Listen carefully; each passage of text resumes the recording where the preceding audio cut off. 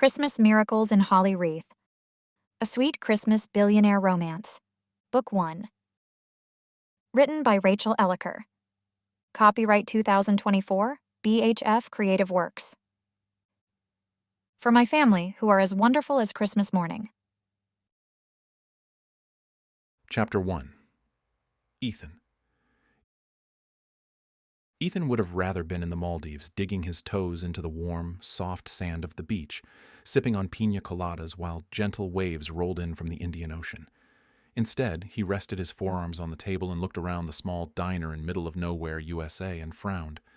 The decor was dated by at least 2 decades, and one of the fluorescent lights over his booth flickered, which didn't help his mood or his headache at all.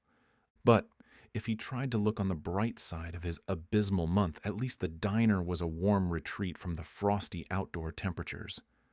Snowflakes drifted from the clouds like they were in no hurry to touch down to the ground below, blanketing everything in soft white. There were only a handful of other people in the diner. It was late.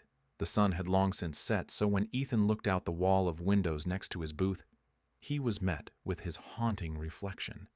He looked terrible. It had been a day since he'd showered, and there were bags under his eyes that made him look older than he really was. Drawing in a ragged breath, he tried not to think of Mallory, and how it was all her fault. Wishing you were in the tropics too? Ethan looked up to the woman who had intruded into his thoughts. She was smiling kindly at him, but he didn't feel like reciprocating. He straightened the salt and pepper shaker and muttered, "That was the plan." The waitress studied him with sparkling blue eyes that reminded him of the shallows of the Maldives. The soft pink uniform she wore was the same color as her cheeks, and though Ethan was sure she was inhaling calories all day from the smell alone of heavily fried food, the white apron tied around her waist emphasized she was trim and athletic. She had the appearance that she could hold her own despite her petite size. Her mouth twitched like she wanted to laugh at what he'd said, but had thought better of it. Weren't expecting to find yourself in Holly Wreath, were you? Wyoming isn't exactly everyone's idea of a tourist destination, but this little town is something else, especially around Christmas. She pulled out a pen and a pad of paper, standing at the ready to take his order. Ethan looked at her with incredulity.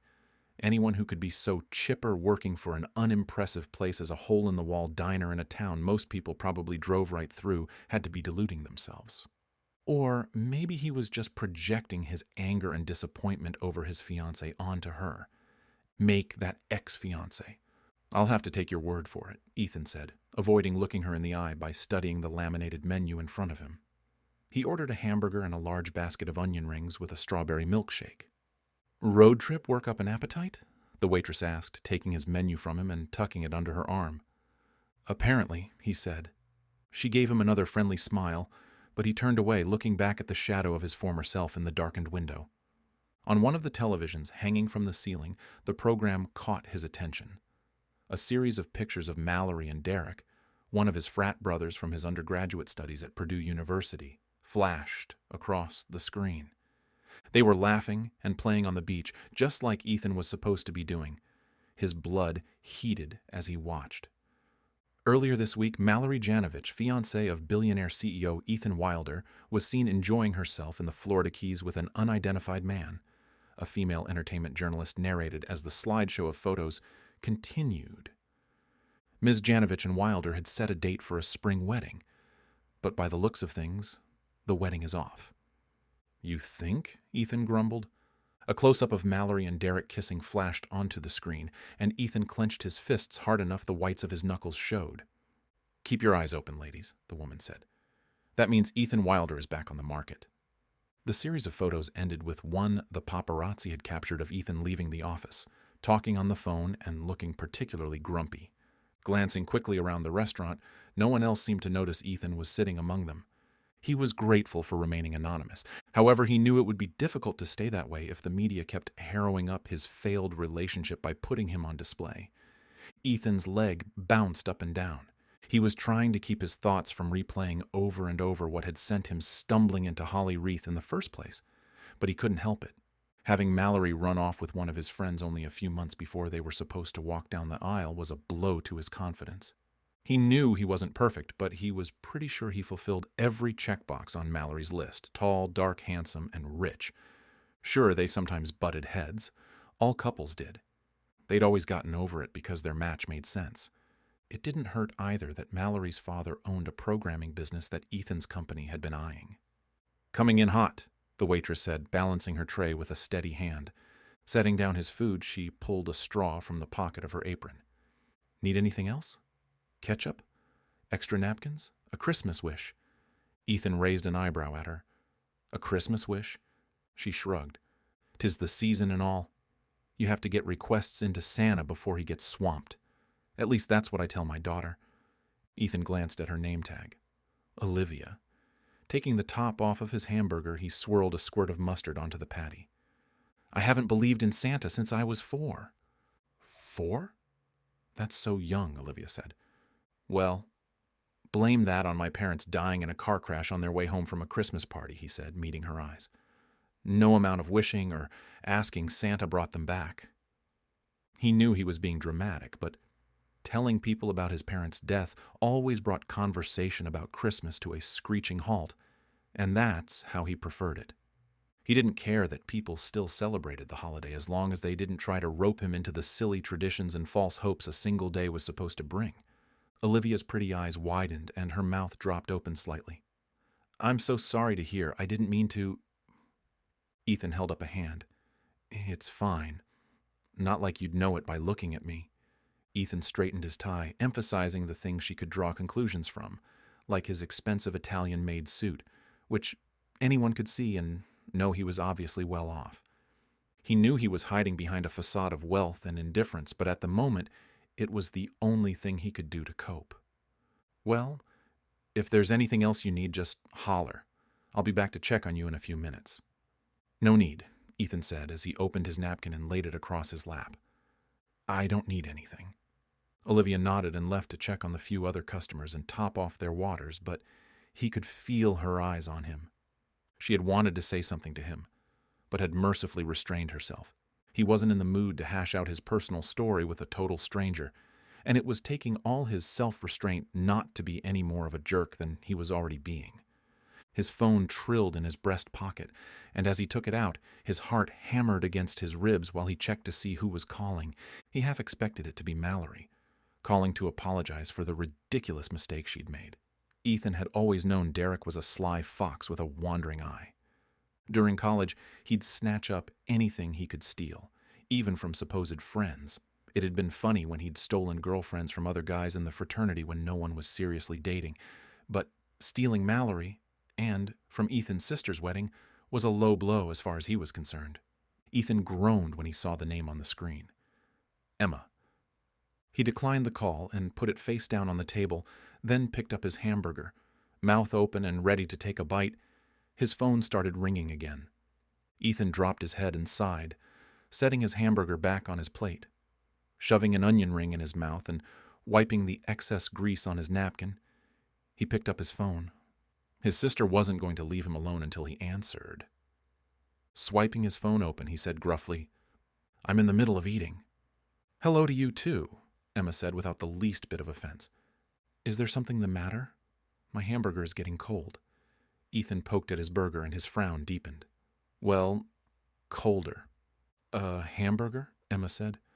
"Something really is the matter. You're the epitome of clean eating until you get upset, then you'd eat out of a dumpster if it made you feel better." Ethan scrunched up his nose.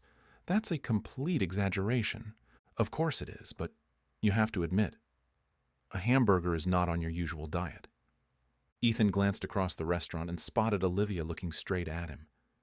She was drying coffee mugs and hanging them onto racks, obviously listening in on his conversation. The second his eyes locked onto hers, her cheeks flushed a deep red, and she looked down at what she was doing. Ethan was annoyed with himself that he noticed how cute she was when she was embarrassed. Turning slightly in his booth to give himself at least a perceived measure of privacy, he avoided looking at his own reflection in the window. "Hamburgers are about all they have where I'm at." "Where are you?" Emma said. "You were supposed to be leaving for the Maldives with Mallory today for your pre-wedding vacation." Ethan let out another breath and pinched the bridge of his nose, hopelessly trying to stop the aching headache that was occupying itself right behind his eyes.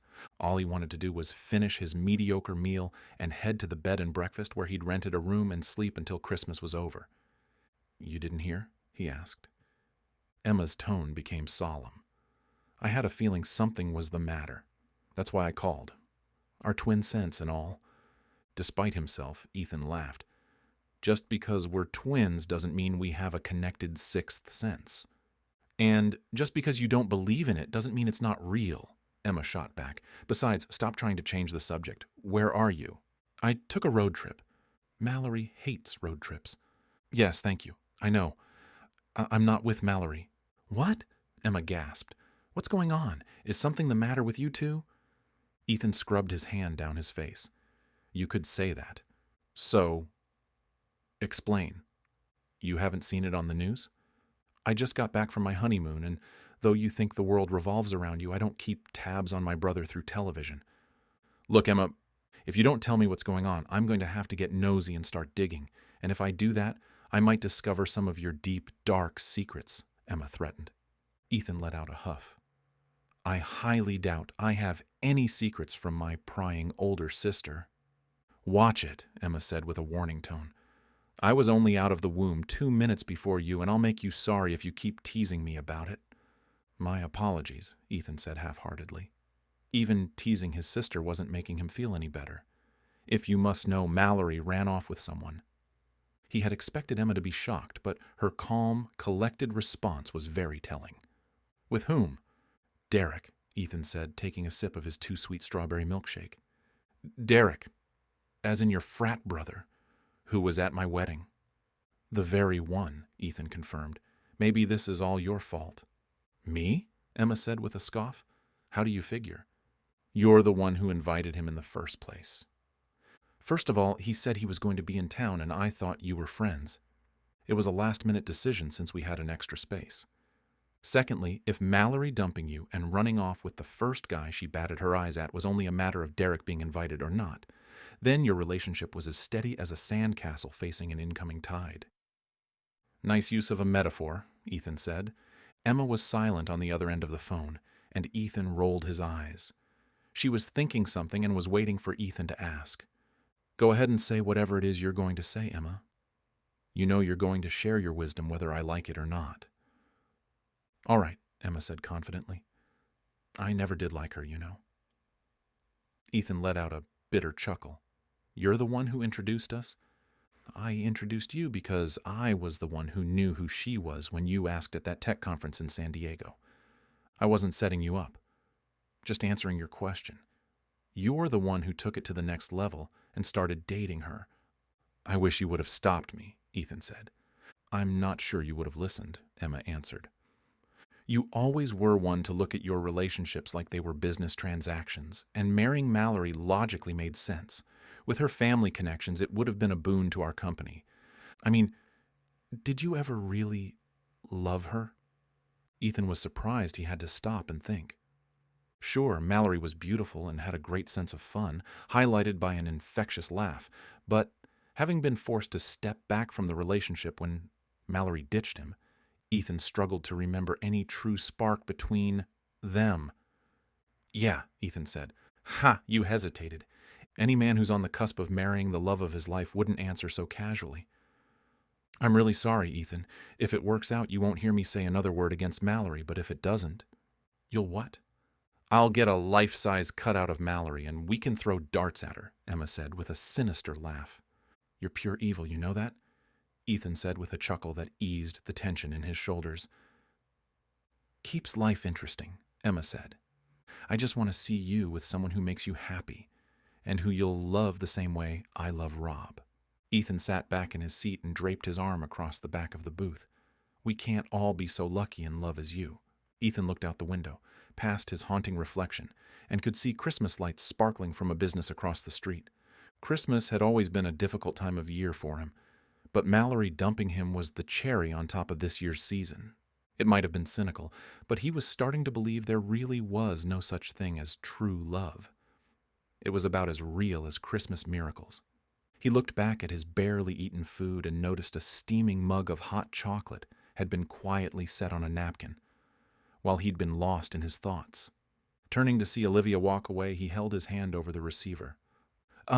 Olivia, I didn't order hot chocolate, he said, pointing to the mug. It's on the house, Olivia said with a close-lipped smile that still reached her eyes. I made it myself and thought maybe you could use it. Ethan gave her a curt nod. Thanks. He turned back around, but not before Olivia's smile grew until it looked like her cheeks might crack. Keeping straight-faced so no one would mistake him as cheerful, he returned to his phone call. Look, Emma, Mallory's off with Derek somewhere in Florida, probably soaking her cold feet in a hot tub with him for all I know. I'm fine, but since I was going to be gone anyway, I decided now was as good a time as any to go clear my head. Where are you? Emma asked. It doesn't matter. All you need to know is that I'm safe, I haven't gone off the deep end, and I'll be working remotely so you won't miss me one bit, assuming, of course, this tiny town has any internet capabilities.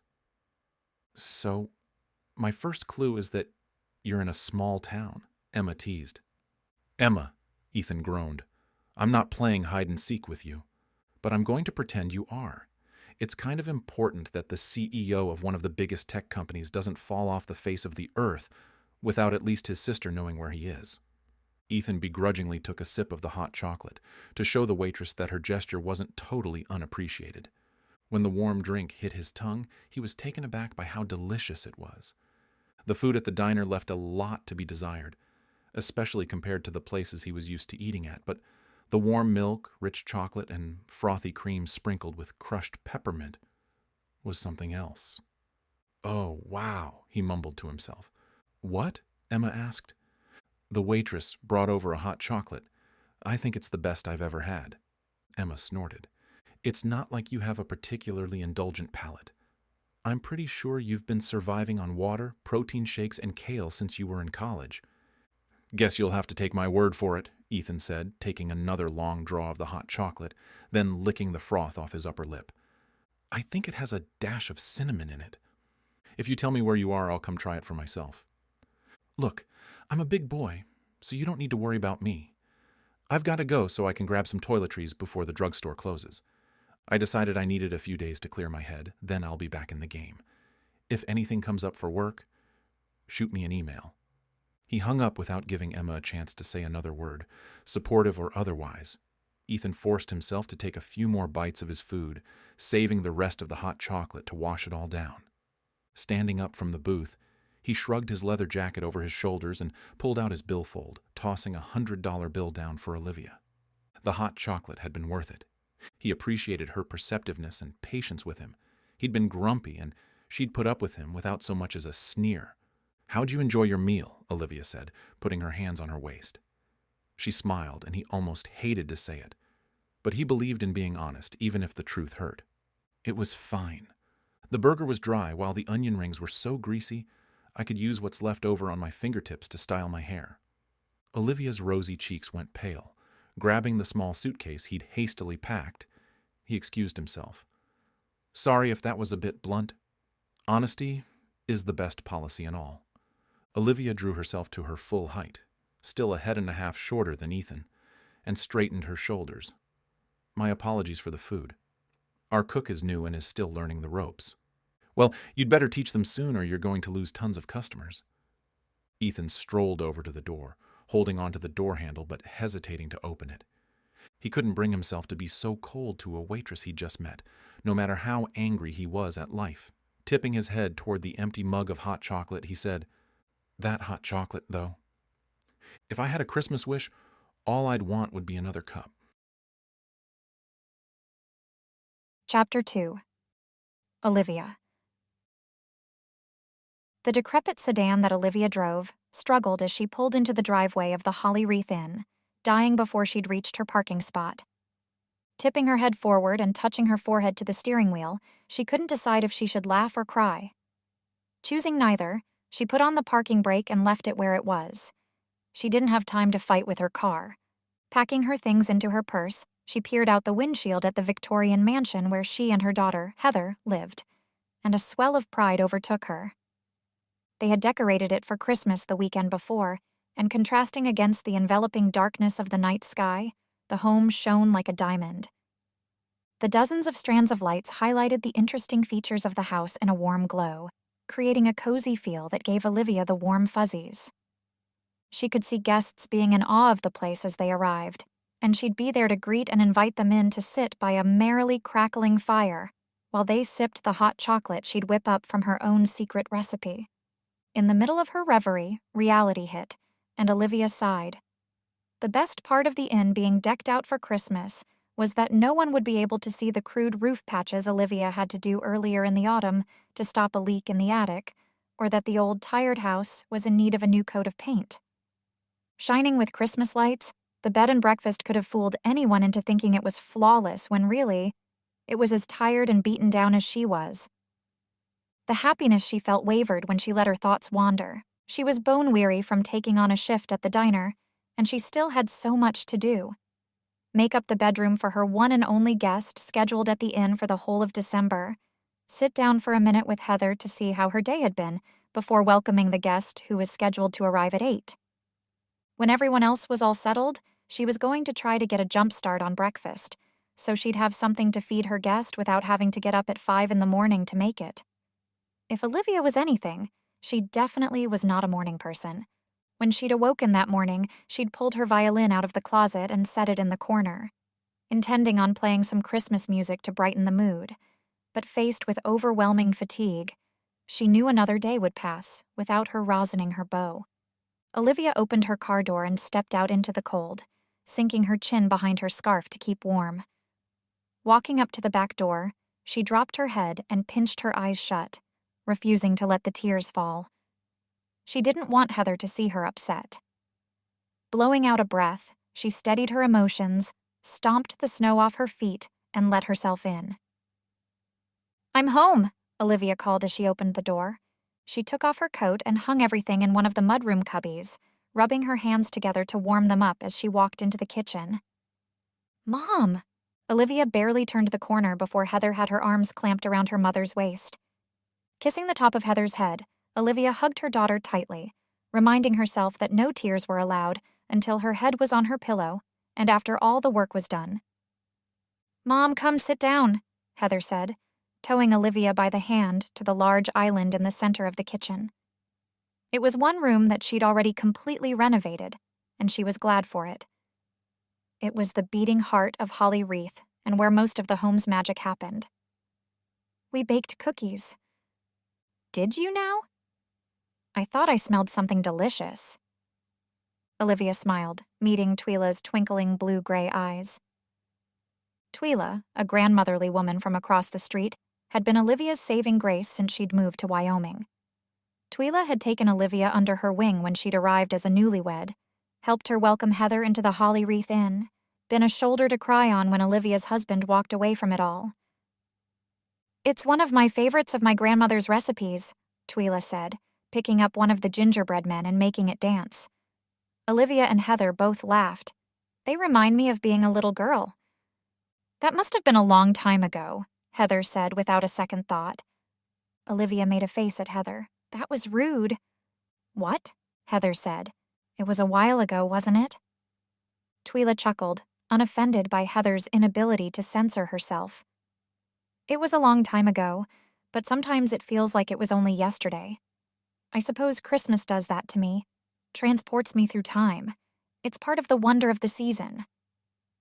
Tears stung at Olivia's eyes and threatened to betray her tender emotions again. She hid them by going to the sink for a glass of water. Christmas had been so happy, but ever since her husband Jeff had left, choosing to walk out 2 days before Christmas, it was difficult to feel truly happy while he was always there in the back of her mind, dredging up a sadness she could never quite shake, while the entire rest of the world was joyfully celebrating the season. It had been 5 years already, and she put on a happy face for Heather, who barely remembered her absentee father. But sometimes, Olivia wondered if she'd ever be able to root out the sticky, persistent bitterness that was stuck deep in her soul. "Can we decorate them tonight?" Heather asked with a slight whine to her tone. Turning back around, Olivia produced a smile. They do look pretty plain. But you know the rules. Homework first. It's already done, Heather said, perking up in her seat. Twyla helped me finish. It was only one math sheet today. It took a mere 5 minutes when I finally peeled her eyes off the book she was reading, Twyla said. You've got a bookworm on your hands. Tell me about it, Olivia said, giving Heather a look that made her daughter simper sheepishly in return. I've had to take more than one book away from her as a consequence for not doing something she was asked to do because she was lost in her own little world while reading. Heather shrugged. There could be worse things, right? True, Olivia agreed. So, can we decorate them? I promise to go to bed right when you tell me to, and we can put them out for the person who's coming to stay tonight. Please? Heather clasped her hands together and looked at Olivia with pleading puppy dog eyes. Olivia laughed at her daughter. I don't know, I need to get the master guest suite ready. It's been a while since anyone's rented that room. Also already done, Heather said, holding up a pointer finger. We thought you might be too tired after working at the diner. It was Heather's idea, Twyla said. Heather listed everything they'd done on her fingers. We dusted, put on clean sheets, swept, and wiped down the bathroom. Are there clean towels? Olivia asked, folding her arms in mock sternness. And the mini bottles of shampoo and soap, Heather said, proudly pushing out her chest. Stroking her fingers through Heather's silky brown hair she'd inherited from her mom, Olivia grinned. You two have made my day. You and the last tip I got from the diner. Oh, really? Twyla asked. Big tab? Nope. And actually, he hated the food, Olivia said, letting herself laugh. He, huh? Twyla said as a smile twitched on her lips. Was he handsome? Twyla, Olivia said, tugging at the collar of her waitress uniform, which suddenly felt itchy and too hot. Olivia knew there was no way she was going to be able to answer without backing herself into a corner. The man had been undeniably handsome, with hazel eyes that had depth to them, especially while he was smoldering and broody. He knew how to dress and groom, but he was so pompous that any virtue he might have had was overshadowed by his bad attitude. Olivia wasn't sure how anyone could put up with him, even if he was easy on the eyes. And as far as she was concerned, his only saving grace was that he'd been generous with his tip and had complimented her hot chocolate. What? Twyla said, shrugging. It's an innocent enough question. You're young and pretty, and more than one man in this town has noticed you're unattached. Is it so wrong to want to see you settle down with someone who makes you happy? I am happy, Olivia said. I'm happy with Heather, she's my family, and so are you. Yeah, but what are you going to do when I grow up? I can't be seen with my mom when I'm at college, Heather said, wrinkling her freckled nose. Olivia laughed, but it sounded forced. Why are you all ganging up on me? Can't I be content with life the way it is without a man?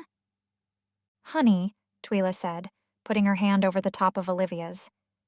No one is trying to force anything on you, but you have to let go of the past and realize that one bad apple like you-know-who doesn't mean all men are rotten. Olivia chose her words carefully. I don't think all men are awful, but I know my heart is guarded because of Jeff. Letting someone have your heart is the biggest risk and reward love has to offer. When I think of the 30 years I had with my George, it was the most blessed time of my life.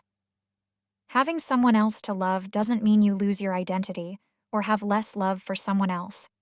Love multiplies. Olivia swallowed the lump of emotion that had lodged itself in her throat. What if it's me? That I'm the one who's not lovable? Twyla's expression softened, and Heather leaned her head against her mother's chest and hugged her again. Oh, Olivia, Twyla said, how a girl like you could ever think so little of herself is beyond me. You cook, you do your own home repairs, you play the violin like you were born with a bow in your hand, and you are the only one on the face of the planet who can make hot chocolate that would make any warm-blooded man fall to his knees and beg you to marry him. What's not to love? I think you're exaggerating a bit, Olivia answered. If anything, I'm not being generous enough, Twyla countered, looking at Olivia over the rims of her cherry-red glasses. Besides, Olivia said, elbowing her grief and sadness to the back of her mind, I highly doubt the guy at the diner is a potential suitor. I'm pretty certain he was just passing through. Regardless, you never said if he was handsome or not, Twyla said. Well, Mom? Heather wriggled her eyebrows. Was he? Olivia caught her lower lip between her teeth, trying to figure out how to answer without completely incriminating herself. Despite his gruff manners, the man was certainly attractive. Yeah, she admitted with a stutter of schoolgirl giggling. He was. And I'm assuming he wasn't married? Twyla said. I'd hate to tarnish your reputation.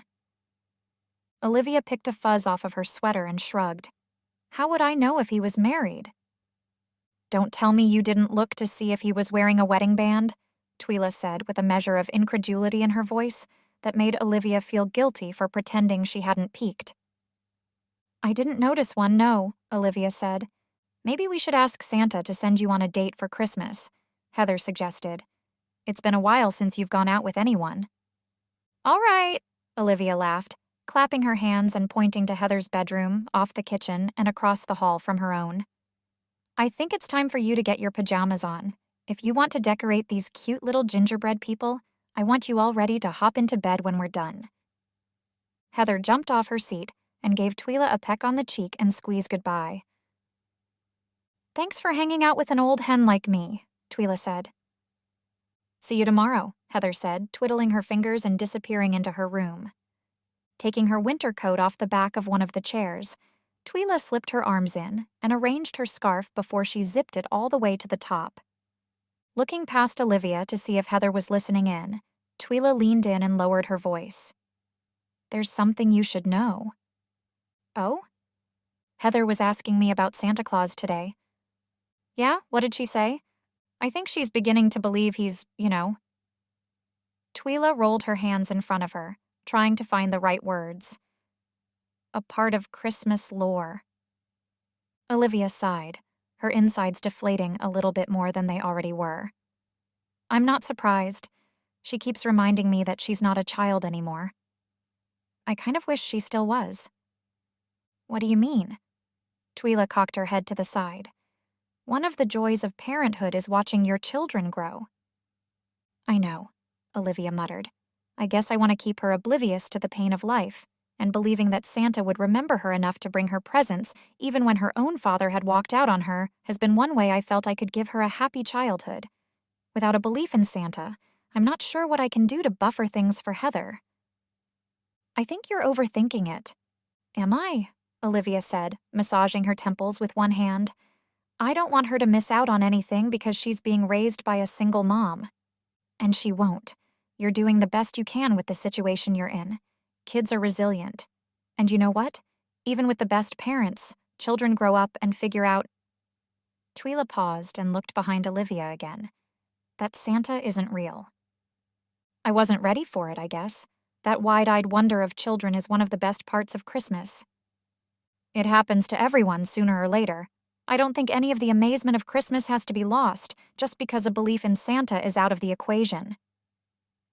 How did you break it to your boys? Olivia asked, as she ambled to the back door with Twyla. Oh, they were horrible snoops. Caught George and me putting presents under the tree when they were 6 and 8. Served them right as far as I'm concerned. Olivia laughed with her. Thanks for watching Heather today. You're an angel. Oh, pish-posh, Twyla said, batting her hand in the air. I think I need time with Heather as much as she needs me. She has a way of making me feel like a carefree kid again. That's funny. Sometimes it feels like she's the responsible adult around here. She's a great girl, Twyla said. You're raising her right. She's a gem, Olivia agreed. Twyla reached for the door but stopped herself. Don't you forget what I said. Olivia's eyes shifted back and forth. About what? Twyla bumped Olivia's arm playfully. That you don't have to shield yourself from love. Heather wants to see you happy too. You don't need to feel like a failure because the man you fell in love with first flaked on you and Heather. There are a lot of good guys out there. Let your happiness grow if someone special comes along. Promise me that.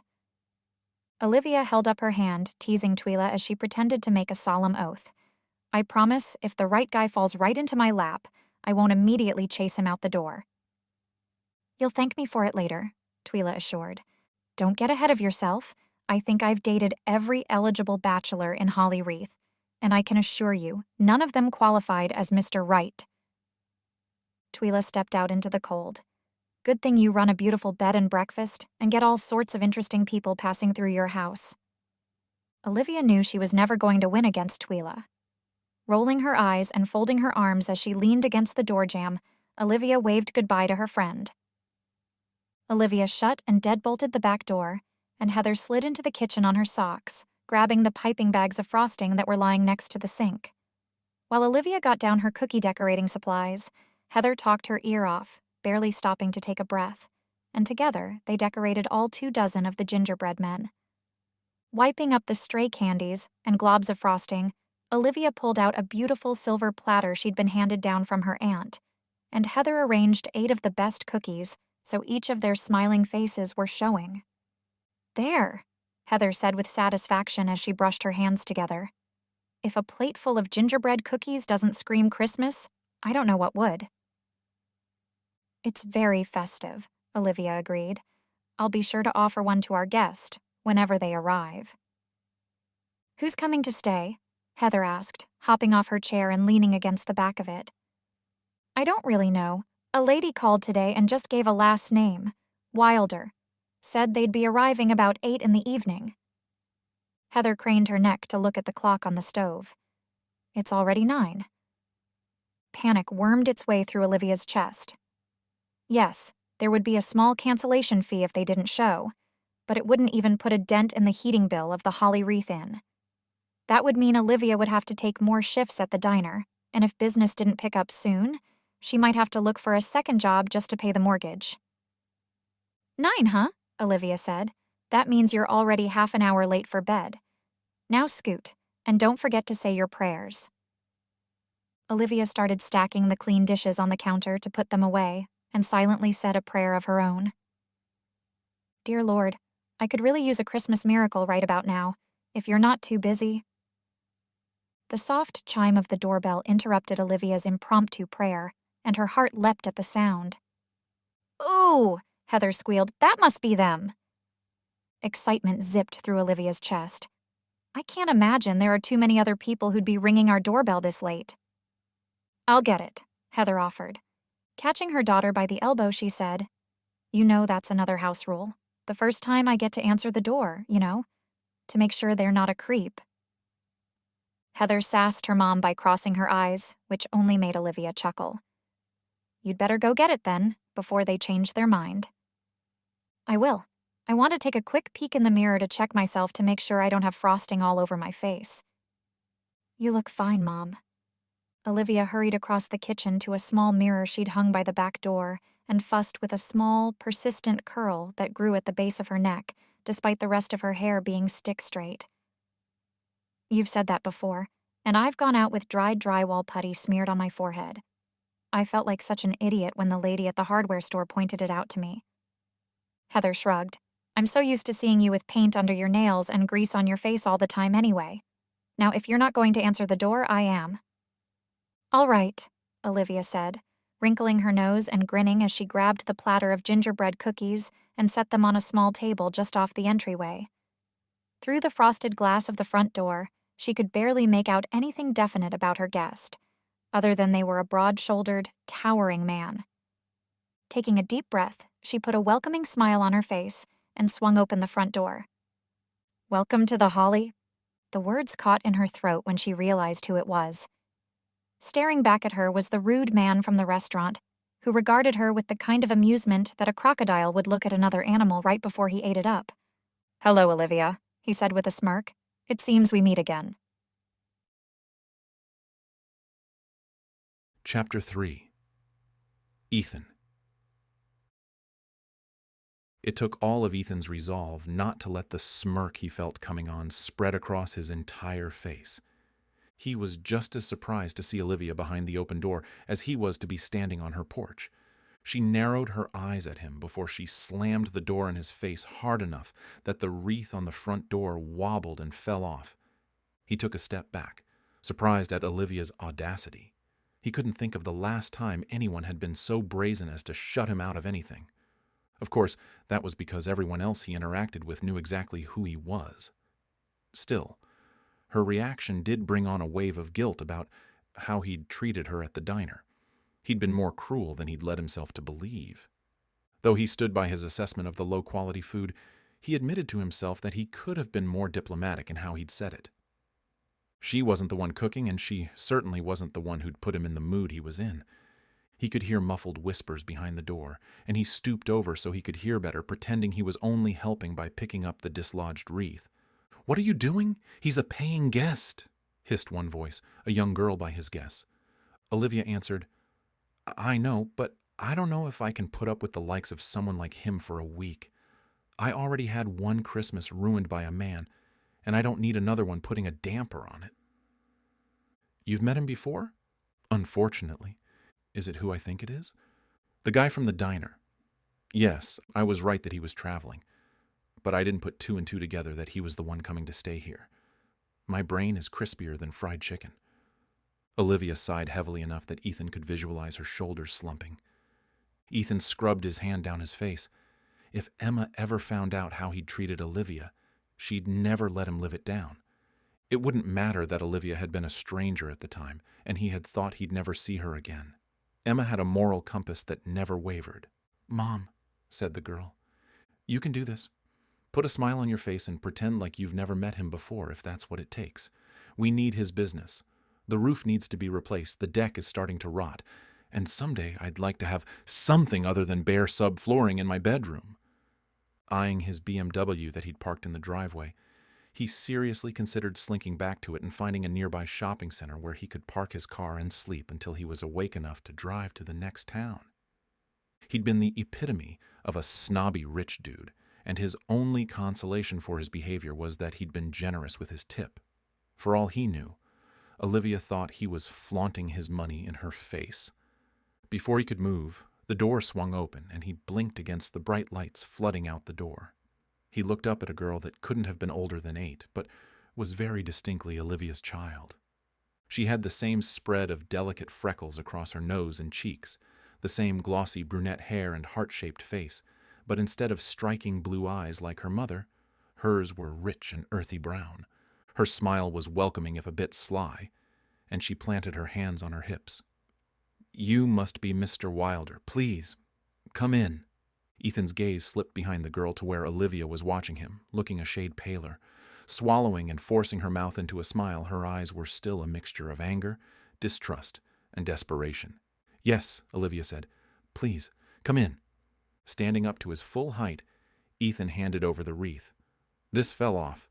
The girl laughed like he'd told a great joke and took it from him, hanging it back on the door before tugging him inside. "Don't worry about it. That old thing is always falling off." "It's a good thing you have a sturdy front door," Ethan quipped straight-faced. His joke was lost on Olivia, who maintained as pleasant an expression as she could. "We're happy to have you, Mr. Wilder," Olivia said stiffly. "Please, Ethan will do." "I'm Heather," the girl said, pointing her thumb at her chest. "It sounds like you've already met my mom." "Briefly," Olivia said, running her hands down the front of her vintage-looking floral apron she was wearing over her waitressing uniform. Holding out her hand in a gesture of goodwill, she said, "Nice to meet you, Ethan Wilder." Ethan adjusted the shoulder strap of his laptop case, firmly shaking her hand and hoping she wouldn't put together that he was the Ethan Wilder, CEO of Wilder Tech. It didn't appear Olivia had seen the entertainment news clip on the television at the diner, so unless she'd picked up a recent copy of Forbes magazine, the only other place he could think he'd being featured recently, he might be able to get away with anonymity hiding out in her bed and breakfast. Olivia ran her hands down her front again, making sure she was presentable. She said, "Let's get you warmed up and settled in." Olivia turned her back and walked to a coat closet built under the stairs while Heather trotted over to a table to pick up a platter of gingerbread cookies. Ethan kept his face neutral as he soaked in his new surroundings. The warmth inside was a welcome relief from the relentless, biting cold that had pressed on him non-stop since he had pulled into Holly Wreath. The house smelled of spice, oiled wood, and Olivia's perfume, a perfect combination that gave it a homey feel.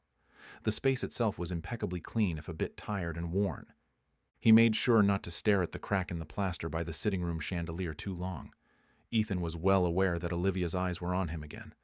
"Quite the place you have here," he said, setting down his few belongings. "Thank you," Olivia said, her eyes running across the home with an appraising glance. "It was one of the first homes built in Holly Wreath," Heather said. "It's technically a mansion." Olivia gave her daughter a look, but Heather didn't seem to notice. "I thought so," Ethan said. "Cookie, I baked them and my mom helped decorate them," Heather said proudly, thrusting the platter toward him. Sure she wasn't going to take no for an answer, he picked one up and nibbled at an arm. The cookie was chewy and rich with spices, and though gingerbread wasn't his favorite, it was delicious enough to make him reconsider. "Oh, wow," he said, taking a heartier bite. "That's really good." "You sound surprised," Olivia said, shifting on her feet. "Is it because the food at the diner is gross?" Heather asked, making Ethan choke on his cookie. He could feel his cheeks growing warmer as Olivia raised her eyebrows, expectantly awaiting his answer. "Just so you know, my mom may work at the diner once in a while, but she's not the one cooking. She'll feed you really, really well when you're here. Promise." "I'm looking forward to it," Ethan said. Holding his cookie between his teeth, he pulled out his wallet and counted out a few $100 bills and handed them over. "My secretary told me she arranged for me to pay in cash. Is that enough to cover the cost?" Heather's eyes widened, and she glanced over at her mom. Olivia didn't reach for it. "I don't keep any change at the house. At least not that much." "Then keep the change," he said. Olivia's lips pursed and pulled into a slight frown. "I appreciate the gesture, but you're offering me over twice the amount it costs to stay here. Our inn may be humble, but we aren't in need of charity." "I'm not trying to imply anything other than my gratitude that I was able to find a place to stay so last minute. Consider it a token of appreciation. I insist." Refusing to back down, Ethan didn't budge, but neither did Olivia. Seeing an opportunity, Heather snatched the money from his hand and folded it in half, then tucked it into Olivia's apron pocket. "How about my mom keeps it, and when she gets a chance, she can get your change, or maybe you'll decide to stay longer and it'll all even out. Deal?" "Sounds like a plan to me," Ethan agreed, taking another bite of the gingerbread man.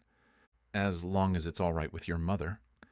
"As you wish," Olivia said, brushing a wisp of loose hair out of her eyes and back behind her ear. Taking his coat out of his hands, she draped it over the hanger and tucked it into the closet. "Can I show you to your room? I'm sure you're tired from traveling." "What makes you think I'm not from around these parts?" Ethan said, raising a teasing eyebrow at her. Olivia's eyes darted to his. "I've lived in Wyoming long enough to know there isn't anyone within a 200-mile radius that's rich enough to have a secretary call and make a reservation for them. That means you drove at least a couple of hours to get here." "Very astute," Ethan said, finishing off the cookie with one large bite. Emma was right that he'd gone off the deep end, eating all kinds of stuff he usually avoided, but the spiciness and warmth of the cookie and the way it melted in his mouth was too much to resist. "It's also because I'm pretty sure you'd be famous if you lived here," Heather said. "Really?" Ethan said, tucking one of his hands into the pocket of his pants, hoping no one noticed the tightness of his expression at the mention of people recognizing him. "Why's that?" "Because you're really handsome. I think you'd get a reputation around town, and everyone would know you as that handsome fella," Heather answered with an ear-to-ear grin. Olivia rolled her eyes and turned her back, though Ethan didn't miss that her cheeks were glowing and pink. Had Olivia thought he was attractive? Shutting the closet door, Olivia looked to Heather. "All right, Missy. I think it's time for you to go to bed." Heather didn't grumble as she hugged her mom goodnight and waved at Ethan. "Sleep tight, Ethan. You're going to enjoy your stay here. Everybody does." "It'll be a nice break from reality," Ethan said. Heather skipped down the hall toward the kitchen and out of sight. Olivia blew out a breath and apologized. "Sorry if she put you on the spot. She really enjoys meeting new people, but sometimes I can't get her to filter herself. If the idea pops into her brain, it's coming right out of her mouth whether people want to hear it or not." "Sounds a lot like me," Ethan said. Olivia's clear blue eyes met his and she cracked a small grin. "I suppose. Let's get you upstairs to your room. You look like you might fall asleep on your feet, and after the day I've had, I'm not hoisting you up the stairs. Ethan ran his fingers through his hair, then down his face. Is it that obvious that I'm exhausted? You look plum-tuckered, Olivia said, taking his suitcase and carrying it up the beautiful mahogany staircase that creaked and groaned like it had a story to tell with every step. Bad day? Bad month, Ethan muttered. Olivia stopped and looked over her shoulder at him. I'm sorry to hear. Thanks, Ethan said, avoiding her eyes. I'm not a big fan of Christmas to begin with. I can sympathize, Olivia said, finishing up the steps and taking a sharp left down the hallway. Nothing that a good night's sleep won't put into perspective. Ethan almost asked about her distaste for Christmas and who the other man was who'd ruined it for her, but he caught himself. He didn't want her to know he'd been eavesdropping through the door because, frankly, it was none of his business. That's true. I always feel better after I've had a good 8 hours, Ethan said. Olivia stopped at the first door and swung it open, gesturing for him to enter. The king bed at the center of the spacious room was covered with a simple duvet with half a dozen throw pillows carefully arranged to add depth and an artistic touch. A matching dresser set in cherry wood had been polished until it shone, and the decor was tasteful, yet interesting. It certainly wasn't the fanciest place he'd ever stayed, but the unspoken charm of it made him feel like he was going home. The bathroom is just off to the left. There are toiletries in the shower if you need them, and holler if you'd like more towels, Olivia said.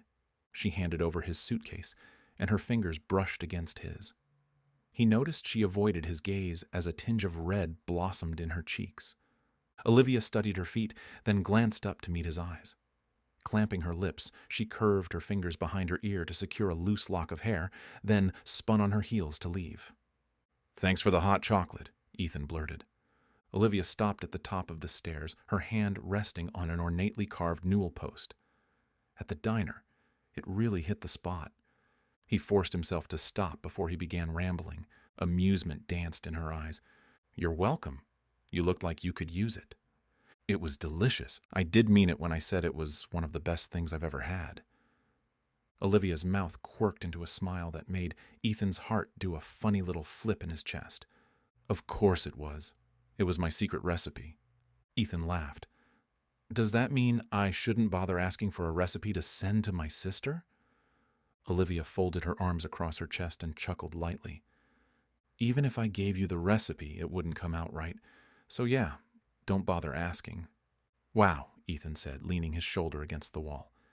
It's been a while since anyone's shot me down so fast. Olivia undid her arms and shrugged, taking the first step down the staircase. I know how much you like honesty. Ethan smiled, and Olivia returned it with a taunting little smirk of her own. He was sure he was flirting with a waitress he'd only met and insulted a few hours earlier, the whole time wishing he hadn't have been so blunt with his criticism. He didn't know if it was the house or the sweet gingerbread that embodied the taste of Christmas, or Olivia herself, but the sting of Mallory's betrayal was little more than an afterthought ever since he entered Holly Wreath Inn. Breakfast will be ready whenever you are, any time after 7. Taking another 2 steps down, Olivia stopped briefly and looked at him between the balusters. Sweet dreams. See you in the morning. Chapter 4. Olivia. What am I doing? Olivia muttered to herself as she punched down a pillowy mound of sweet bread dough and turned it onto the floured countertop. The soulful strains of What Child Is This drifted out through her phone's speaker and made her feel like the kitchen wasn't quite so empty. She kept it quiet enough that she wouldn't wake up Heather or bother Ethan, but loud enough that it seemed she was speaking to a friend rather than herself. She pushed her knuckles into the dough that she was going to turn into cinnamon rolls and began leaning her weight into it.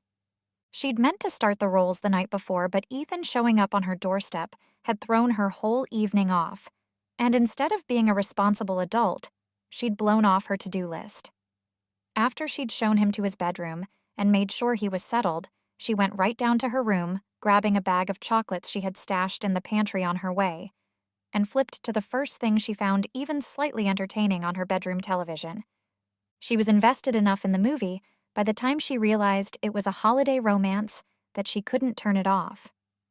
Olivia rolled her eyes at herself, getting sucked into a fictitious love story while eating chocolate, and trying desperately to keep her mind off Ethan and the way he made butterflies flutter in her stomach, while simultaneously making her want to tear her hair out because of his broody, haughty personality. Why did the man that irritated her have to be so frustratingly attractive? When the movie couple got their happily ever after, and the credits rolled at 11:30, Olivia still wasn't ready to go to bed.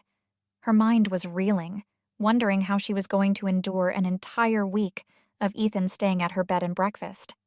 It wasn't so much that he could be irritating and gruff. She'd dealt with enough difficult customers in her time with the Holly Wreath Inn that were rough around the edges when they arrived due to the stress of life. They'd always left much pleasanter people with a few days of quiet, homey living. It was that she knew she'd felt something for him, and no matter what she'd promised Twyla, that scared her. Instead of lying down to sleep like she knew she should, Olivia had run rosin on her bow and played her violin until after midnight. Heather had reassured her that she was basically dead to the world when she was asleep, and Olivia was certain Ethan wasn't going to hear her. The house was big, and the doors were solid. The melodic strains of music were a balm to her tattered nerves at the end of a very trying day. When her alarm rang at 5 the next morning so she could get breakfast ready in time, she regretted burning the midnight oil as she tried to rub sleep from her eyes and got ready. Pulling a rolling pin out of a drawer, Olivia shaped the dough into a long rectangle and continued to scold herself. "You're not allowed to pine over the guests. It's totally inappropriate." She grabbed a stick of softened butter and spread it over the entire length of the dough, then generously sprinkled the entire thing with cinnamon and brown sugar. Blinking a few times to try and stave off the drowsiness that made her eyelids feel like lead weights, she carefully rolled up the dough and pinched shut the seams. Olivia hummed along with the music while she worked to keep herself awake. Rummaging through her drawers, she took out the package of dental floss she kept in the back of the measuring cup drawer and marked out 16 even rolls. It was more than she was going to need, but it wouldn't be difficult to find people to give them to so they wouldn't go to waste. "Is that floss?" Olivia yelped and banged her hip into the counter as she jumped back, holding her hand over her racing heart. Ethan stood in the doorway with his hands in the pockets of his jeans and looked delighted he'd caught her off guard. Olivia ignored that the way he looked at her made her knees go weak. "You scared me," Olivia said, taking a deep breath to calm herself, trying not to glower at him. Ethan's boyish smile widened. "So it seems. Sorry, I wasn't trying to be sneaky." Olivia looked at the clock above the sink. "It's only 6. I wasn't expecting you downstairs for at least another hour." Ethan took her conversing with him as an invitation, and he strolled further into the kitchen. "I fell asleep about 5 seconds after I laid down in bed. 9:30 to 5:30 was a full 8 hours. 8 hours? Olivia said. "Really indulging yourself, aren't you? Most people who come to stay here at least let themselves sleep until the sunlight starts cracking over the horizon." Ethan chuckled, and Olivia was keenly aware how closely he stood behind her. She could smell the fresh smell of soap on his warm skin, while his hair was still damp and slightly curled from his shower. "I haven't had 8 hours of sleep in ages. Usually I'm lucky to be running on 5. Olivia clucked her tongue. "Running on about 5 myself, I really don't think that's healthy. I can barely keep my eyes straight." Ethan laughed again and stepped over to the counter, leaning against it and stretching his legs out, crossing one ankle over the other. Olivia's gaze trailed over to his sinewy forearms and how his muscles moved as he gripped the edge of the counter. She quickly gained control of her wandering vision and forced her focus back to the mess of flour she was cleaning up while she let the cinnamon rolls rise, but not before she was sure Ethan had caught her gawking. Olivia spoke, hoping it would keep Ethan from thinking Olivia meant anything by admiring how trim and fit he was. "To answer your question, yes. I use dental floss to make my cinnamon rolls. When you wrap it around the dough and pull it together, it cuts it cleanly without squashing anything." She held up a cinnamon roll to show him before she put it on the pan. "See? Perfect." "Huh," Ethan said. "That's clever." "I'd take credit for it, but I learned it by making them with my mom. She was a regular Martha Stewart." "That must have been nice to learn that kind of stuff from her," Ethan said. Olivia nodded and blew a strand of hair off her forehead. "It was. I never wanted for any fresh-baked goodies."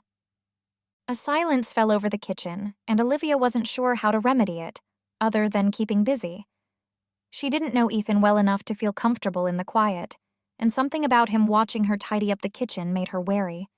Most of her guests kept to their room, or the front of the house, where there was a small library, a dining room, and a living room where she'd started a small fire in the wood-burning stove.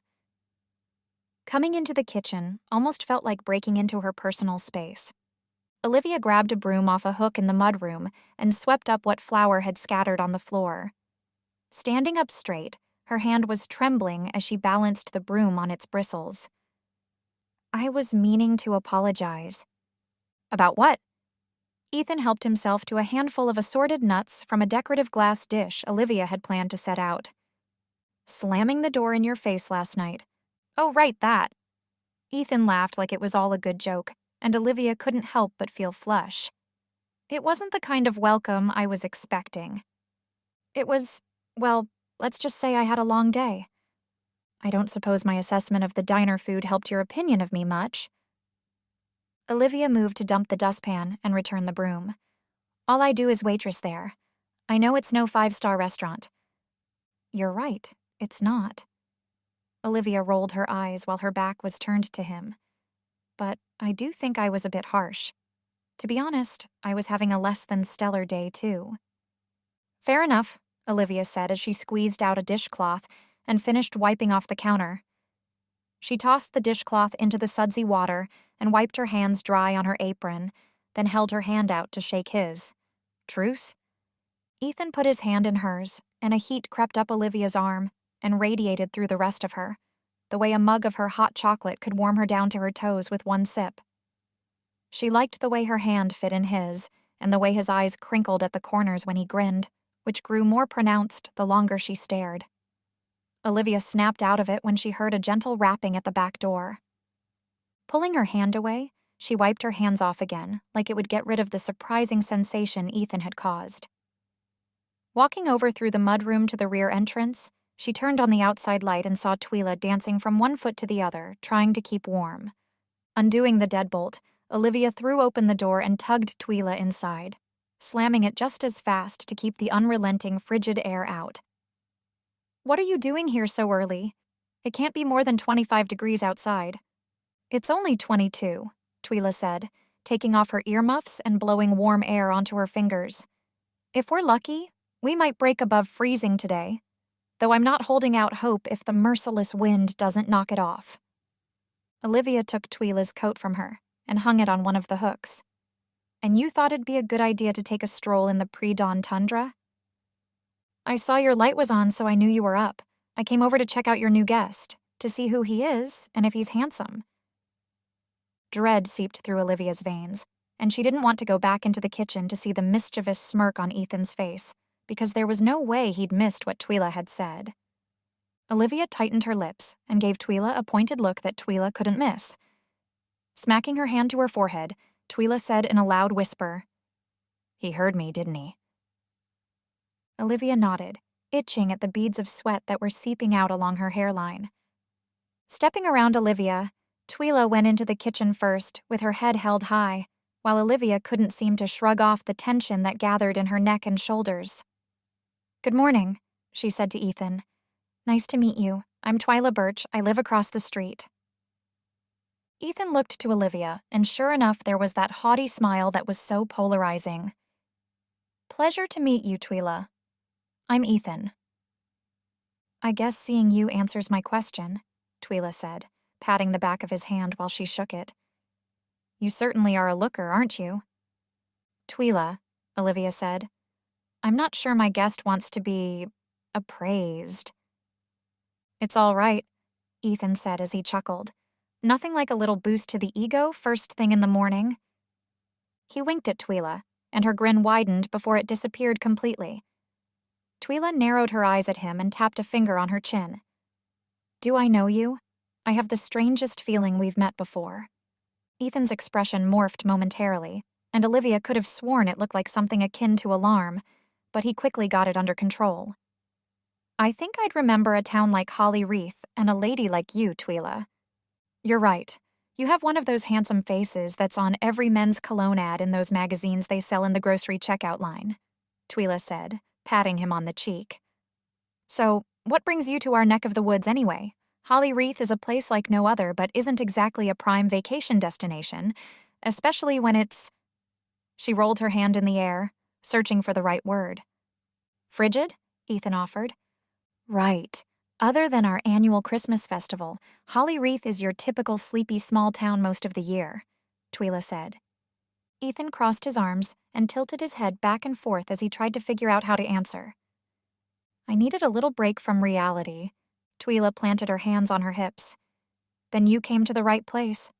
Olivia will take good care of you. I'm sure she will, Ethan said, although I might have to let out my pants if she keeps feeding me so well. Twyla tipped her head back and let out a peal of laughter. You've got that right.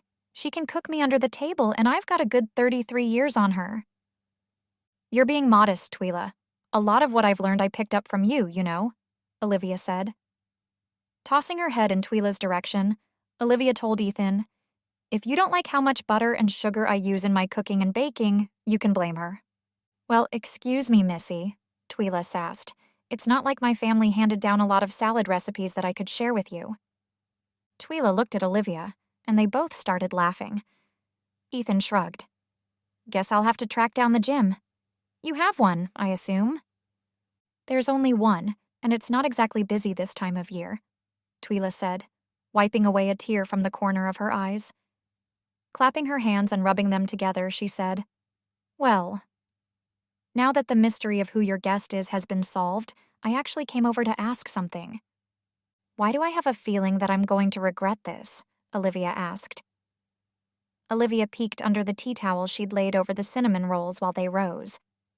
They were puffing up nicely, so she turned on the oven, ignoring that Ethan's eyes followed her everywhere she went. And I thought we were friends, Twyla said, feigning hurt. We are, but you have a way of making me regret saying yes to you more often than I'd like to admit, Olivia said with a smirk. Twyla tisked. If it makes you feel better, I wasn't going to ask you. Olivia stood up straight. Who? She followed Twyla's gaze over to Ethan, who looked like he wasn't sure what to make of the twinkle in Twyla's eyes. Twyla, Olivia warned. He's here on vacation, not to indulge you in one of your harebrained schemes. It's nothing like that, Twyla said.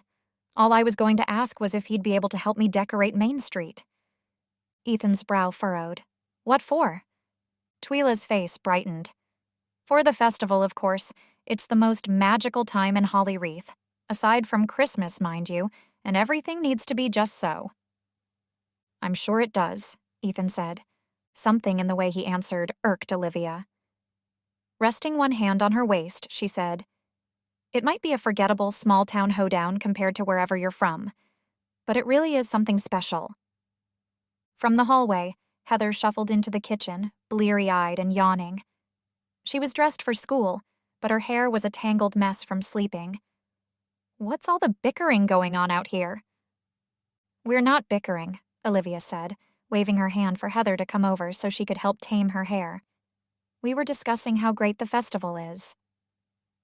If it's so great, then why aren't you helping? Ethan asked, raising his eyebrows.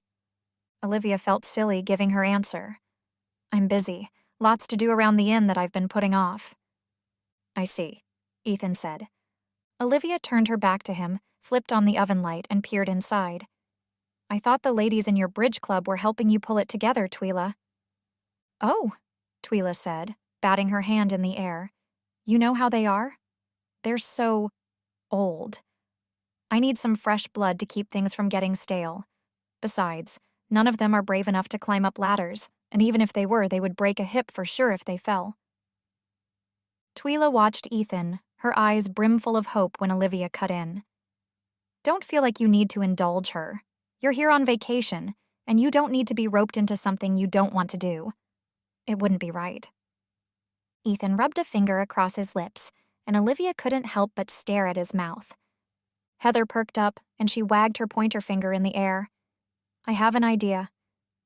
What is it, honey? Twyla said. I'm open to suggestions. Actually, it was for Mom, Heather said while her eyes trailed over to Ethan. And him. Twila's eyebrows shot up her forehead, and her eyes danced between Olivia and Ethan. Holding back a heavy sigh, Olivia asked, "Well? What is it?" "If Ethan helps you with some of the projects around the house, you and Ethan will have time to help Twila with the festival," Heather said.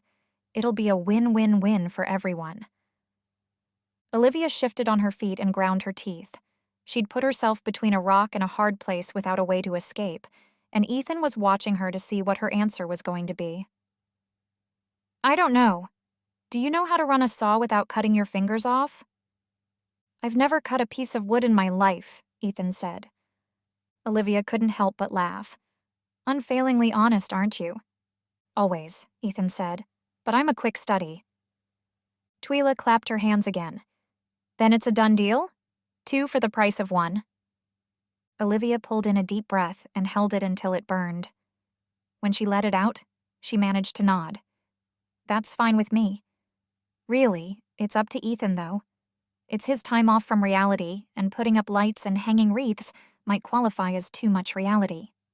"Well," Heather said, bouncing on the tips of her toes with excitement. "What do you say?" Ethan nodded. "Sure, why not? I'd be happy to help bring some magic to Holly Wreath." Chapter 5. Ethan. "Can you hand me that pry bar?" Olivia asked, pointing to her toolbox. "And the hammer?" She was on her knees, looking at him over her shoulder with her vivid blue eyes and holding her hand out expectantly. Ethan looked over the assortment of tools in her heavy metal box she stored them in. Finding it, he dug it out and said, "Here it is." He put the tool into her outstretched hand, but she handed it back. "This is a crowbar." Ethan bristled, his pride not wanting to admit not only that he'd never run a power tool, but that he couldn't even identify most of the tools she had in her box. "Sorry, what's the difference?" he asked, laying it back where he'd found it. "The pry bar is flat, so I can get these baseboards off without damaging them. It'd be a shame to break them when all they need is a little elbow grease to get them to shine again." Ethan located the pry bar. "It seems like a lot of trouble to go through to salvage baseboards. It would have to be easier to get new ones." "Obviously," Olivia said, carefully wedging the pry bar behind the baseboard and hammering it in deeper and carefully maneuvering it to loosen the wood. "Other than the exorbitant cost of buying all new baseboard and trim for this gigantic house, I think reusing what's already here is a nice touch. They tell the story of this house, of what it used to be. With a little sanding and a new coat of stain and polyurethane, you'd never suspect they weren't straight from the home improvement store. That's what I've done in every other room of this house. Or didn't you notice?" The nails creaked as they were pulled from the wall. Once free, Olivia carefully laid the 12-foot piece of wood on a pair of well-used sawhorses and tapped out the nails, tossing them into a nearby wastebasket. "Right," Ethan said. "I didn't take a second look at the ones in my room, I guess." Ethan stuck his hands into the front pockets of his jeans, mentally kicking himself for being such an idiot. It wasn't bad enough that he was basically useless after promising Twila he'd help Olivia. But he certainly didn't earn himself any bonus points by insulting her decision to be frugal. Ethan looked around the room. It was spacious and had great light from 3 big windows that faced the south. But the room was one in the house that hadn't been updated yet. She'd redone the door that faced out in the hallway, and with it shut, Ethan would have never suspected she was in the middle of fixing it up. "How come you haven't started on this room until now?" Ethan asked. Olivia eyed him, a clear frustration brewing beneath the surface, and he immediately regretted asking. Backpedaling, he tried to smooth things over. "What I mean is, you obviously know what you're doing. Take my bedroom, for example. You did all that? It's amazing." "Thanks," Olivia said cautiously. Moving over to the next baseboard, she tore it off and scribbled a number on the back of it to keep track of where it belonged when she was ready to rehang it. "It's just, most places that open as a bed and breakfast would have done all the renovations beforehand rather than trying to do them while operating with guests." Olivia stood up and looked him in the eye. "Is this some kind of roundabout way of telling me you'd like a refund? Because I'd be happy to give it to you. I still have your cash on hand if you'd like it back." No. Sorry," Ethan raked a hand through his hair and huffed out a breath in exasperation. This is coming out all wrong. I'm happy to be staying here to get a break. I'm curious about you is all. What's your backstory? How'd you get into this kind of business? Olivia studied him for a beat before she dropped her eyes, focusing on the rusty nails she was tapping out. I'm sorry. I suppose I'm a bit sensitive to any perceived criticism about the house. She knocked the last nail out and set the baseboard on her growing pile. This home feels like an extension of myself, if that makes sense. If it's not put together, then it seems like people are going to notice my life isn't put together either. Ethan nodded. I can understand that. Olivia smiled faintly. I moved here to Holly Wreath almost 10 years ago with my husband. We were newlyweds, and life felt like this grand adventure. He'd always wanted to open up a bed and breakfast and really sold me on the idea of having a big, spacious house where we could invite people in and let them slow down for a bit. You obviously found a place, Ethan said, hoping she didn't feel like she was being pressed. Yeah. Her gaze wandered around the room. The only problem was, we were poor newlyweds, so we had to start from the bottom and build our way up. My grandfather had left me money for college, but instead of going, I used it as a down payment on this place with a few $1,000s held back to restore it. What were you going to study in college? A look of genuine happiness crossed over Olivia's face while she reminisced briefly, then slipped away altogether. Music. Violin performance, actually. Ah, that makes sense. I could have sworn I heard violin music in my dreams last night. Were you practicing? Olivia's spine straightened, and she regarded him with wide eyes. You heard that? Yeah, faintly. Sorry, I thought I was being careful keeping the doors shut and waiting until everyone was asleep. I didn't mind. From what I remember hearing while I was between sleep cycles, you're very talented. Olivia turned her back and worked on the baseboard behind the door. Yeah, well, I gave it up for a man who couldn't even stick with his own supposed lifelong dream long enough to see it finished. Ethan shifted on his feet. He wanted to hear her story if she was willing to tell it. He changed his mind. The mounting debt and never-ending work on the house that wasn't going to bring in any money until we could get guests here started getting to him. I think he watched too many home repair shows and thought it'd be easy money, but became disillusioned when he realized it wasn't. Jeff was always kind of attached to money. He wanted to have it, thinking it would make him happy, but we spent so long not as well off as he envisioned that it became the source of constant arguing. One day, he just left. None of Olivia's confession was shocking. It hadn't been difficult for Ethan to guess that she was a single mom since he hadn't spotted any pictures of Olivia and Heather with a man in them. Olivia was clearly running the show all by herself, but as capable as she was, she looked tired for a woman who barely looked old enough to have a 7-year-old daughter. I'm sorry to hear that, Ethan said, feeling his own blood pressure rise, thinking that even though Mallory's reasons were different, she'd pulled something very similar when things weren't as rosy as she wanted them to be. After what he did to me and to Heather, I kind of resent money. I hate that we have to have it. I hate that everyone aspires to being rich. I hate that money, and the pursuit of it takes the place of what matters most. Ethan swallowed, wondering what Olivia would think of him if she knew how much money he had to his name. It is unfortunate. In a perfect world, I would have had this entire house repainted and refinished before anyone ever stepped foot in it. But I needed to start making money, especially when my ex, Jeff, left. This is the last of the guest bedrooms that needs to be done. Then I'll need to do some repairs outside, to our bedrooms, and on the living room. I don't doubt you missed the crack in the plaster by the chandelier. Well, Olivia chuckled. It's all right. I figured a guy like you doesn't miss anything. I did some quick painting to give the front rooms a facelift, but they're going to need more than that. But first and foremost, the guests needed their rooms to be in good condition. People love staying in historic homes, but they won't stand for plaster sprinkling down on them while they sleep. No, I don't suppose. Olivia pried off another section of baseboard, but before she could tamp out the nails, Ethan stepped between her and the sawhorses and took the piece from her. Let me help. You think you can? Ethan chuckled, and he didn't miss how her eyes dropped down to his lips. I watched you enough that I think I get the gist of what needs to be done. Handing over the wood, Olivia said, "Go for it." Ethan grabbed a hammer and asked, gesturing to the rest of the tools, "Where'd you learn to do all this stuff?" "Home renovation?" Olivia asked. "Jeff was pretty good at it, so I learned a lot from being his unofficial apprentice.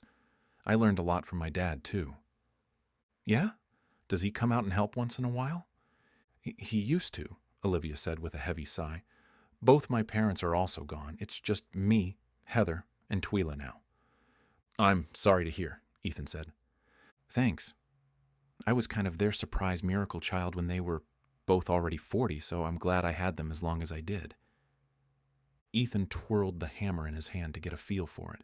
"So you've been on your own for a while now." "Pretty much. After Jeff was out of the picture, several well-meaning townspeople have traded an afternoon helping me put in windows or do plumbing in exchange for a home-cooked meal. The rest? YouTube." "Seriously?" Ethan asked, pinching a nail and holding up the hammer, ready to strike. Olivia shrugged. "Sure, 90% of doing home improvements is having the gumption to try." Ethan laughed. "Gumption? That sounds like some southern roots coming out. My granddaddy, actually. He was a proud South Carolinian. It about killed him that I was raised in the Yankee states, just out of reach of the South." Ethan shook his head, still grinning to himself, surprised at how much he was enjoying the late morning spent with Olivia. As he was fleeing Seattle, he had planned on moping around wherever he landed before getting back to work, throwing himself into his job to avoid thinking about Mallory. He hadn't planned on enjoying himself through service. She was letting her guard down.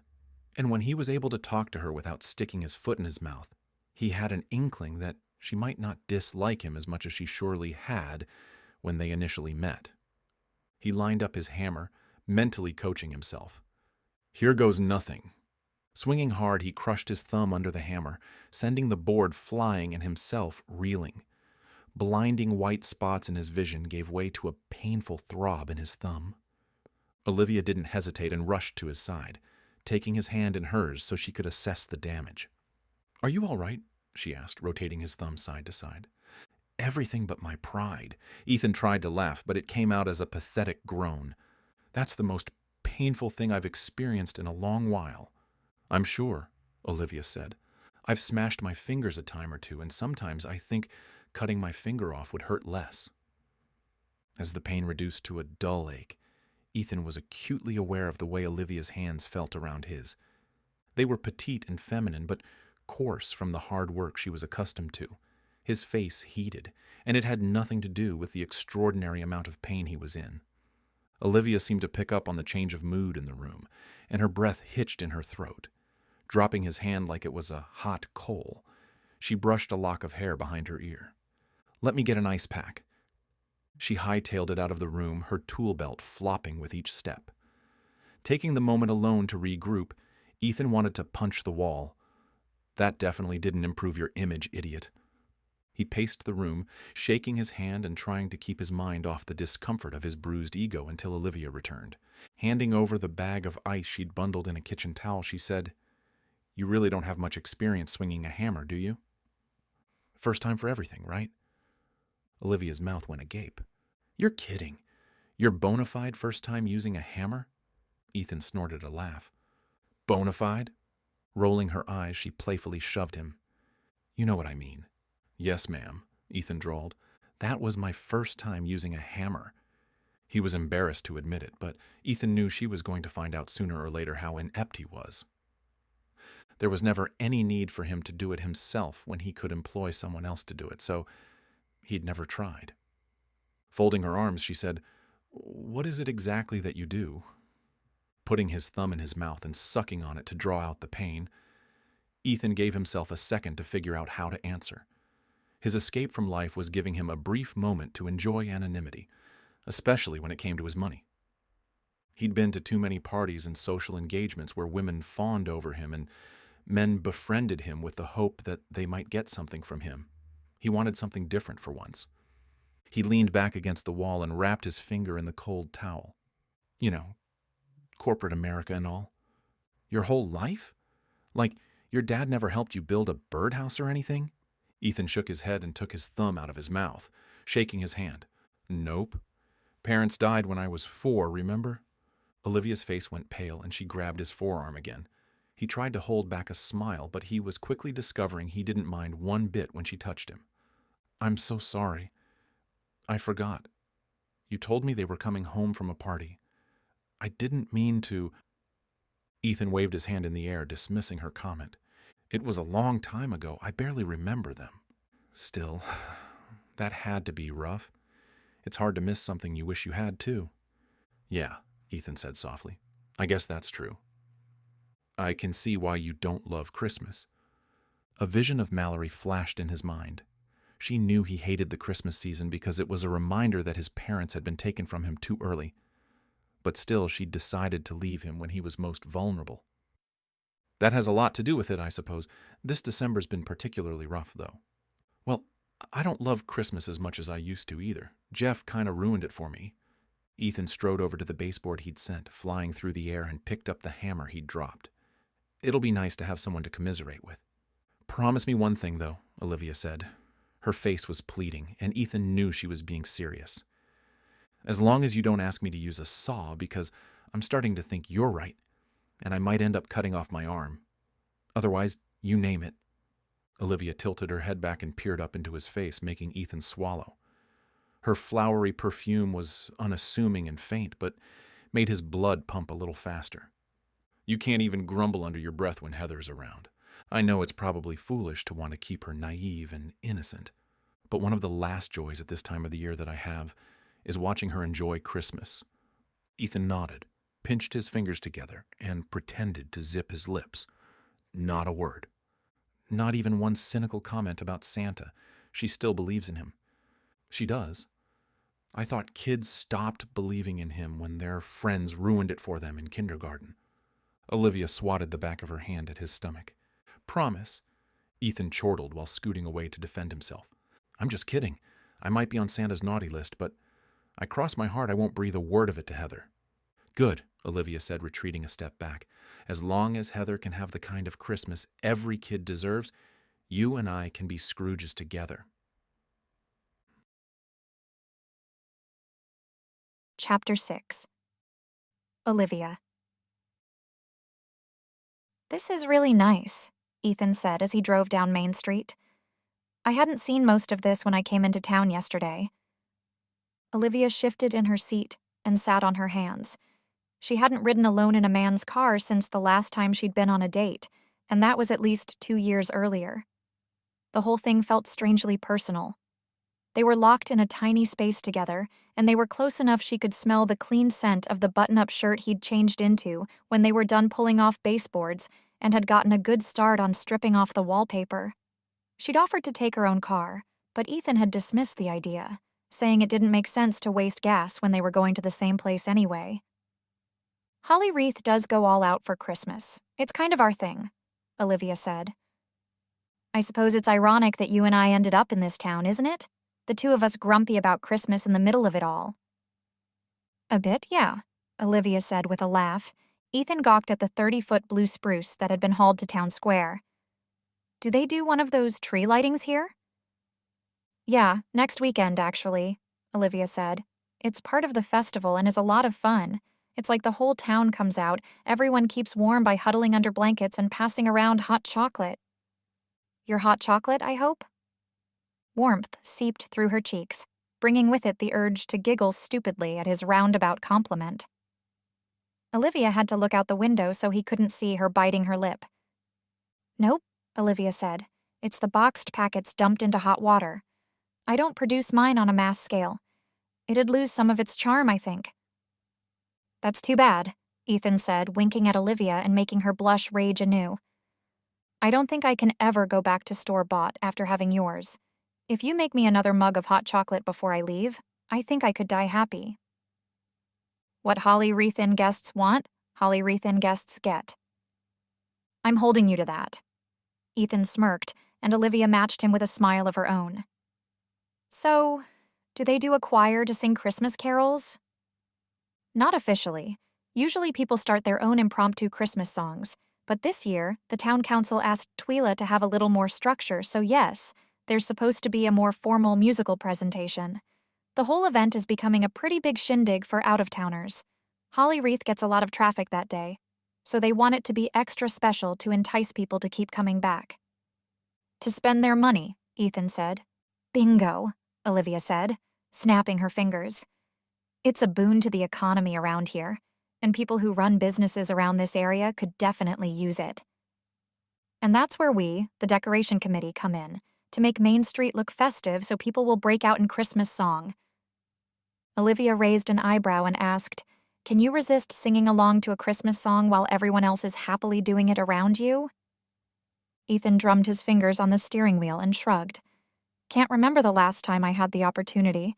I suppose I'll have to stick around and see what all the fuss is about." Olivia's gaze snapped over to Ethan. He was paying attention to traffic, giving Olivia a chance to admire his handsome profile. She had to wedge her hands further under her legs to keep from running her fingers along his jawline. He'd shaved, and she'd missed the feel of a man's cleanly shaven skin. "You're thinking of staying longer in Holly Wreath. You only booked your room through next Friday." "You have other guests who need the room?" "No," Olivia said a little too quickly. "I mean, I don't have anyone else coming, but I assumed you had to get back to your job in corporate America. From what I've always understood, the business world waits for no one." "It'll be there when I get back," Ethan said. "Besides, a lot of it I can do remotely. That's the beauty of working where I do." "That must be nice," Olivia said, "to come and go as you please." "My sister is keeping watch over things while I'm gone, so I didn't totally abandon ship." "You work with your sister?" "Yeah," Ethan said, scratching his fingertips along his jawline. "We run a family business together. It's the legacy our parents left us." "I see," Olivia said, trying to tamp down the excitement that was bubbling in her stomach. It wasn't just the thought that she had a paying customer for another day, but it was that Ethan was staying longer. She'd decided he wasn't nearly as grumpy and impersonal as she had pegged him to be when he was eating at the diner. "Well, in that case, you're in for a treat. The Christmas tree lighting is pure magic." "Magic? I thought you weren't into Christmas." "I don't hate it per se. The season just holds a lot of painful memories. Even you have to admit there are elements of Christmas that stir something in the soul." A crooked grin graced Ethan's lips, and he conceded, "Yeah. Some of it's all right. Not enough to make me a converted Scrooge, though." Olivia laughed loudly, hoping she didn't sound like a ditz. Spotting Twyla out her window, she pointed her out to Ethan. "Twyla's already waiting for us. There's a parking spot across the street, too. You might want to take it. It looks awfully busy down here today." "Must be the Friday lunch crowd." "No doubt. Friday was always one of our bigger days at the diner." Ethan put on his signal and maneuvered into the spot, then killed the engine.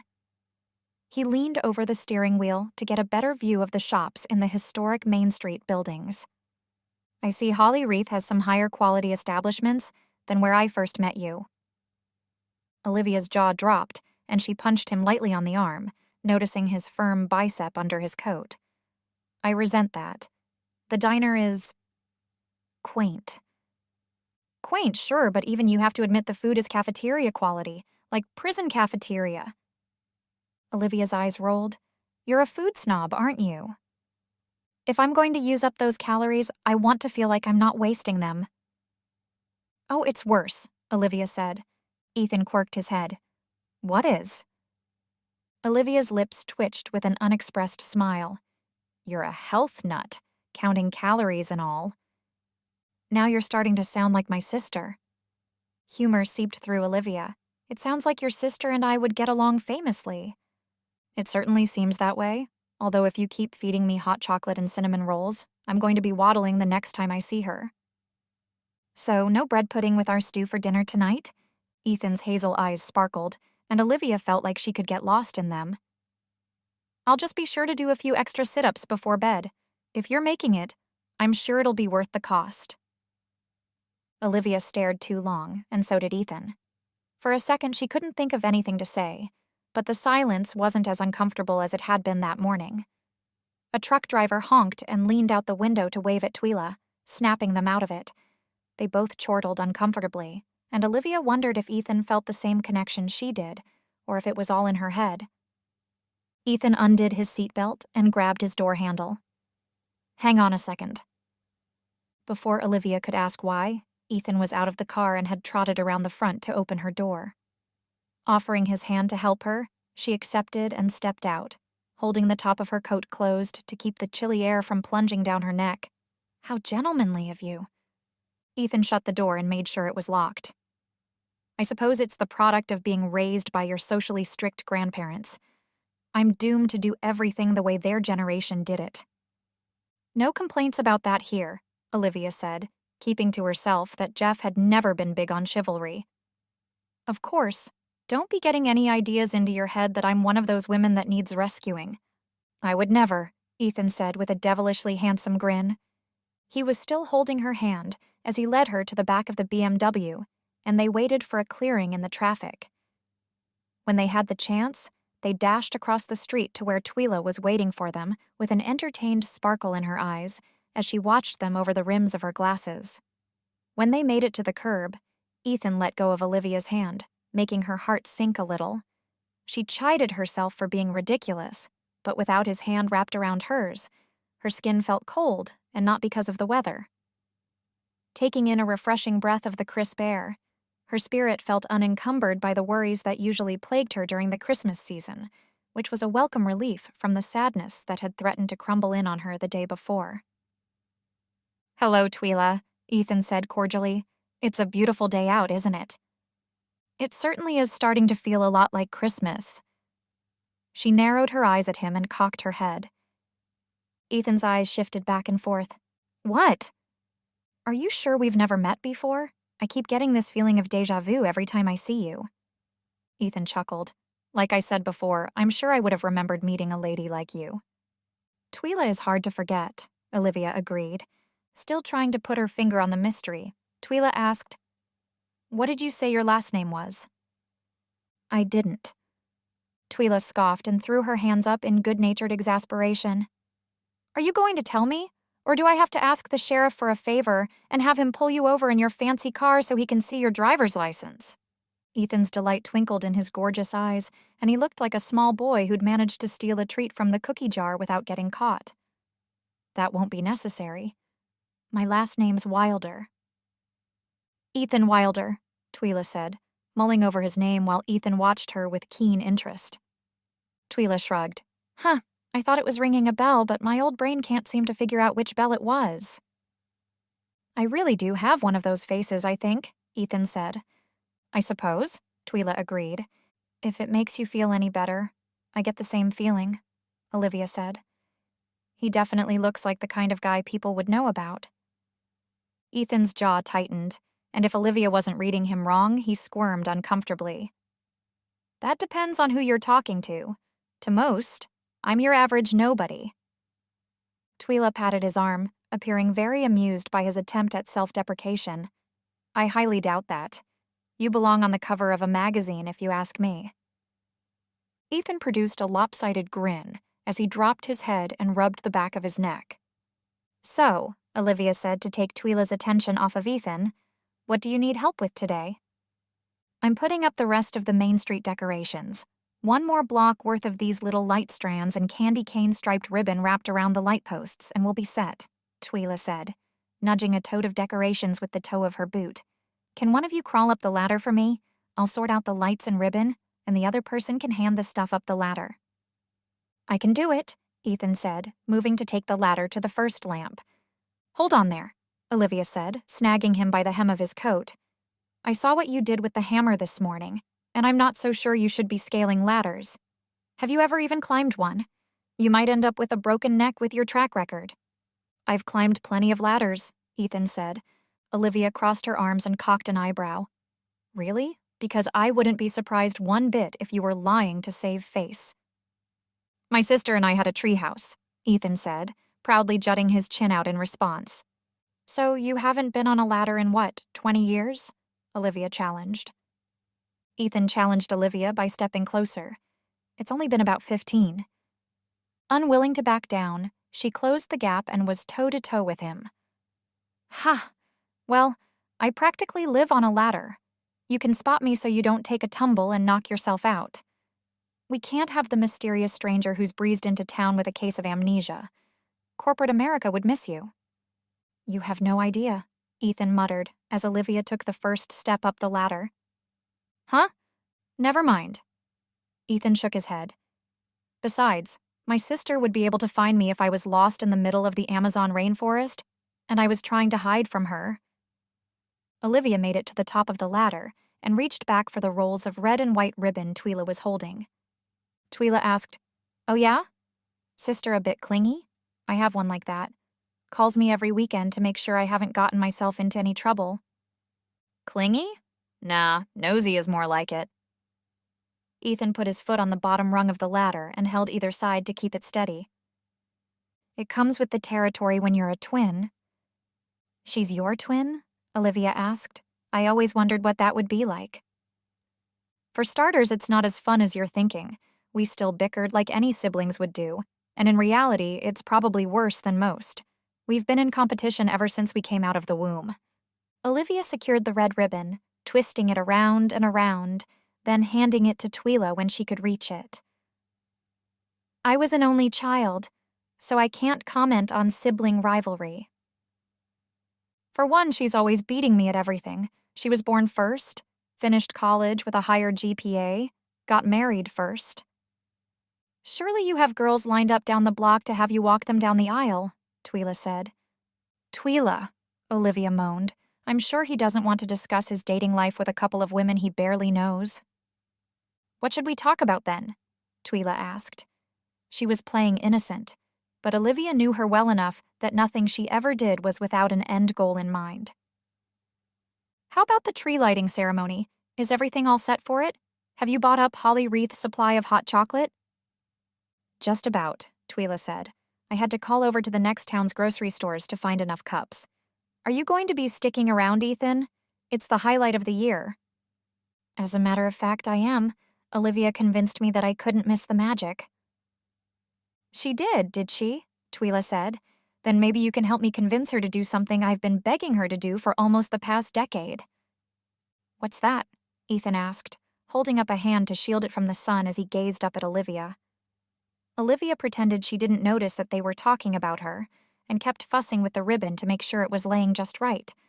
Wrinkles wouldn't do at the Holly Wreath Christmas festival. "She has an amazing gift with the violin," Twyla said. "So I've heard," Ethan said. Twyla about dropped the strand of lights she was holding. "She played for you?" "Unintentionally," Olivia interjected. "I thought he was asleep and that he wouldn't be able to hear me on the other side of the house." "Ah, I was going to express my surprise," Twyla said. "In all the years living here, I've only convinced her to play for me on a handful of occasions. I think she'd more readily agree to having her teeth pulled." "And why do you suppose that is?" Ethan asked. Twyla and Ethan both looked up at Olivia. She snapped and pointed at the lights Twyla still hadn't picked up. "You already know the answer, Twyla." "But why? You're hiding your talent under a bushel, and that's a crying shame as far as I'm concerned. You're robbing the world of hearing your gift. It's not right." Ethan picked up the lights and handed them to Olivia, who began winding them around the lamppost. "Where are you wanting Olivia to play?" "At the tree lighting. The town council's been on me to ramp up the whole festival weekend since it's really started taking off. People visiting from all over, coming from out of state even. Having her serenade the crowd with a beautiful Christmas hymn or two would be the cherry on top. Don't you think, Olivia?" Olivia's words were clipped as she answered Twyla's pleading. "Why can't you accept that I'm not good enough to play in front of hundreds of people?" "Because that's the most ridiculous thing I've ever heard you say. I know how talented you are," Twyla said, with a hunger in her eye that Olivia knew wouldn't be satiated until she agreed. "I don't have time to practice. Sure, I can play a couple of songs decently, but one of the worst sounds in the world is listening to a screeching violin. That would be an automatic killjoy to the tree lighting." Ethan's lips were pressed together, and he nodded, thoughtfully listening to Olivia's concerns. When she finished, he rubbed his hands together, then pressed them against his chin. "I tell you what, I think I might be able to help you." "Help me? How? Do you happen to play the violin and you're volunteering to take my place? Not exactly, Ethan said with a chuckle, but I can give you the gift of time, so you can practice and be ready for the show. Time? Olivia repeated the word like it was completely foreign to her. Yeah, I'll cook some of the meals, do the dishes. Ethan scratched his head as he thought. I might not be much use with tools, but I can peel off wallpaper, and I'm sure there are a dozen other menial tasks you could teach me to do. That feels wrong, Olivia said, shaking her head. Why? Because you're too stubborn to ask people for help? Twyla challenged. No, Olivia shot back. He's a paying customer. I'm not running a dude ranch where he pays me to do the chores. Maybe you should look into that as a business model, Ethan said with a smirk. It could work. It apparently does for a lot of ranchers. Twyla and Ethan laughed while Olivia leaned against the top of the ladder and looked the opposite way down the sidewalk, watching people come and go, wishing she could escape the entrapment she was facing. I'm being serious, Olivia said. Ethan's eyes locked on hers, and she was powerless to look away. So am I. I appreciate you wanting me to have a relaxing vacation, but I think a bit of community service is exactly what I need. You know, get me in the Christmas spirit and all. Olivia wanted to protest, but she couldn't find the words.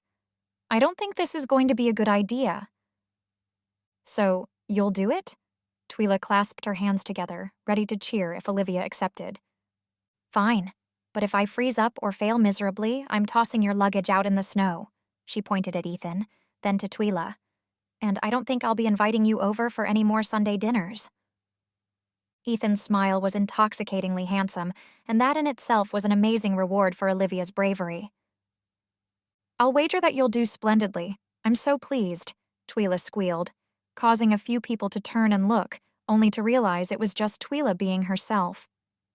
Bending over and rummaging through a large purse she had set on top of one of her holiday decor totes, she pulled out a stack of paper and handed it up to Olivia. Olivia scrunched up her nose. What's this? The music. I've been carrying it around the past couple of weeks, hoping I'd find a way to get you to agree. I owe you big time, Ethan. I had no idea how I was going to do it, but you made it all too easy. I can hardly wait to hear Olivia perform. If it's half as good as I suspect, she's much more talented than she cares to admit. Olivia sifted through the sheets of music, her eyes running over the notes, but only seeing them as blurs of black and white. Her pulse pounded in her temples. Twyla had had the foresight to choose something simple that Olivia would have no trouble playing when she practiced. It was the anxious thought of playing in front of all the tourists and townsfolks that raised her blood pressure. Now back to you, Ethan Wilder. Tell me about yourself. Do you have a girlfriend? Olivia could feel herself leaning down to hear his answer. The voice in the back of her head told her it didn't matter what his answer was, but she wanted to know all the same. While pretending she was still engrossed in the music, she didn't see a flock of pigeons that flew out of the courthouse steeple, and in their scattered flight, headed right for Olivia. The birds sped past, startled that they hadn't noticed Olivia until they were on a collision course. Feeling herself tipping off the ladder, she was unable to stop herself. A shrill scream escaped her as she tumbled. Bracing herself to hit the unforgiving concrete, she pinched her eyes shut. A pair of strong arms caught her midair. I've got you, Ethan said, holding her close to him. When her pulse calmed down and she opened her eyes, the concern she saw in Ethan's face made her heart rate rev all over again. You caught me, Olivia said, still astonished that she was in his arms and not flat on her back, shattered into 1,000 pieces on the sidewalk. I did, Ethan said, with a smile that showcased his perfect teeth. I know you said you didn't need rescuing, but maybe you do. Chapter 7. Ethan. The spices are all in that drawer, Heather said, pointing to a set of cabinets to the right of the sink. This one? Ethan asked, opening it, when Heather nodded. Sifting through the dozens of jars, he found the paprika. Here we go. Heather scrunched up her nose. Are you sure this is going to be good? I only like salt and pepper in my scrambled eggs, and sometimes not at all. Step aside, young lady, and see what you've been missing all your life, Ethan said. He sprinkled a dash of paprika into the bowl and whisked it into the eggs. He'd heated up a frying pan on the stove, and when he poured the beaten eggs in it, they sizzled and bubbled deliciously. I guess we can always feed her cereal if it doesn't taste good, Heather said. Oh, ye of little faith, Ethan said as he stirred the eggs. One of the cooks I had growing up was from Mexico, and she'd make the best smoky, spicy eggs anyone's ever had. Heather tipped her head and looked at him with puzzlement. You had a cook growing up?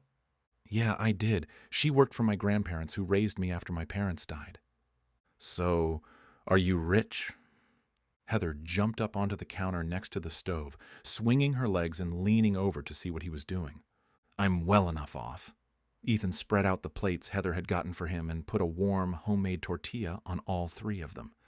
That sounds like something a rich guy would say, so he didn't sound like he had a ton of money, Heather said. Ethan couldn't help but laugh at her perceptiveness. So far, he'd been able to keep a low profile in Holly Wreath. No one had commented that they'd recognized him, and he hadn't seen himself on any magazines when he ran errands for Olivia, and he was enjoying it immensely. It was nice not to have to keep up appearances for anyone like he did in Seattle. He certainly didn't need anyone offering their condolences when they found out his engagement with Mallory was off. It had been a high-profile match, and he was surprised the media hadn't had more of a frenzy with it. Then it would only be a matter of time before unflattering pictures of him were plastered all over the tabloids. Is the juice ready? Ethan asked as he laid the eggs in the middle of each tortilla. It's in the fridge. Heather jumped off and raced across the kitchen, like she was afraid Ethan might get to it first. Ethan glanced at the clock on the stove. It was already almost 8, and he was surprised Olivia hadn't woken up when he had snuck into the kitchen at 7 to make her breakfast. She'd been a ball of nerves all week practicing for the tree lighting, and though she tried to hide it, he kept finding her with a faraway look in her eyes. When she snapped out of it and came back to the real world, she was always apologetic and embarrassed. In an attempt to ease the pressure she felt, he'd offered to be her audience so she could get used to playing in front of people. Playing for one person is worse than playing for an entire crowd, Olivia had said while she had taken a break from practicing, and they were repairing some spots of plaster in the guest bedroom. In a sea of people, I don't have to look at anyone in particular, but one-on-one. I'll be able to see the disapproval in their eyes on a very personal level. And why are you assuming anyone will disapprove? Ethan had asked. Her shoulders had risen and fallen in a weak shrug. I was fresh out of high school the last time I performed in front of anyone. And in case you've forgotten, I never went to college. Any skills I had are rustier than my car. So I'm thinking it was a bit pretentious of me to think I could ever be a performing soloist in the first place. The thing that used to thrill me is now terrifying because I'm not sure I'm good enough. In fact, I'm positive I'm not. Yes, you are, Olivia had scoffed. Even you've only heard me through closed doors. And closed doors don't generally make anything sound better, Ethan had answered with folded arms. I'll tell you what, I'll give you the rest of the week to practice, but you have to agree to play for me the morning of the tree lighting ceremony. If it really is scarier to play for one person, you'll get it out of you. And it'll be less frightening that evening in front of a crowd. Right? Olivia had scrunched her lips and moved them off to the side, and Ethan could still remember how adorable she'd looked while she considered his offer. She had had a splatter of drywall spackling on her cheek, and it had taken all his self-control not to reach over to her face and wipe it off. All right, she'd finally said, as long as you give me a few more days to mentally prepare. Deal, Ethan had agreed. Earth to Ethan. He heard Heather's voice bringing him back into the present. It's a little early to be daydreaming, isn't it? Ethan laughed as he rolled up the burritos and set them on the table. He'd swung by the florist the night before and bought a bouquet that he hoped Olivia would like. He had no idea what her favorite flower was. He hardly knew anything about her. All he was sure of was that he wanted to know everything. You sound like my grandpa, Ethan said, setting out a bowl of fresh-cut fruit. He always thought I had my head in the clouds. I think that's been the key to my success, though, thinking outside the box. I'll see if that works on my mom, Heather said as she picked a grape out of the bowl of fruit. Daydreaming gets me in trouble for not taking out the trash. The funny thing is, my mom spaces out worse than I do. Ethan grinned as he folded napkins and put them under the silverware. He was going to ask her if she happened to know what her mom's favorite flower was, but their conversation was interrupted by the ring of the doorbell. Heather looked at Ethan, and he shrugged. It wasn't his place to be answering doors. As comfortable as he'd made himself at the inn, he was still technically a guest. "I'll get it," Heather said, sliding off her seat and skipping to the door. Ethan found the dish soap and filled up the sink so he could tidy the kitchen, hoping Olivia would wake up soon. Today was the day she'd agreed to play through her songs for him, and he was looking forward to it. "There's a pretty lady at the door, and she said she's looking for you," Heather said as she moseyed back into the kitchen. "A pretty lady?" Ethan repeated. "Did she tell you her name?" "No." "Should I go ask?" Heather poked her thumb behind her. "I told her I'd go get you, so if you didn't want me to tell her that, you'll have to sneak out the back door, then I can tell her you went to the gym or something. That's what Twyla tells my mom to do when she doesn't want to talk to somebody." If it was Mallory, he might have taken Heather up on her offer. "No, I'll go see who it is," Ethan said. As he patted his hands dry on the dish towel, Olivia came rushing into the kitchen. Raking her hands through her hair to try and smooth it into a ponytail, her eyes were glossed over with panic. Was that the doorbell? "Relax, Mom. I got it," Heather said from where she was perched back atop her chair. "Besides, it's for Ethan." Olivia's blue eyes moved back to him. "Are you expecting someone?" "Nope," Ethan said, keeping his voice low and praying his ex hadn't somehow managed to track him down. Worse than her groveling for him to take her back would be her groveling while Olivia watched. Yes, what Mallory had done was inexcusable, but he was over it. Every passing day distanced him from their relationship, and the more he thought about it, the more obvious it was that they were all wrong for each other, from the start. Olivia stepped closer and whispered, "Do you want to sneak out the back?" "I can cover for you." Ethan couldn't help a laugh from coming out. "Heather already told me about that little tactic you use. You'll never be able to use it on me now." "What makes you think I don't have other tricks to evade people?" Olivia teased. Ethan laughed again at her. "Thanks, but nah, I've got it. I can't imagine who'd be looking for me here. Only Peg, my secretary, knows where I am. Please, help yourself to breakfast. Heather helped me put it together." "If you don't like it, it's all on him, though," Heather said. "I told him not to add paprika." Ethan headed for the front door. Heather hadn't invited the woman inside, and the door was closed to keep the cold morning air out. Even through the muted glass window, Ethan could tell who it was shivering on the front step. Ethan swung open the door. "Emma?" Emma didn't wait to be invited in and shoved her way through to the entryway. "Took you long enough. I'm pretty sure the tips of my fingers are dead from frostbite." "What are you doing here? How'd you find me?" Emma unwrapped the scarf around her neck and smirked at her brother. "It was hardly difficult. I brought a box of chocolates into the office to share, and Peg sang like a canary." Ethan moaned and covered his eyes with his hand. "I thought she had tighter lips than that. Chocolate was all it took to do her in?" "I found out hazelnut cremes are her favorite." Emma shrugged off her coat. "Besides, she always did like me better. Can you blame her?" Emma let herself into the front sitting room, turning a full circle to take in the space while Ethan wondered what he was supposed to do with his sister. He liked where things were going with Olivia, though they were still in precarious territory. One blabbing comment from Emma might undo all the careful and calculated flirting. He was sure Olivia had budding feelings for him too, and though she kept her heart guarded, he had caught glimpses when she wasn't being so cautious. "Why'd you come?" Ethan said. "It's one thing to find out where I've been hiding out. This is a little more than a trip across town to see how I'm doing." "You're telling me," Emma said. "I was surprised you picked something so remote. Our pilot had to practically land the business jet in the middle of a cornfield that they call the airport. And this weather, I'm going to have to take a trip to Hawaii to recuperate." "It's not so bad. Makes sitting by a wood-burning stove downright cozy," Ethan said, right as Olivia walked in. Emma's eyebrows shot up when she saw Olivia. Looking squarely at her brother, Emma said, "I'm sure snuggling up by the fire is very cozy." Ethan rolled his eyes at his sister's insinuation that he hadn't missed.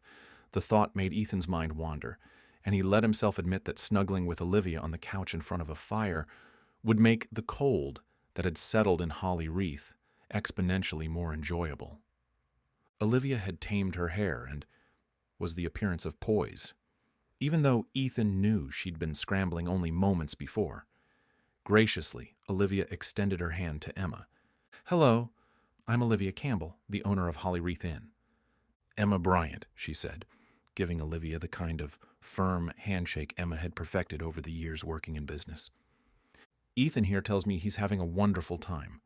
I, for one, can say I've never seen him so relaxed." "Is that so?" Olivia asked, clasping her hands and sneaking a quick peek at Ethan. Emma pointed to his neck. "He's undone the top button of his shirt. That might as well be a sign from heaven. I can't remember the last time I saw him without a tie when he's not at the gym."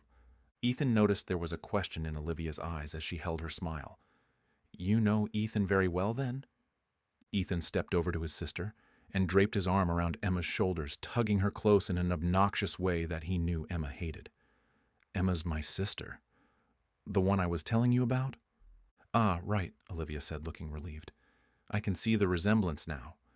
We both have the same color of eyes as our mom, our hair color from our dad, but I maintain I got the cuter nose," Emma said. "I told you I couldn't get away from her," Ethan said.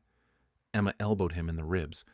Olivia gestured to the armchair and offered, "Why don't I let you two catch up? I can bring you something out here if you'd like.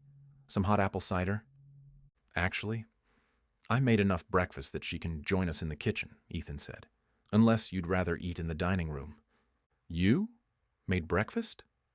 The smirk on Emma's face told him she was going to grill him the first chance she got. "Olivia has a big day ahead of her, and I thought I'd help out," Ethan said, hoping he sounded nonchalant. "It's just the eggs and salsa Lucinda likes to make."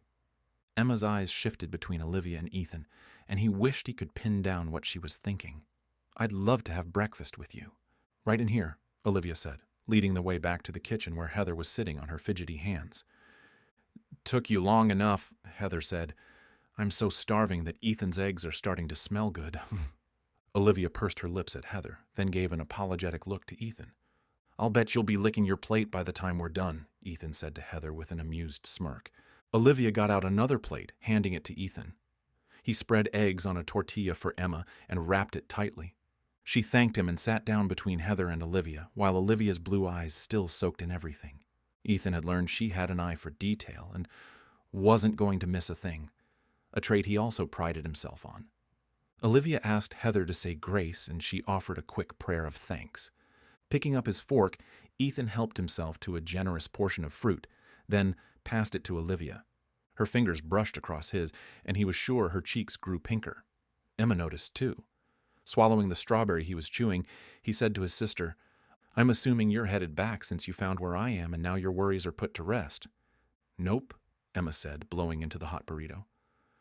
"I have the whole weekend off, and I thought I'd hang out with my baby brother since I haven't seen you in a month." "Without Rob? Isn't he going to miss you?" Ethan said. A gnawing worry that his sister was up to something had embedded itself into his brain. "Of course he misses me. We're newlyweds and still very much in the honeymoon phase," Emma said with a twinkle in her eye. "But he's doing some boring doctor training, so he's tied up the whole weekend." "When was the wedding?" Olivia asked. "Last month," Emma said, adjusting the giant wedding ring on her finger. "Just got back from our honeymoon to Cabo." "Cabo? Wow, I bet it was beautiful," Olivia said. "Where's that?" Heather asked. Ethan noticed she'd chowed down on her burrito and was only a bite away from finishing. "It's in Mexico," Ethan said. "Oh," Heather said, stuffing the last of her food into her mouth. "I like your ring." "This?" Emma said, holding up her hand and wriggling her fingers to admire the shine. "Me too. I think Rob did a superb job picking it. It's very me." Ethan rolled his eyes, hoping Olivia didn't think Emma was rubbing in just how expensive a piece of jewelry like that could be. Emma had always been drawn to shiny things, not because of the cost, but because of how they sparkled. Of course, she'd never wanted for anything, so it was easy for Emma to pick and choose when money was no object. Emma had always been drawn to shiny things, not because of the cost, but because of how they sparkled. Of course, she'd never wanted for anything, so it was easy for Emma to pick and choose when money was no object. "Congratulations on your marriage," Olivia said without a hint of cynicism. "Or best of luck. I can't remember which one my mom told me I'm supposed to say to the bride." "It's all good. I, for one, can't remember being so happy," Emma gushed. "I didn't think marriage would suit me, being as stubborn and independent as I am. But it really does." "Stubborn and independent is an Understatement, Ethan teased under his breath, earning him another swat from his sister. Olivia wiped her mouth with her napkin and said, "I'm very happy for you." "Thanks. Now I just need to find the right girl for Ethan," Emma said, tapping her fingernail on the table in his direction. Ethan coughed, choking on his eggs. In a warning tone, he said, "Emma?" "What? I can't want the same happiness for my brother as I have for myself?" Her innocent question didn't fool him. "Anyway," Ethan said, changing the subject to something that didn't make him want to squirm in his seat, hoping Emma didn't bring up Mallory in conversation. "Where are you planning on staying since you insist on following me around Holly Wreath?" "Actually," Emma said, setting her hands down on the table, "I'm looking for a room." "Do you have anything available, Olivia?" "Yes, I do," Olivia said at the same time Ethan said no. "You came all the way here without a place to stay? What if everything was booked?" Ethan asked. Emma shrugged, unconcerned that she might have been homeless for the weekend. "If nothing else, I would have found you. And you, being the good brother than you are, would have offered me your room." Ethan sat back in his chair and crossed his arms over his stomach. "And where would I have slept?" "On the couch," Emma said. "Obviously." Olivia laughed. "There's no need to displace anyone. I've got 2 more bedrooms upstairs available. I'll just need an hour to get everything ready." "Oh, no rush. I'll be spending the day with Ethan. I want to take a look around this charming town. Everything's so Christmassy." "You haven't seen anything yet," Heather said, perking up. "Tonight's the tree lighting. You can come with us." "Ooh, a tree lighting. I'd love to," Emma said. "So you like Christmas?" Olivia asked, her eyes turning to Ethan, and a new smile twitching at the corner of her lips. Emma finished off her glass of orange juice. "Why wouldn't I? It's the best time of the year." "I got a different impression about your family's views on Christmas from Ethan," Olivia said. Emma wafted her hand in the air. "Ethan? He's a regular Grinch, which is another reason I'm surprised he's hung around here. Usually he hightails it whenever anyone even so much as mentions Santa or stockings." "Is the tree lighting a big deal?" "One of the biggest deals of the whole year," Heather bragged. "Speaking of the tree lighting," Ethan said, turning his attention to Olivia, "you promised to practice performing your violin pieces for me today." Olivia's smile evaporated, and she looked irked enough to toss him and his suitcase out in the snow. "As much as I'd love to, I actually have to get Heather to school," Olivia said, scooting out from her seat and piling her dishes onto her empty plate. "I don't have to go for another 10 minutes, Heather said, spearing the last blueberry on her plate. "Then maybe we'll actually get you there on time today," Olivia said. "It's all right. We'll wait here," Emma said. Patting Ethan on the forearm, she looked him in the eye. "Turns out Ethan and I do have some catching up to do. We can wait to explore Holly Wreath until later." Olivia's countenance fell as she realized she wasn't going to get out of it. "All right. I'd be thrilled to play what I've been practicing for you when I get back." "Isn't that a lie?" Heather asked as she bundled up. "You told me you're not excited, you're scared." Olivia's face grew red, but she held her head high. "Call it an exaggeration."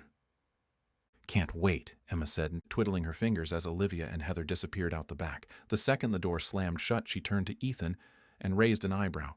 "She's nice." Ethan got up from the table, knowing he was incriminating himself by not answering. "What are you doing here, Emma? Really? Because a phone call would have sufficed if you wanted to check up on me." Emma draped her arm over the back of the chair. "You hide too much over the phone. This way I can look you in the eye and gauge your reactions for myself. Like I told you, I'm doing fine. Great, actually." "Tell me, Ethan," Emma said, leaning across the table with her eyes trained on him and her lips curling into a smile. "How much of that has to do with Olivia?" Chapter 8. Olivia. "You'll do great," Ethan said, standing at the bottom of the steps for the temporary stage that had been set up next to Holly Wreath's official Christmas tree. "If you do half as well as you played for Emma and me this morning, you'll blow this crowd away." "I don't know," Olivia said as she surveyed the mass of people mingling around the tree, waiting for the ceremony to start. Fear was brewing in her gut, and she felt like she might lose the meager dinner she'd managed to eat. "I'm more nervous than a long-tailed cat in a room full of rocking chairs. The worst part is over. You got through performing for the small group, which, in your own words, is harder than playing for the masses. Performing for the entire town of Holly Wreath should be a piece of cake, right? Don't forget all the tourists who've come, too. Right, them too, Ethan said, standing on his tiptoes to try and get an estimate of how big the audience had gotten since they'd arrived. There are probably 1,500 people here if I had to guess. You're really not helping, Olivia said in a clipped tone when her stomach flopped sickeningly. Ethan's boyish smile distracted her from what was coming, and he put his hand on her shoulder, giving her a gentle shake to break her out of her spiraling nervousness. Think of it as your chance to play at Carnegie Hall. And how is that supposed to help my stage fright? Of all the people in the world, you have the opportunity to touch people's hearts this Christmas with your music. Doesn't that make you excited to share your gift with them? Olivia couldn't help but stare. It wasn't the first time she'd noticed his handsome features, from his straight nose to his defined jawline. But the hint of attraction she spied in his gaze caught her off guard. Her stomach jumped again, but instead of sick, it was a flurry of excitement as she dared to imagine the possibilities. Olivia shifted on her feet and held her violin close to her chest, like the small amount of contact could give her a measure of warmth. Blowing out a lungful of air, her breath curled and dissipated into the cold night. Sorry for snapping at you. You're right. I should think of this as an opportunity to bring others some Christmas cheer. I know it almost cracked my resolve to swear off Christmas forever, listening to you play all week. Ethan winked, and Olivia had to look away to the Christmas tree to tame the ridiculous smile that was making her cheeks ache. A gust of wind made Olivia retreat into her coat, though it did little to keep her from trembling. Putting her violin and bow under one arm, she reached for the hand warmers she had in her pockets to keep her fingers warm enough that she could play. If they turned into icicles, there was no way she'd be able to maneuver them over the strings. Glancing over at Ethan, her mind indulged her in a little reverie of Ethan letting her put her arms around him for warmth, and him holding her in his strong arms in return. Shaking herself out of her daydream, she looked at the microphone situated in the center of the stage, and an overwhelming shudder rattled down her spine. Ethan's eyebrows bunched together, and he dipped his head down to meet her gaze at her eye level. You're shivering. It's kind of hard not to. It is December in Wyoming. I'll give you that, Ethan agreed. It might be nonstop rainy in Washington, but the temperatures are much more tepid. Always a trade-off, huh? Olivia bounced on her toes to try and produce some internal heat. I can't totally blame the cold, though. I shiver when I'm nervous, too, so it'd pretty much be impossible for me to stand still right now, even if it was in the middle of summer and scorching hot. Let's see what we can at least do about the cold, Ethan said. He'd borrowed a blanket off the back of Olivia's couch and had been using it to keep himself warm.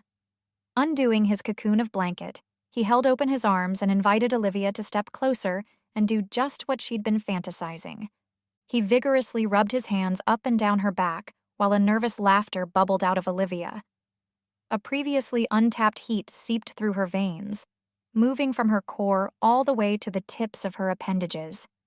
Does that help? Ethan asked. Olivia swallowed and squeaked. Seems to be. Good, Ethan said. If you need the blanket all to yourself, don't hesitate to tell me. I'm fine without it. This is perfect, Olivia said. Realizing the implication, she backpedaled.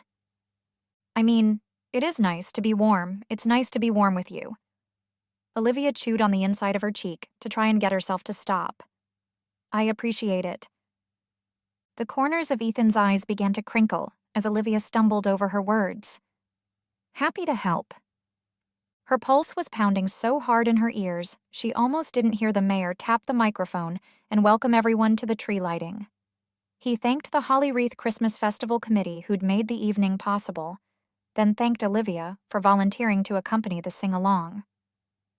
Guilted into it is more like it, Olivia said, noticing she wasn't trembling anymore while she was pressed against Ethan's warmth and held by his steady hands. Looking down at her, Ethan joked, volunteered. Guilted. It's all sort of the same thing, right? Olivia laughed. She wanted to lay her head on his chest, curious if his heart was hammering as hard as hers. But when the audience started clapping at the conclusion of the mayor's remarks, she knew her time had come. Tightening his arms when she moved to step away, Ethan encouraged. Just pretend you're playing in your living room only for me if that helps. This is your moment to shine.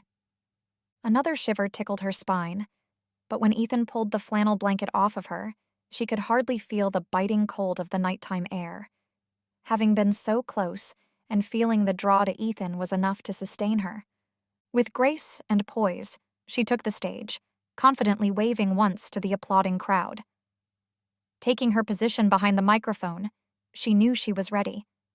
Putting her violin under her chin, she slowly raised her bow, inhaling and prepared to do her best. Closing her eyes, she played the opening strains of Silent Night, while a woman she'd seen on occasion in the diner stood nearby on the stage, conducting the audience as one enormous choir so they'd start singing on time. After a brief introduction, the crowd was signaled to join in.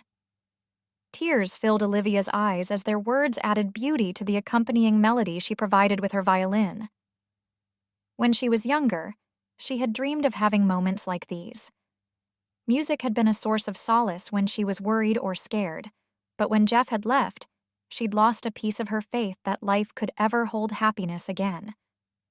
Because of that, she'd laid her music aside, overworked and overburdened by the worries of being a young single mother. Opening her eyes, her gaze immediately found its way to where Ethan had joined Heather, Emma, and Twyla. Heather was singing with abandon, while Twyla and Emma watched with great amusement. Even though Ethan wasn't singing loudly, Olivia could see his lips moving along with the words.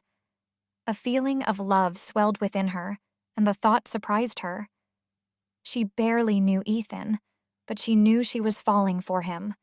At the end of the song, the lights of the tree flashed on, and the horde of people surrounding the tree collectively gasped before roaring with applause. Olivia held the final note, and when she finished, the applause and whistles filled the whole of town square.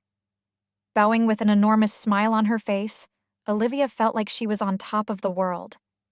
She couldn't remember the last time Christmas wasn't full of pain over Jeff's betrayal or worry about how she was going to make ends meet, while providing even a few meager gifts for Heather.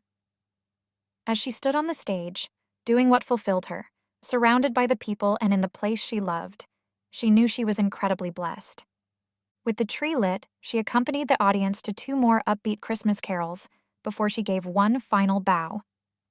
Skipping down the steps, she saw that Ethan was leading Heather, Emma, and Twyla to reunite with her. In a moment of boldness, Olivia hurried to Ethan, pulling him into an embrace. "Thank you," she said. "You don't know how much that means to me." Quivering with adrenaline that moved through her, she felt emboldened by her accomplishment, so she kissed him on the cheek. He hesitated, shock written all over his face as he touched the place on his cheek where her lips had brushed his skin. When he regained his wits, he looped his arms around her, pulling her in close with a dopey grin that made his sister and Twyla exchange a glance. He cleared his throat and complimented, "You did fantastic." Heather wriggled between Ethan and Olivia. "I didn't know you could play like that, Mom. It was really good." Olivia kissed the top of her head. "Thanks, honey. I used to play for you all the time, but it's been a long time since I've performed for anybody. I'm sorry.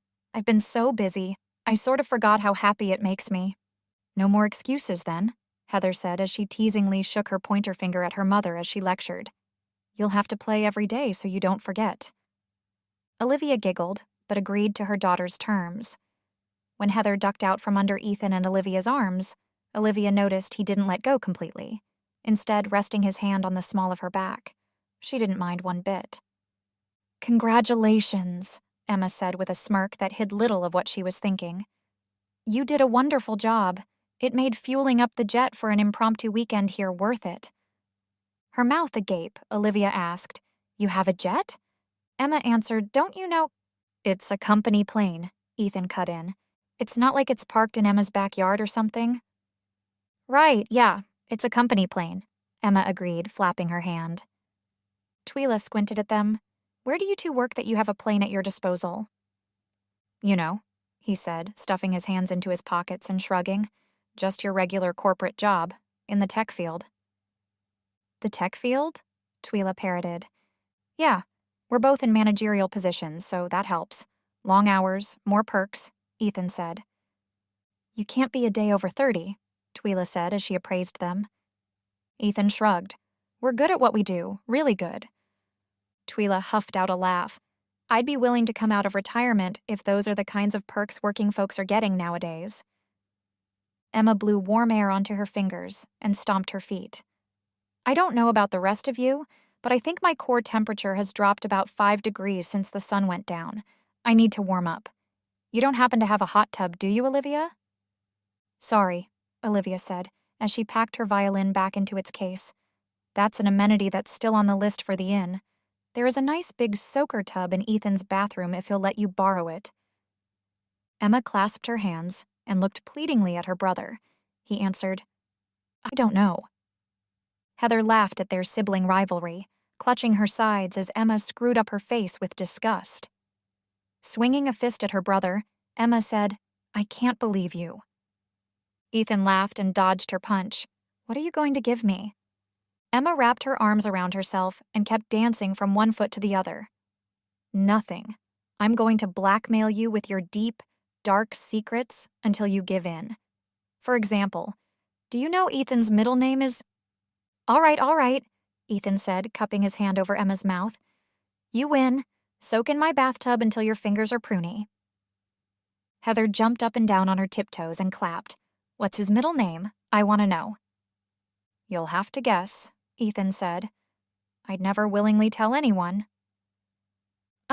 Neville? George? Sheldon? Heather said. Worse, Emma said, encouraging Heather's imagination. Heather's lips twisted together while she thought. Galileo? Galileo? Ethan laughed. That would be a sweet middle name. Well, what is it then? Heather asked with pleading puppy dog eyes. Olivia straightened Heather's knit hat and tugged on the strings. It's probably something really awful, like, I don't know, Barnabas. Ethan's eyes widened, and Emma tried to hide her laughter behind her hand until she looked like she'd burst at the seams. Tears ran down her cheeks, and she asked, How'd you guess? I'm right? Olivia asked, doing a double take. Your middle name is Barnabas? Sheepishly, Ethan nodded. It's one of those distinguished family names. I guess I should be glad that I'm not Barnabas the Fourth, like my grandfather wanted me to be. I suppose you could have gone by Barney, Twyla said, sticking her tongue out as she giggled. Covering his eyes with his hand, Ethan groaned. Somehow that doesn't sound any better. As much as I'd love to stay here and razz Ethan, I'm with Emma. It's getting downright chilly out here. Why don't we go back to the inn and warm up with some better hot chocolate than powder and hot water? Olivia offered. The wood-burning stove is probably still going. Yeah, we can keep teasing Ethan there, Heather said as she sniggered. Barnabas, ha! Clapping his hands together, Ethan said, I've been wanting another cup of your hot chocolate. Doesn't tonight seem like a good night to celebrate? I've heard of your legendary hot chocolate, Emma said. Do you put whipped cream on top? Full fat cream all the way, Olivia said. Emma closed her eyes and moaned. Don't tell me what's in it, or I might talk myself out of it. You're not a health nut like Ethan, are you? Olivia asked. I'll be the first to admit I'm not great at cooking without calories. Not a health nut, but let's just say I don't metabolize nearly as effortlessly as you seem to, Emma said. You can drink your hot chocolate in ignorant bliss, Ethan said. Olivia's going to go to the grave with her hot chocolate recipe. Nah, I'll pass it on to Heather when she's ready, Olivia said, making her daughter beam with pride. I will tell you I don't hold back on the fat, though. It'd be wrong. I'll have to take your word for it, Emma said, putting her hand on her stomach. At least I already fit into my wedding dress, so I'm not worried about that. Heather lost her patience and grabbed Ethan and Olivia's hands. Come on, then.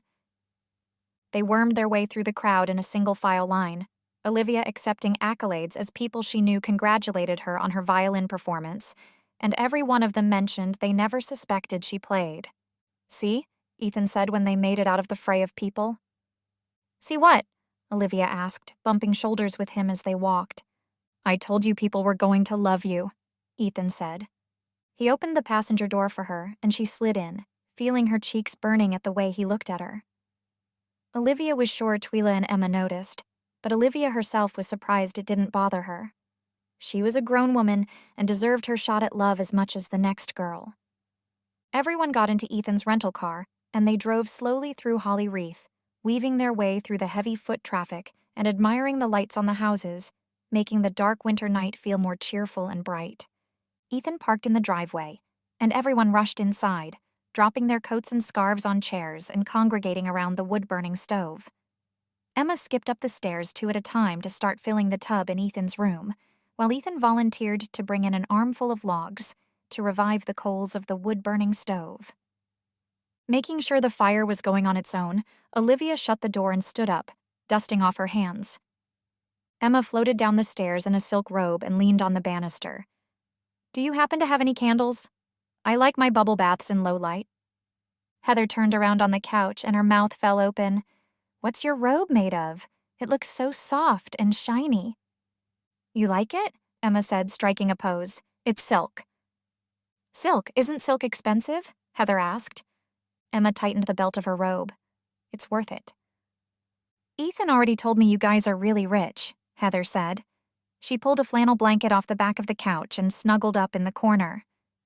"How much money do you have?" "Heather," Olivia chided, looking at Ethan to gauge whether or not he was offended. "That's rude." "What is?" Heather said, genuinely confused. "It's all right. Being accused of having money isn't the worst thing in the world," Emma said, as she descended the rest of the stairs and leaned against the ornate newel post at the bottom of the steps. "As long as it doesn't turn into your obsession," Olivia interjected. Emma put her hand on her waist and countered, "Money isn't bad, Olivia. Money isn't bad. Obsessing over money has ruined plenty of families and broken a lot of homes," Olivia said. She knew she was being a terrible hostess, but the topic was one she was hopelessly passionate about. Instead of being offended, Emma laughed with great humor, letting Olivia breathe easier. "I'll give you that." "Let me get you those candles," Olivia said. Olivia rummaged through the linen closet for spare candles and sent Emma off to take a bath. Then Olivia excused herself to unwind in the kitchen.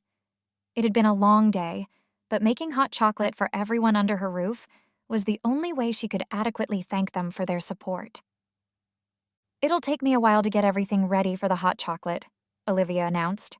20 minutes or so. Make yourselves at home." In the kitchen, she tied on her apron and started getting pots out to simmer the hot chocolate to perfection. She worked in a flurry, measuring milk and cream, stirring it together in a large stock pot with sugar and a dash of cinnamon. "Anything I can help with?" Olivia squeaked and jumped at the intrusion. "Ethan, you've got to quit doing that or I'm going to die of a heart attack right here in my own kitchen." "That'd be too bad. I was really hoping for another cup of your hot chocolate before you go." Olivia swatted at him with her wooden spoon. "I kind of get lost in my thoughts in here when I'm fixing to make something." "Fixin'? Your southern roots are beginning to show again." Olivia clicked her tongue and turned her attention back to the stove to make sure the milk and cream didn't scorch. "No, I don't need help with anything. You go sit down and relax. You're a guest in this house, which I suppose you've forgotten since I ran you ragged this week." When the milk and cream began to steam, Olivia poured in a tablespoon of vanilla and stirred, then made sure the whipped chocolate was ready to be added. Glancing over her shoulder, she saw that Ethan hadn't budged from his spot. Pretending to block the stove, she teasingly warned, "I'm going to have to wrestle you out of the kitchen myself if you don't leave." "I'm not kidding. I've never shared this hot chocolate recipe with anyone." Ethan smiled, but still didn't move. His throat bobbed up and down as he swallowed, and the way he looked at Olivia made her own mouth go dry. "What?" she asked, feeling around with her fingertips. "Do I have chocolate on my face?" "No." Smoothing her hand over her hair, she said, "Please don't tell me now that my hair has been messed up since the tree lighting." "Your hair looks beautiful." "Then what is it? Because I wasn't kidding when I said I'd chase out anyone who came nosing around the kitchen." Olivia swung her wooden spoon back and forth a couple of times for good measure. Running a hand across the scruff on his cheeks, the way he looked at her with his gorgeous hazel eyes was hypnotizing. "I really hope I'm not totally out of line, but I was wondering if maybe you'd consider going out with me." Olivia almost dropped her spoon, but fumbled to catch it. "You? And me? As in, a date?" Ethan grinned, and it was so charming it made Olivia's heart ache. "That's kind of the idea, yeah. A date." "When? How about tomorrow night? I'd love to give you a night off. We could go to dinner." A girlish giggle escaped Olivia, and the flurry of butterflies she'd felt earlier in the night was nothing compared to the stampede of flutters rippling through her insides. Trying to keep her cool to avoid looking desperate, Olivia beamed. "A date with you would be the best Christmas present I could ask for." Chapter 9. Ethan. How does this look? Ethan came out of the large walk-in closet where he'd put on the suit he'd worn on his way into Holly Wreath, when he couldn't take the pressure of his life in Seattle and had to escape. Paired with a pale blue shirt and a silk tie, he was ready to spend a very different evening with Olivia than he had before. Emma stood up from the armchair where she had been filing her nails while she waited. Brushing off his lapels, she straightened his tie without answering. "Too much?"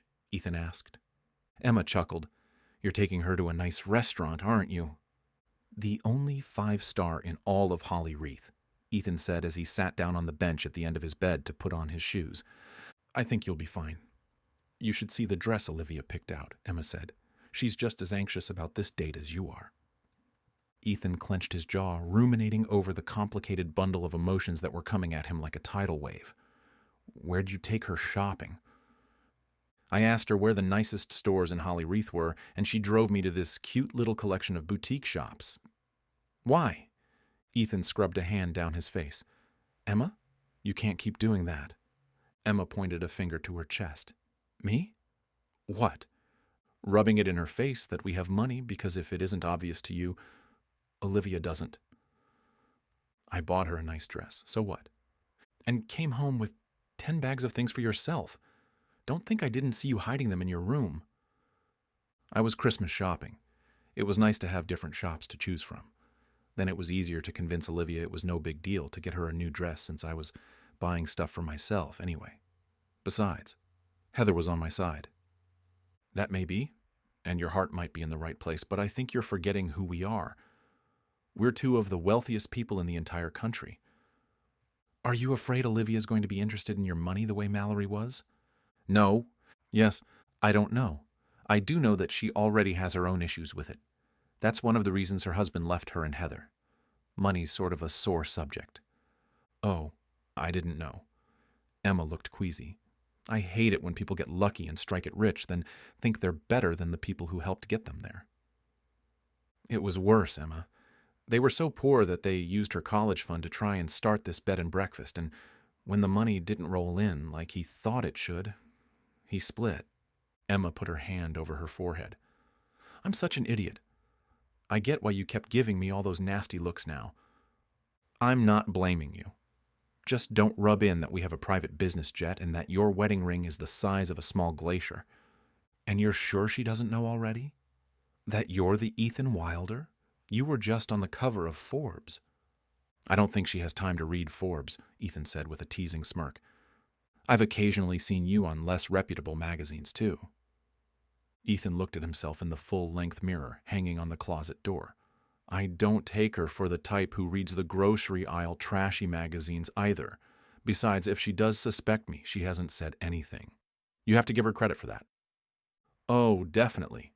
From what I can tell, she's a great lady, and Heather is a doll." Emma hesitated, and Ethan knew she was holding back what was really on her mind. "Go ahead. Spit it out." Emma sat down next to him. "I just don't want to see you get hurt again, and so soon after what Mallory did." "I'm fine."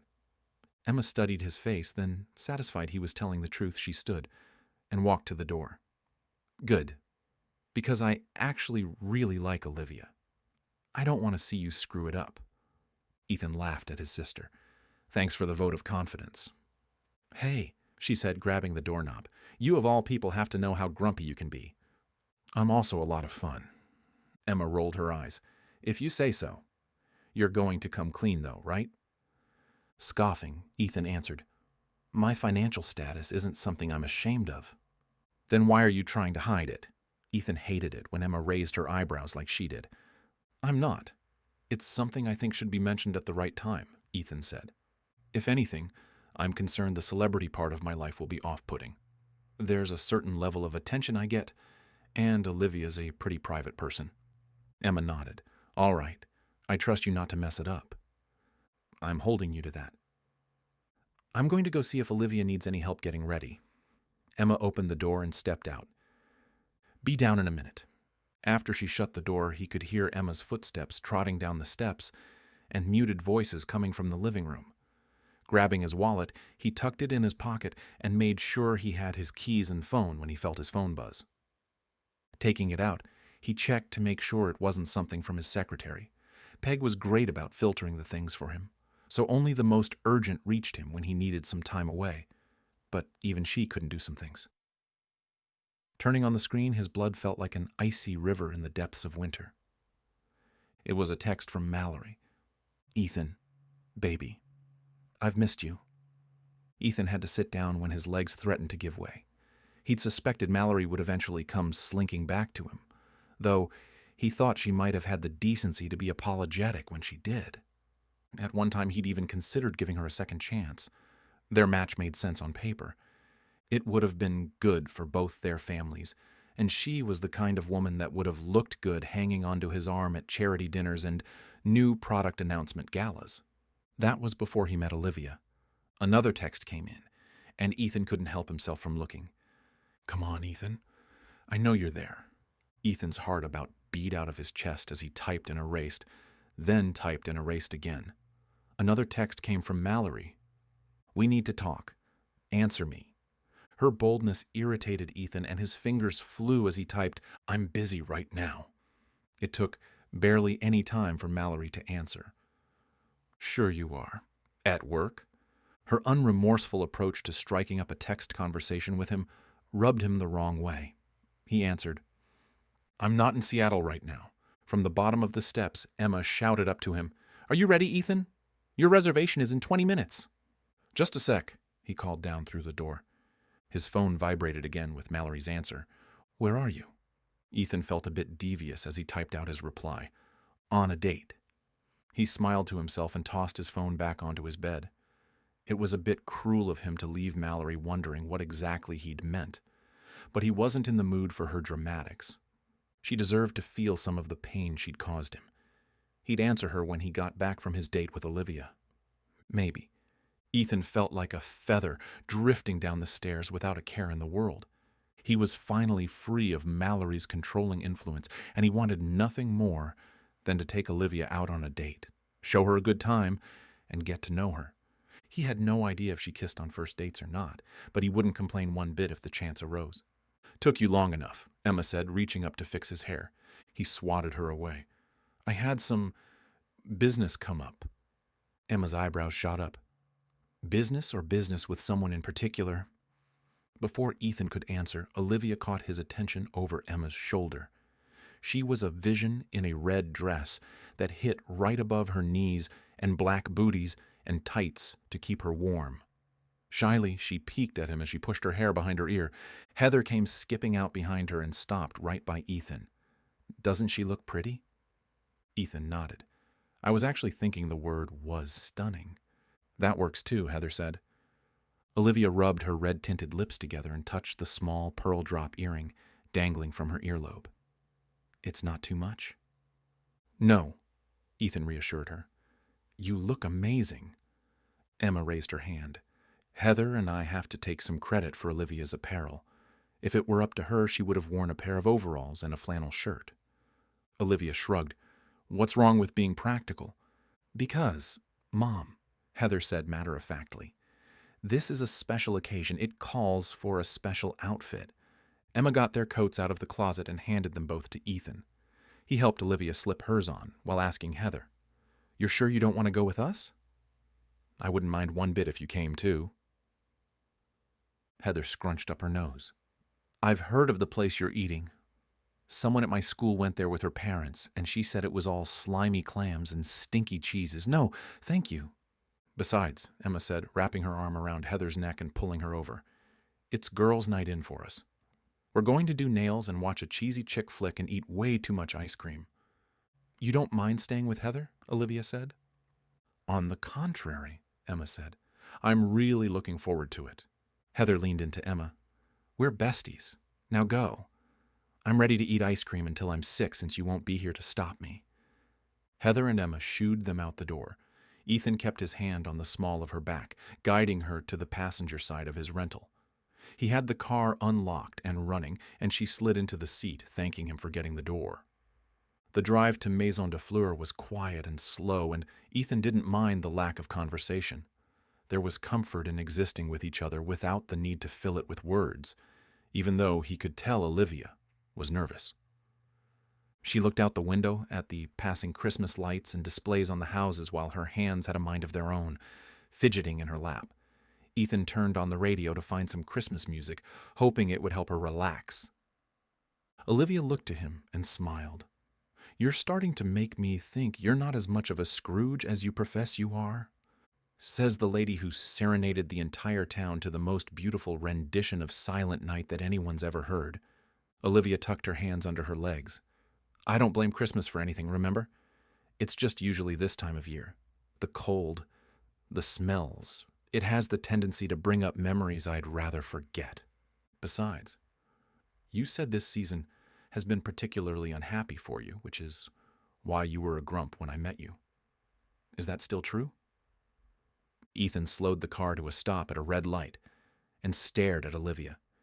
Her blue eyes were expectant, and her mouth looked especially kissable as she caught her lower lip between her teeth. I can honestly say, this has been the happiest Christmas season I've ever had, Ethan said in a low voice. Good. Olivia gave him a faint smile, but her gaze had dropped down to his lips, too. It might have been a while since he kissed anyone other than Mallory, and even they had hardly so much as given each other a peck on the cheek the last year, unless they were in public and people expected something more. But the thought of kissing Olivia seemed so right. He slowly leaned over and she closed her eyes, her breathing becoming shallow and rapid. When he was so close that he could feel the electricity between them, the car behind them honked and flashed their brights. The two of them snapped apart, red in the face and flustered at their almost kiss, and Ethan drove through the intersection as the light turned yellow. Sorry, Olivia muttered, staring out the window again and playing with a strand of hair that was curled in front of her ear. I'm rushing things. Ethan laughed and reached over to pick up her hand. I'm the one who did the leaning in. Olivia laced her fingers through his, and he squeezed her hand, which fit so well in his. Her hand was calloused and strong and told the story of how hard she worked. It was a small detail most people would miss about Olivia unless they paid very close attention to her. He considered himself grateful he had the time to notice. She looked back over to him, and there was a mischievous sparkle in her eye. Then we'll have to assume it wasn't meant to be. Yet. Ethan's insides lurched, feeling like the thrilling drop of a roller coaster, and he determined he was going to kiss Olivia Campbell before the night was over. He put little stock in luck and instead would make sure the timing was impeccable. Pulling over to the valet, Ethan got out and handed the keys along with a generous tip, folded into his hand as he shook the valet so Olivia wouldn't notice. He may have had money, but he didn't want to give the impression he was showing off. I've lived here for almost 10 years, and I've never eaten here, Olivia said as they walked into the restaurant. That's too bad, Ethan said, looking around to soak it all in. It seems like a nice place. The lights were dim and there was quiet piano music seasoning the atmosphere between the hushed conversation. As many tables as were situated in the open space, they were almost all full. Mostly with couples who leaned in toward each other, talking and sharing bites of food. It was exactly the kind of place Ethan had hoped it'd be for their first date. Sitting down and accepting their menus from the hostess, Ethan unfolded his napkin and set it across his lap. Olivia opened her menu and her eyes widened slightly. Nice usually has a price tag. Ethan reached over and pulled down the top of her menu so he could see her. Don't worry about the cost. It's irrelevant tonight. In fact, let's play a game. A game? Olivia said, quirking her head to the side. What kind of game? Ethan tugged the menu from her hands and set it next to him. You tell me what you're in the mood for, and I'll order for the both of us. Then you won't have to worry about anything except whether or not I have good taste in food." Olivia raised an eyebrow. "Am I going to end up eating slimy clams and stinky cheeses like Heather's friend said?" Ethan shrugged and tightened his lips. "That all depends on if you trust me or not." "All right." Olivia sat back against the booth. "I'll play your game." "So," Ethan said, opening up the menu and doing a quick scan. "What'll it be?" Tapping her chin, Olivia said, "I guess I'd like something that's hearty, but not too heavy. I like a touch of spice, but nothing that'll burn off my taste buds. Bonus points if it's sweet and savory." Ethan nodded as he skimmed the menu, deciding on what to get her. The waiter took their drink orders, and when he came back with ice waters and a sparkling cranberry Christmas drink along with a basket of assorted breads, Ethan put in an order by pointing to the menu while the waiter scribbled it down. "Very good, sir," the waiter said, taking the menus from Ethan. "Your food will be out shortly." "That was secretive," Olivia said, selecting a honey wheat roll and tearing off a piece. "Is covert your normal mode of operation?" Ethan took a sip of his water and shrugged. "I've got lots of secrets, but that's kind of the adventure of a relationship, isn't it? Finding out all about each other?" "I suppose," Olivia agreed. "I feel like we've spent a lot of time together, with you helping me get a good start on the final guest bedroom and having your sister visit. In my defense, you can't really take anything my sister says as gospel truth. She embellishes and exaggerates more than she thinks she does. I'll remember that. Still, all that time together this week, and I don't even think I've scratched the surface of who you really are." "Then go ahead." Ethan leaned back, stretching his arms across the back of the booth. "Shoot."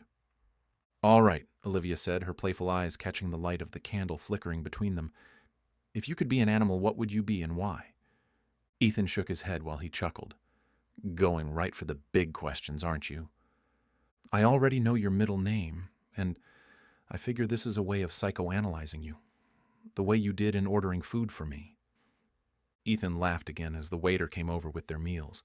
Setting down their plates, Olivia's eyes danced with delight as she was given a braised pork chop with cranberry sauce, roasted red fingerling potatoes, and a berry and pine nut salad.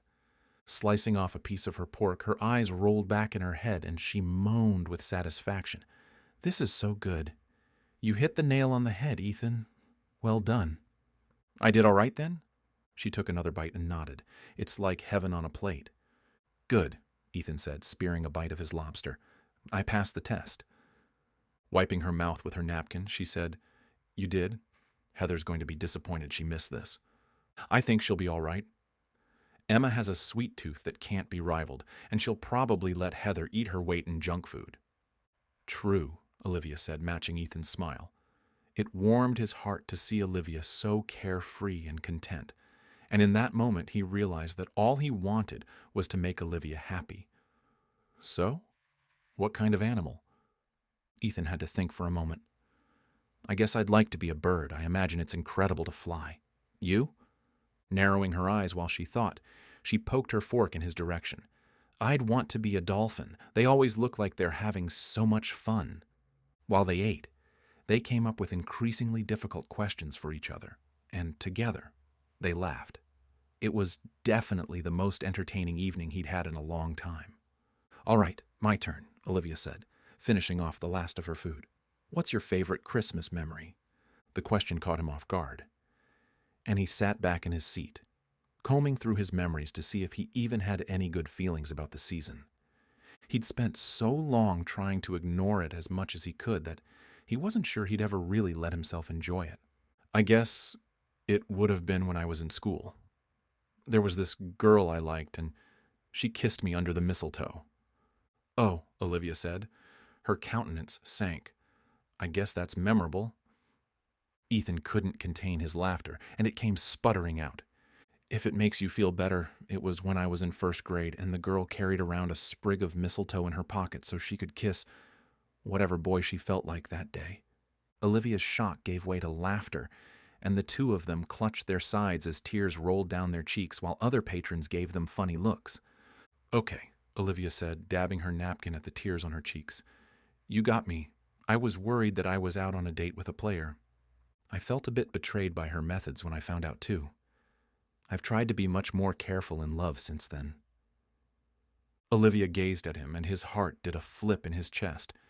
He couldn't get over how beautiful she looked with her hair down, dressed up, and without the stress and strain of worry on her face that she'd had when he'd first met her. Reaching across the table, he took her hand. "What's your favorite Christmas memory?" Ethan asked. "That's easy," she said, sitting up straighter in her seat. "Every year, I've loved having Heather knock on my door so early on Christmas morning that the stars are still out. She does it so we can go into the living room together. The expression on her face when she realizes Santa hasn't forgotten her makes my heart happy. She never complains when our pile of presents is small, and that innocence, joy, and wonder that only a child can have at Christmas time helps me forget that there ever was anything sad in the world, at least for the day." Olivia's gaze dropped down to her empty plate, and Ethan was sure she was trying to blink back tears. "Hey, what's the matter? That sounds like a wonderful Christmas memory," he said. Olivia sniffled and half laughed while tears began trickling down her face. "It is. It's just... Oh, I'm so silly. Remember how I told you not to say anything to Heather about Santa? I think she's getting too old for it. She's been asking questions, and I don't want to outright lie." Ethan finished for her. "You're worried that happy part of Christmas might be ending?" Dabbing the tears off her face, she took in a deep breath and put a smile back on her face. "Exactly. I don't know what there will be left of Christmas if I don't have that one small joy watching Heather savor the holiday." "It makes sense," Ethan said. The waiter stopped by to fill up their waters and carry off their plates so he could set down a decadent slice of Black Forest gâteau for them to share. Olivia took a bite, licking her lips at the richness of the cake. "I'm not sure I could take another bite. I'm stuffed." "We'll take it home," Ethan said. Home. He knew he was still paying to stay in Olivia's bed and breakfast, but as the days had passed, the quaint house he'd gotten to know so well as he worked side by side with Olivia, the place that was always full of good food, warmth, and companionship, had begun to feel very much like the feeling of home he'd been missing for so long. "I'd like that," Olivia said, sitting back and sighing. Ethan's leg began to jiggle under the table as he pondered Olivia's worries and the implications of Heather no longer believing in Santa. "Olivia, I know you're worried that Christmas might not be the same without Heather believing in Santa Claus, but I don't think it'll ruin it for her." "Is that so?" Olivia said with a skeptical tilt of her head. "Do tell." Obviously, she's not going to stay naive forever. The question is how she's going to find out. I know. I should probably tell her before some playground bully spoils it for her. "Yes, but also I think you can instill in her the ideals that make Santa so appealing." Olivia crossed one leg over the other and rested her ankles next to his, making his skin tingle at the touch. "What do you mean?" "Well, think about it. What is it that people like about Santa? To a child? I suppose it's the gifts, the wonder of being surprised, the thought that they're special enough for someone else who everyone loves them in return. Isn't that the same for everyone? It's kind of the essence of Christmas," Ethan said, giving Olivia's hand a squeeze. "That and that we're celebrating the birth of the Savior," Olivia said. She winked teasingly at Ethan, and he couldn't help but laugh. "That part definitely tops it. But I think giving gifts aligns with celebrating his birth, too. I'm not a father by any means, so correct me if you think I'm wrong. But I think if you explained it to Heather and told her that now she's old enough to be one of the people who carries on the spirit of old Saint Nick, that maybe you'll still get to see a lot of what makes Christmas special." Olivia mulled over his words, and when she finally nodded, she looked like a weight had been lifted off her shoulders. "You're probably right. She's going to find out one way or another. At least this way I get to be the one controlling the circumstances, and hopefully it won't be too much of a blow to her. I just don't want it to be a letdown, you know." "Heather's a very resilient girl," Ethan said. "She's got a lot of her spunk from you." "No argument there," Olivia said with a snort. "If you'd like, I could be there when you break the news. Maybe tomorrow morning over a big breakfast." "I'd like that," Olivia said. The way Olivia looked at him with such relief and appreciation, Ethan could have lived in that moment forever. He'd all but forgotten about Mallory, and how lukewarm their relationship had been, even at its best. Comparing it to the potential he could glimpse with Olivia, there was no question what path he should take. The bill came, and the rest of their cake was packaged up to go home with them. Back out in the cold, Olivia stood close to him while they waited for the valet, dancing to keep herself warm. Wrapping his arm across her shoulders, he pulled her in close, breathing in her gentle scent. Over Olivia's head, Ethan noticed a tall brunette with a leopard print coat looking at him, pointing him out to the group of women she was standing with. He didn't recognize her, but she was staring so intently that it made him wonder if he'd been found out, and his quiet, undisturbed time of inconspicuousness in Holly Wreath was coming to an end. The valet brought the car around, and after he helped Olivia in, he saw the woman had her phone out and was snapping photos of him. Ducking into the car, his heart hammered against his ribs, and he pulled out onto the street faster than he needed to. He was no stranger to people ambushing him, taking photos when he least expected it so they could post them on social media, bragging about spotting him. Pulling into the driveway, he put the BMW in park and peered at the old Holly Wreath Inn. It was in need of a paint job, and the shingles on the roof were starting to curl, but the same feeling of safety, security, and love he'd had at the restaurant washed over him again. He had Olivia to thank for that. "Thanks for the lovely evening," Olivia said, demurely meeting his eyes. "I was going to say the same to you. I had a lot of fun getting to know you in a different way. If you don't mind, I think there's one thing we need to finish to make this evening absolutely perfect." Ethan's heart rate revved as Olivia focused on him. "Yeah? What's that?" A slow smile curled the edges of Olivia's mouth, and she leaned in closer, her nose almost touching his. "How about that kiss?" Chapter 10. Olivia. "Pass the raisins, please," Heather said, pointing to the small, paisley-painted ceramic bowl on Ethan's side of the table. He picked it up and handed it over. "I've never heard of anyone putting raisins in their oatmeal before."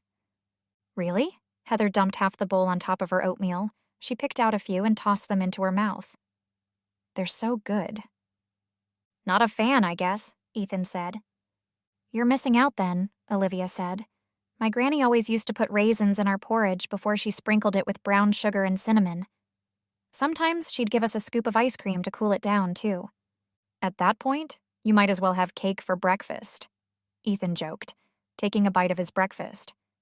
He'd barely added a touch of honey to sweeten it and had asked if she had any frozen blueberries, otherwise eating it plain. Olivia had to hand it to him for enjoying his healthy breakfast without the embellishments she'd set out on the table. Her sweet tooth had been nagging her all morning, and she decided to indulge it. Olivia licked her lips at the mention of cake and pretended to drool, making Heather giggle. "You wouldn't have to try and convince me to eat breakfast cake." "Me neither," Heather said. "So why don't we make some now?" "Because," Olivia said, cupping Heather's cheeks in her hands, "if I let you have whatever you wanted, you'd regret it later, especially when all your teeth rot from all that sugar." "Can I have cake for breakfast on my birthday?" Heather asked, batting her eyelashes. Olivia and Ethan both laughed at Heather's theatrics, and Olivia answered, "You know I'll make an exception on your birthday. I always do." "What the birthday girl wants, the birthday girl gets," Heather said, as she scooped a too large spoonful of oatmeal into her mouth. "Right," Olivia agreed, "but since your birthday's not for 5 more months, there's no point in asking about it today. Now eat up. We're going to be late for church." "Are you coming, Ethan?" Heather asked, washing down her oatmeal with a drink of milk. "Sure," Ethan said with a one-shouldered shrug. "I'd love to." Olivia smiled at Heather, grateful she'd asked the question Olivia had been trying to find the bravery to ask. Not because she was embarrassed she was a churchgoer, but because she didn't want Ethan to feel awkward or pressured. Heather's forwardness and unbeguiling nature bypassed all those concerns. "Then you'd better eat up too," Olivia said. Heather looked over her shoulder, down the hallway to the stairs. "Where's your sister?" Ethan followed her gaze. "I think you must have worn her out last night." Me? Hardly. She's the one who made me stay up late to watch another movie with her, Heather said. I ended up falling asleep on the couch and she had to poke me to wake me up when you guys got home. I'm just teasing you, Heather, Ethan said as his eyes glimmered happily. Emma is a notorious late sleeper and will sleep till noon if she gets the chance. She's welcome to sleep in as late as she wants. That's part of the privilege of being a paying guest at the Holly Wreath Inn, Olivia said, bringing over a pitcher of orange juice. She sat down next to Ethan, her heart melting like a popsicle on a hot summer day, when he smiled at her and brushed his leg against hers under the table. The memory of the goodnight kiss they'd shared at the end of their date the night before popped into her head, and she could feel her cheeks flushing uncontrollably.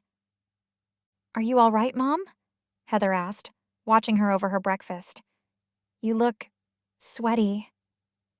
Olivia ignored the urge to fan herself and stood up to get the cinnamon sugar out of the spice drawer. I was thinking about something. From last night. She turned around and, judging by the grin on Ethan's face, their kiss was fresh in his mind too. Before Heather suspected anything, Ethan swooped in and mercifully changed the subject. That reminds me, Olivia. Don't you have something you wanted to bring up this morning? Ethan winked conspicuously and nodded toward Heather. Scooping in another spoonful of oatmeal, Heather asked, Is there something in your eye? Heather, Olivia warned, pinching her own lips shut in demonstration. Manners. Heather swallowed and looked sheepishly at her mother. Sorry. Olivia slid into her chair and placed her hand over Heather's. Under the table, she felt Ethan's hand slide into hers in encouragement. Sandwiched between the two of them, Olivia felt complete and comfortable, something she hadn't experienced in a very long time. Heather's brown eyes shifted between Olivia and Ethan. What's going on? You're both acting weird. Olivia's contentedness didn't last long. At Heather's question, it felt like someone had poured a pitcher of ice water over her head while she tried to figure out how to come clean about the legend of Santa Claus. The last thing Olivia wanted was to totally crush her daughter and ruin Christmas by going about revealing Santa's fictitious nature in the wrong way. Heather, I've been meaning to talk to you for a while. About what? Heather licked clean her spoon. Wait, are you two dating now? What? No, Olivia said, her eyes darting over to Ethan and her stress levels rose through the roof. We went on a date. That doesn't mean we're dating, sweetie. Ethan spoke up. I do think your mom is a fantastic woman, but that's not what she wanted to talk to you about, no. Heather looked more confused by the minute. Then what is it? Honey, Olivia said, tracing the flower pattern on the tablecloth with her finger. I wanted to talk to you about Christmas. Christmas? Heather parroted. What about it? Not so much Christmas, but Santa Claus. Olivia watched her daughter, trying to gauge what she was thinking. At the slightest hint of distress, she was going to abandon the conversation and let her believe in Santa as long as she wanted. What about him? Heather asked. Well, Olivia said, you know how we've talked about how sometimes history starts with a believable event, but as time has passed, the story becomes more embellished? Yeah, Heather said. And? Olivia couldn't seem to sit still as she searched for the words. Her eyes stung with surprised tears, and she wasn't sure she wanted to go through with her confession. She wanted Heather to enjoy one more year of blissful ignorance and innocence. Her life had been hard enough as the daughter of a single mother, and in some ways, Heather had already had to grow up faster than she should have had to. Mom, Heather asked, are you trying to break it to me that Santa's not real? Olivia blinked, and her mouth opened. She looked to Ethan, wondering if he'd secretly told her so Olivia wouldn't have to be the one to break the news. He held up his hands like Olivia was holding him at gunpoint. Don't look at me. Satisfied Ethan wasn't the culprit, Olivia said, Yeah, actually. How'd you know that he's not real? Heather dropped her spoon into her bowl and laced her fingers together, leaning her elbows on the top of the table. I figured it out last year when I saw that puppy dog toy in the store and told you I wanted it for Christmas. You forgot to take off the price sticker, and I saw it when I unwrapped it. Olivia put her hand over her eyes and massaged her temples. I'm sorry. I ruined Santa Claus for you." Feeling a hand on her back, Olivia peeked between her fingers to see Heather smiling at her. "It's all right, Mom. I would have figured it out sooner or later, especially since there's this boy in my class that keeps telling everyone Santa's not real." Olivia sat up straighter. "Tell me who it is and I'll talk to the principal."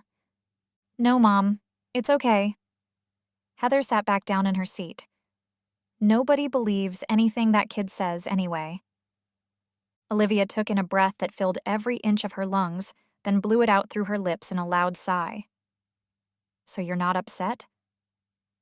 "Do I still get presents?" Heather asked. Ethan chuckled while Olivia smiled at Heather's eagerness. "Yes, of course. That part of Christmas doesn't change." "Then yeah, I'm fine. It's still fun to pretend," Heather said as swung her legs under the table. "It is," Olivia agreed. "In fact, that's what I like most about Christmas. I get to carry on the spirit of Santa by being the one who surprises you." Ethan said, "That's what Emma and I get to do every Christmas too. We have a charity, and part of its purpose is we give gifts to underprivileged children during the holidays." Olivia raised an eyebrow. "You have a charity?" Taking a sip of his juice, Ethan shrugged and wiped his lips. "Through the company, technically." Olivia said with a nod, feeling a twinge of jealousy that he got to help people on that scale. Never admitting it to anyone, Olivia thought she'd make a fantastic philanthropist, having experienced poverty firsthand. That must be very fulfilling. "It is," Ethan agreed. "But it isn't any less special when one person does it for another. It's not the amount that's given, but the act of giving itself. That's kind of the essence of Christmas, isn't it?" "Getting presents?" Heather asked. Ethan laughed. "That is nice when someone remembers you, but it's like your mom was saying about the spirit of Saint Nick. It's about giving." "Like what we've been talking about at church?" Heather asked. "How the 3 wise guys gave baby Jesus those presents." "Wise men, honey," Olivia said with a chuckle. "And yes, they were celebrating his birth with gifts, because Jesus gave us the ultimate gift of his life and sacrifice." Olivia could see the cogs of Heather's mind turning while she connected the final pieces of Christmas traditions together. When she was satisfied, she put her hands on the table and stood up. "I want to help other people feel happy at Christmas then." Olivia's heart swelled with pride, and her eyes misted with tears that seemed to be floating at the surface lately. That's a wonderful goal. "I can think of 15 people at church who have hardly anything. They shouldn't be forgotten at Christmas because they're poor," Heather said. "Who's poor?" Emma said, stretching her arms over her head and yawning as she shuffled into the kitchen. Tightening her robe around her waist, she sat down next to Heather and smiled sleepily at her. "People I know at church," Heather said, brushing her hair behind her ears. "I want to be like Santa and do something to make them know they are loved." Emma picked up her bowl and helped herself to a scoop of oatmeal from the pot. Santa would surely appreciate that kind of help. Heather tilted her head at Emma and matter-of-factly said, "I already know Santa's not actually real, Emma." Emma blinked at Heather's confession. "Well then, that explains why you were asking all those outlandish questions last night. You were trying to trip me up, weren't you? It would have been easier if you'd told me you already knew about Santa." Heather shrugged. "It was more fun pretending I didn't know to get you to answer my questions." "You little stinker," Emma cried, tilting her head back and howling with laughter. "If Santa was real, you might have been put on his naughty list for a stunt like that. I mean, you were trying to get me to remember all his reindeers' names and what Mrs. Claus looked like, and how he got down the chimney, being as fat as he is." "I would have paid to see you try to answer," Ethan said. Emma huffed at her brother. "I doubt you would have been able to do any better than I could." "Probably not, but serves you right," said Ethan with a smirk. "Heather reminds me a lot of what you were like as a kid." "Sweet and adorable?" Heather asked with a giggle. "That, but a bit of a troublemaker, too," Ethan said. The happy chatter of breakfast continued long after the last of the oatmeal had been eaten. Sitting back in her chair, Olivia quietly watched as Heather laughed with Ethan and Emma. Whenever they had guests at the bed and breakfast, the Holly Wreath Inn had the appearance of liveliness. But with Emma and Ethan, it was like having a family. A warm feeling filled Olivia, and she could have lived in that moment forever. Twyla let herself in the back door and stomped the snow off her feet onto the rug. "Yoo-hoo, anybody ready for church?" she said as she moseyed into the kitchen, wearing a festive green dress with lace around the hem. "Church," Olivia said, jumping out of her seat and hurrying to gather the dirty dishes into the sink. "What time is it?" Ethan leaned back in his seat to look at the oven. "Looks like it's 9:40. "Church starts in 20 minutes, Olivia said, drying her hands on her pajama pants. Ethan got up and helped clear the table. "Couldn't we catch the later meeting?" 10 o'clock is the later meeting, Olivia said. "Ah, I'll go get dressed then. Will slacks and a tie be all right?" Ethan asked.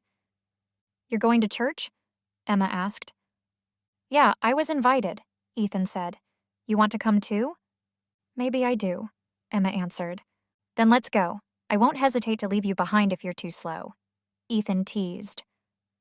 Emma backhanded him in the stomach, and he pretended to be mortally wounded, making Heather giggle with glee. "I bet I can beat you, even if I put on eyeliner." "And what are you going to wear there?" Ethan asked.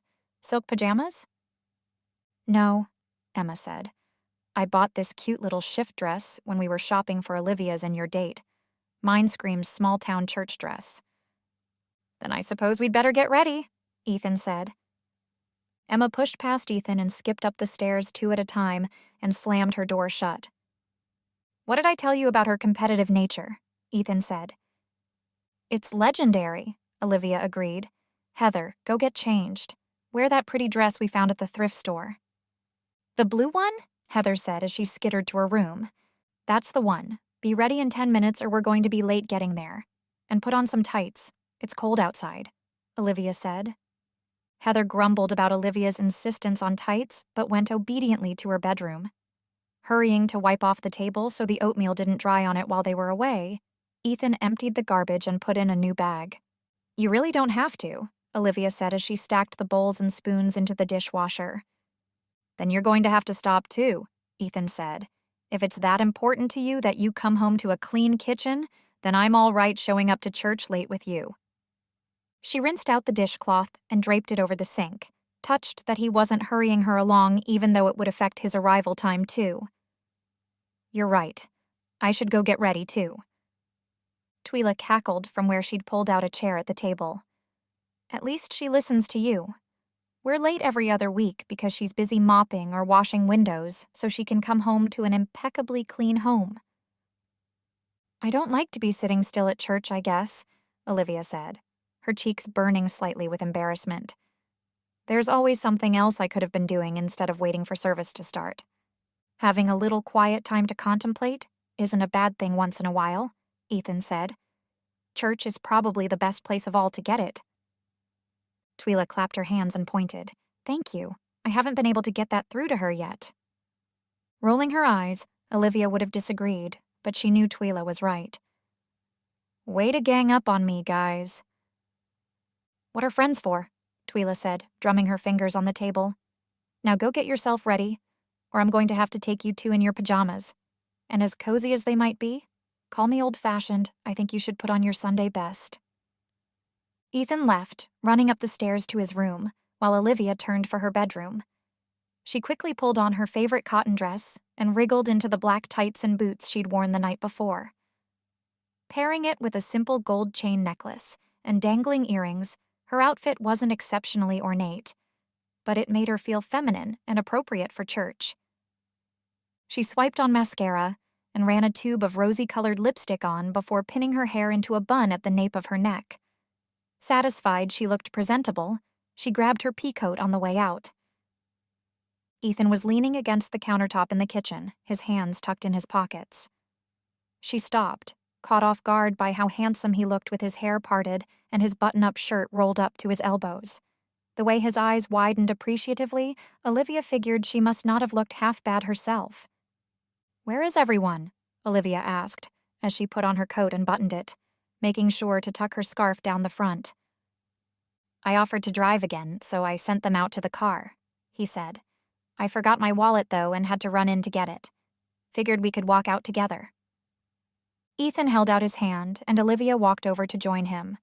The whole thing with him felt surreal. After Thanksgiving, she'd been hoping Christmas would at the very least be bearable. Little could she have imagined that it would be unforgettable. "We'd better get going. Twila's right that we're always scrambling in late. It's pretty embarrassing," Olivia said. Ethan's eyes glimmered and he pulled her around to him, resting his hands on her waist. "Could I sneak in one more of those kisses we shared last night?" Putting her hands around his neck, she weaved her fingers together and tilted her face up toward his. "I guess there's always time for one more kiss." Chapter 11. Ethan. The bells were ringing in the steeple as everyone poured out of the car and ran to the church. The ushers were closing the doors to go take their seats, and the rest of the stragglers were hurrying in. Ethan had a hold of Olivia's hand, and she kept pace with him. Not to be outdone, Heather sprinted ahead with Emma hot on her heels. "First," Heather cried triumphantly as her hand touched the door. "Only because you aren't wearing heels," Emma said. "I about broke my ankle racing you." Heather tugged at the door while eyeing Emma's impractical shoes. "It's not my fault you're wearing those things. I don't even think I could walk in them. They're so high." "Well, excuse me, missy," Emma teased. "They're what I had in my suitcase. I didn't know what I was supposed to pack when I came to rescue my brother." Olivia looked to him, and the collar of his shirt felt too snug. She asked, "Rescue him? What are you in need of rescuing from?" Emma backpedaled, but the question had been planted in Olivia's mind. It wasn't that he didn't want Olivia to ask, but the way Olivia had fretted over how to break the news to Heather about Santa Claus, Ethan felt the same anxiety about revealing to Olivia just who he was. The timing would need to be right, and he wanted to present it in an "it's not a big deal" sort of way. He decided to take some personal time and wouldn't tell me where he was. Emma shrugged, pausing in the entryway between the outer and inner doors while they waited for Twila to catch up.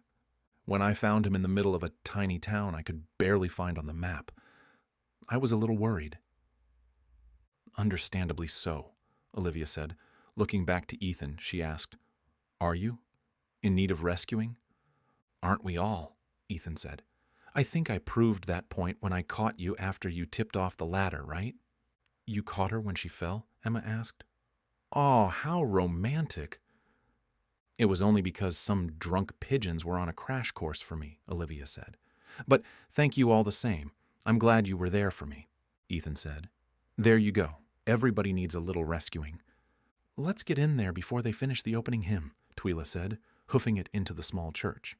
They quietly followed after Twila, hanging their coats in the coat room and filing into the only pew that was still available, in the middle of the right side.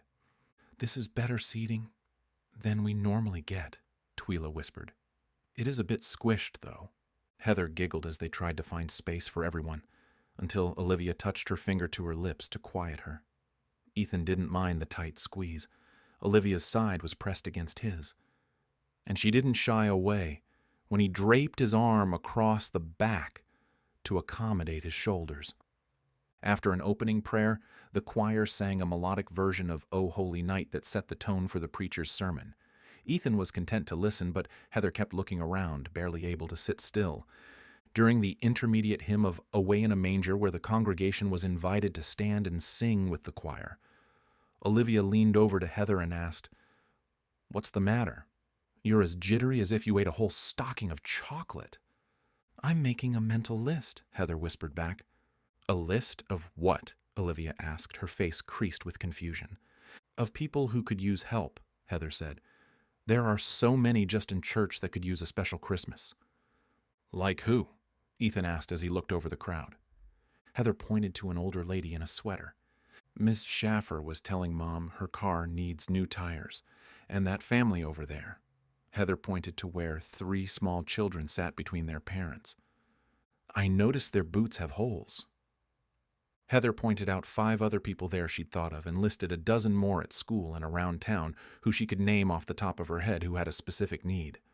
"Oh, sweetie," Olivia said as her chin quivered. "You're so observant and kind-hearted, but I don't know how we could possibly help all of them. Things are a bit tight at home.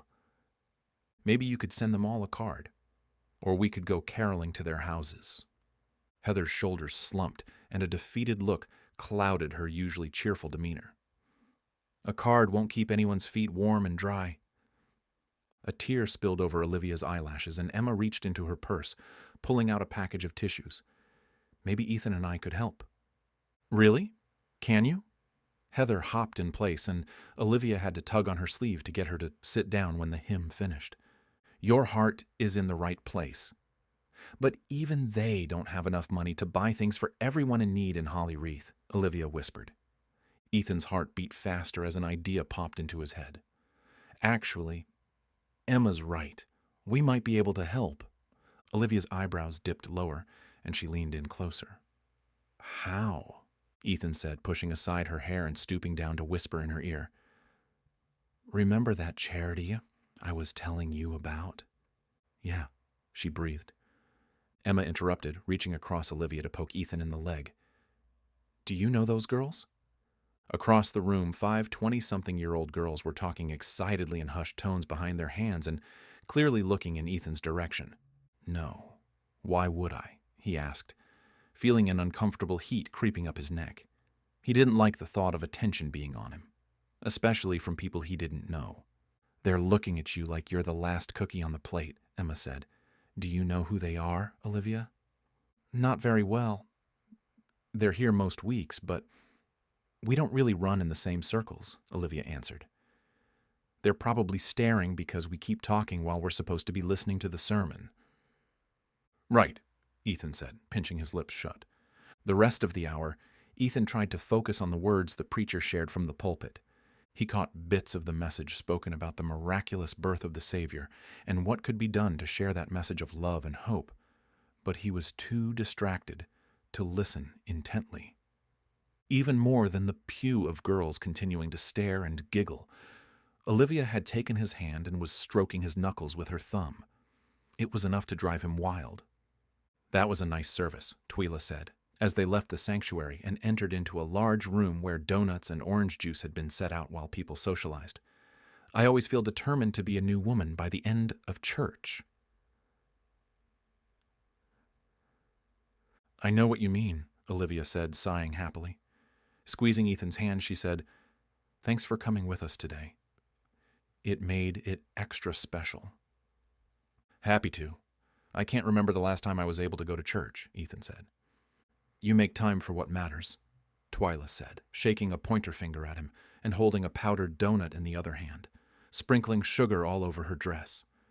Ethan let his head fall and he rubbed the back of his neck. "You're right. I've been busy. I let myself get too busy." "I can attest to that. He's a total stick-in-the-mud workaholic," Emma said. Nudging him with her hip, Olivia said, "I've sure appreciated his work ethic while he's been here. We've almost finished the guest bedroom months before I anticipated it being done. It helps that I can hammer in a nail now without smashing my own fingers," Ethan joked.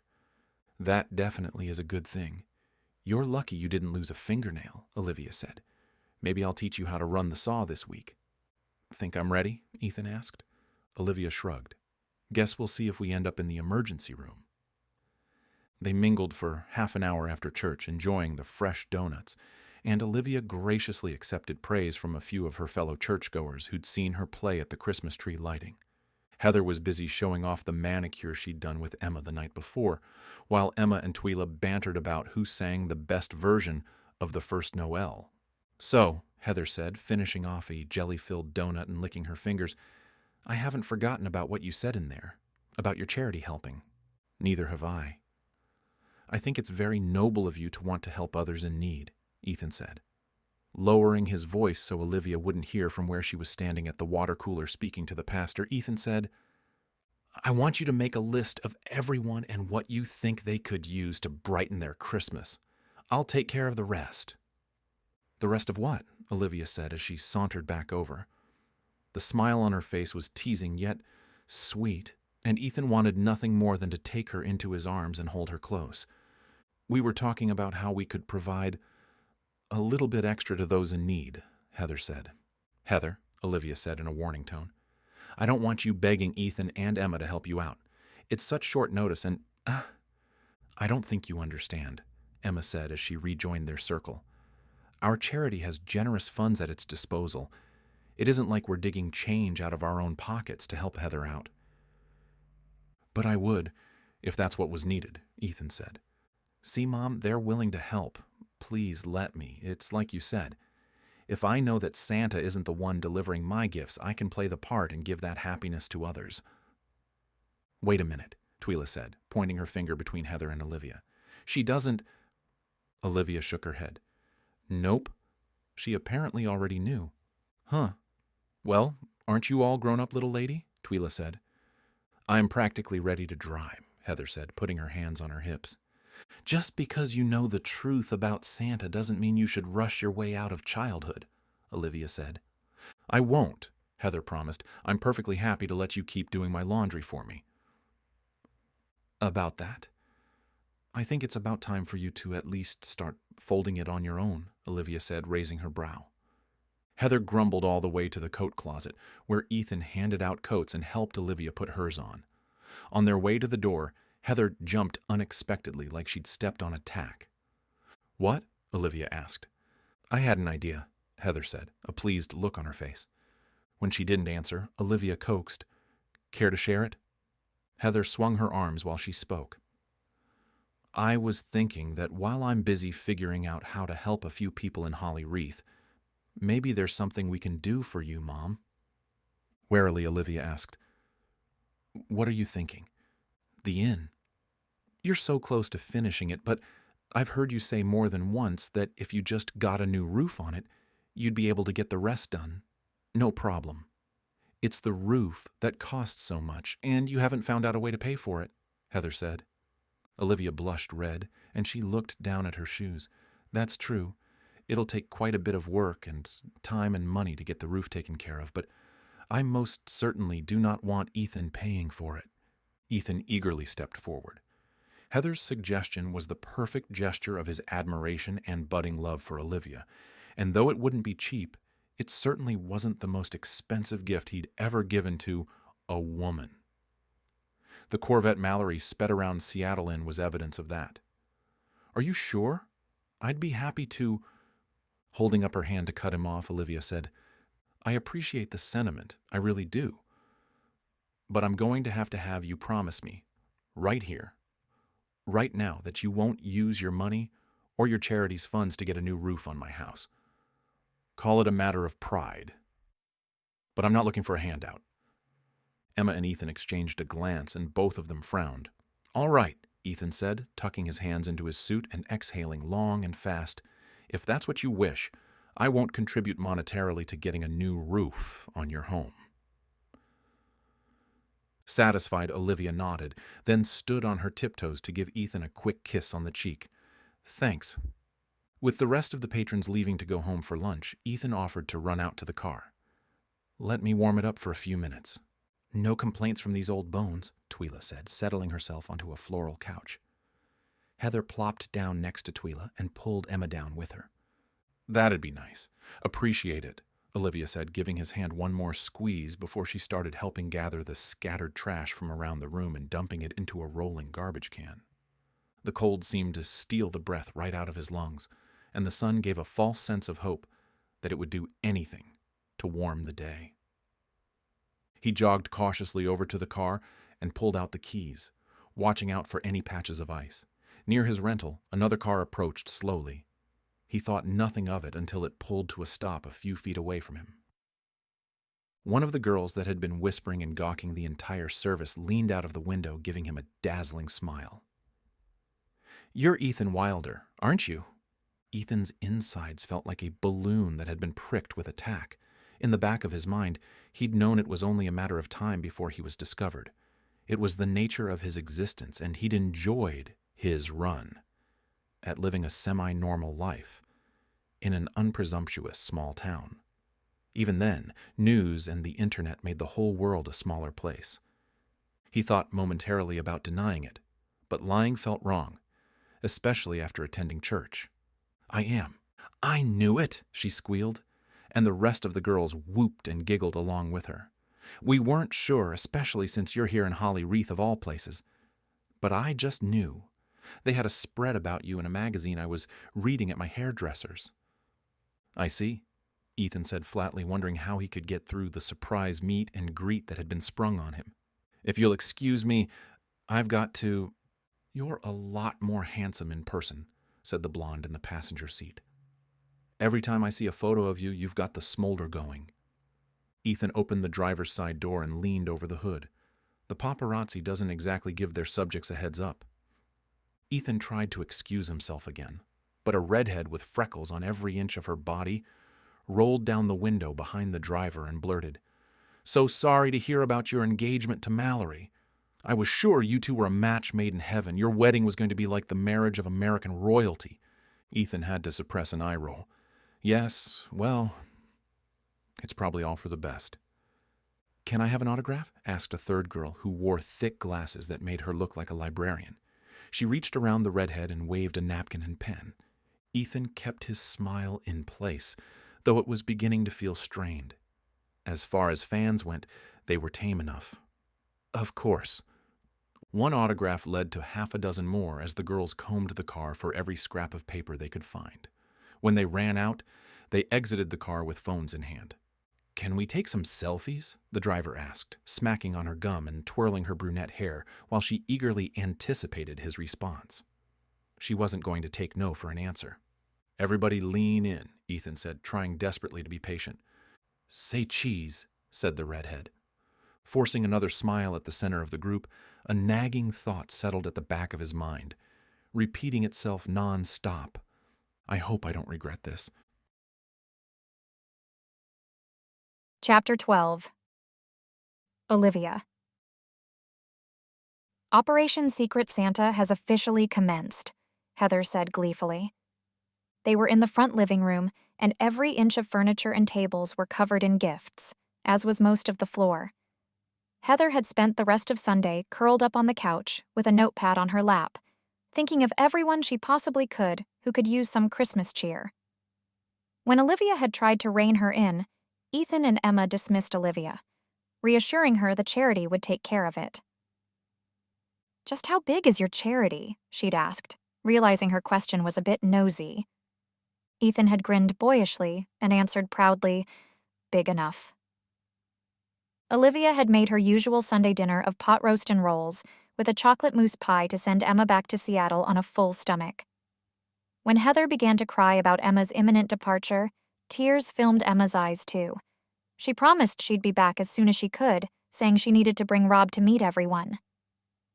Before Ethan took her to the local airport, where their company's jet was waiting to take her back, Emma had given Olivia a tight hug and whispered into her ear, "Thank you for being so wonderful to Ethan. He's the happiest I've ever seen him when he's with you." The compliment had made Olivia's heart soar, and for the first time in a long time, she'd let herself get her hopes up. Standing near the fireplace with a stack of shoeboxes at her feet, Twyla clapped her hands. "All right, these presents aren't going to wrap themselves. Turn on the Christmas music, Olivia. We've got our work cut out for us." "I can't believe you've bought all of this," Olivia said, turning a slow circle. "I'd be happy not to have to go shopping again for a very long time. I literally have spent over 24 hours shopping the past 3 days alone, and that's not including what I did online," Ethan said. "I think props really have to go to Heather for coming up with this plan and figuring out all the little details." Heather came in with an armful of wrapping paper, tape, and scissors. Twyla helped me with the small stuff, like figuring out clothing sizes and favorite colors and stuff. "All that chit-chat I do with people around town really paid off," Twyla said.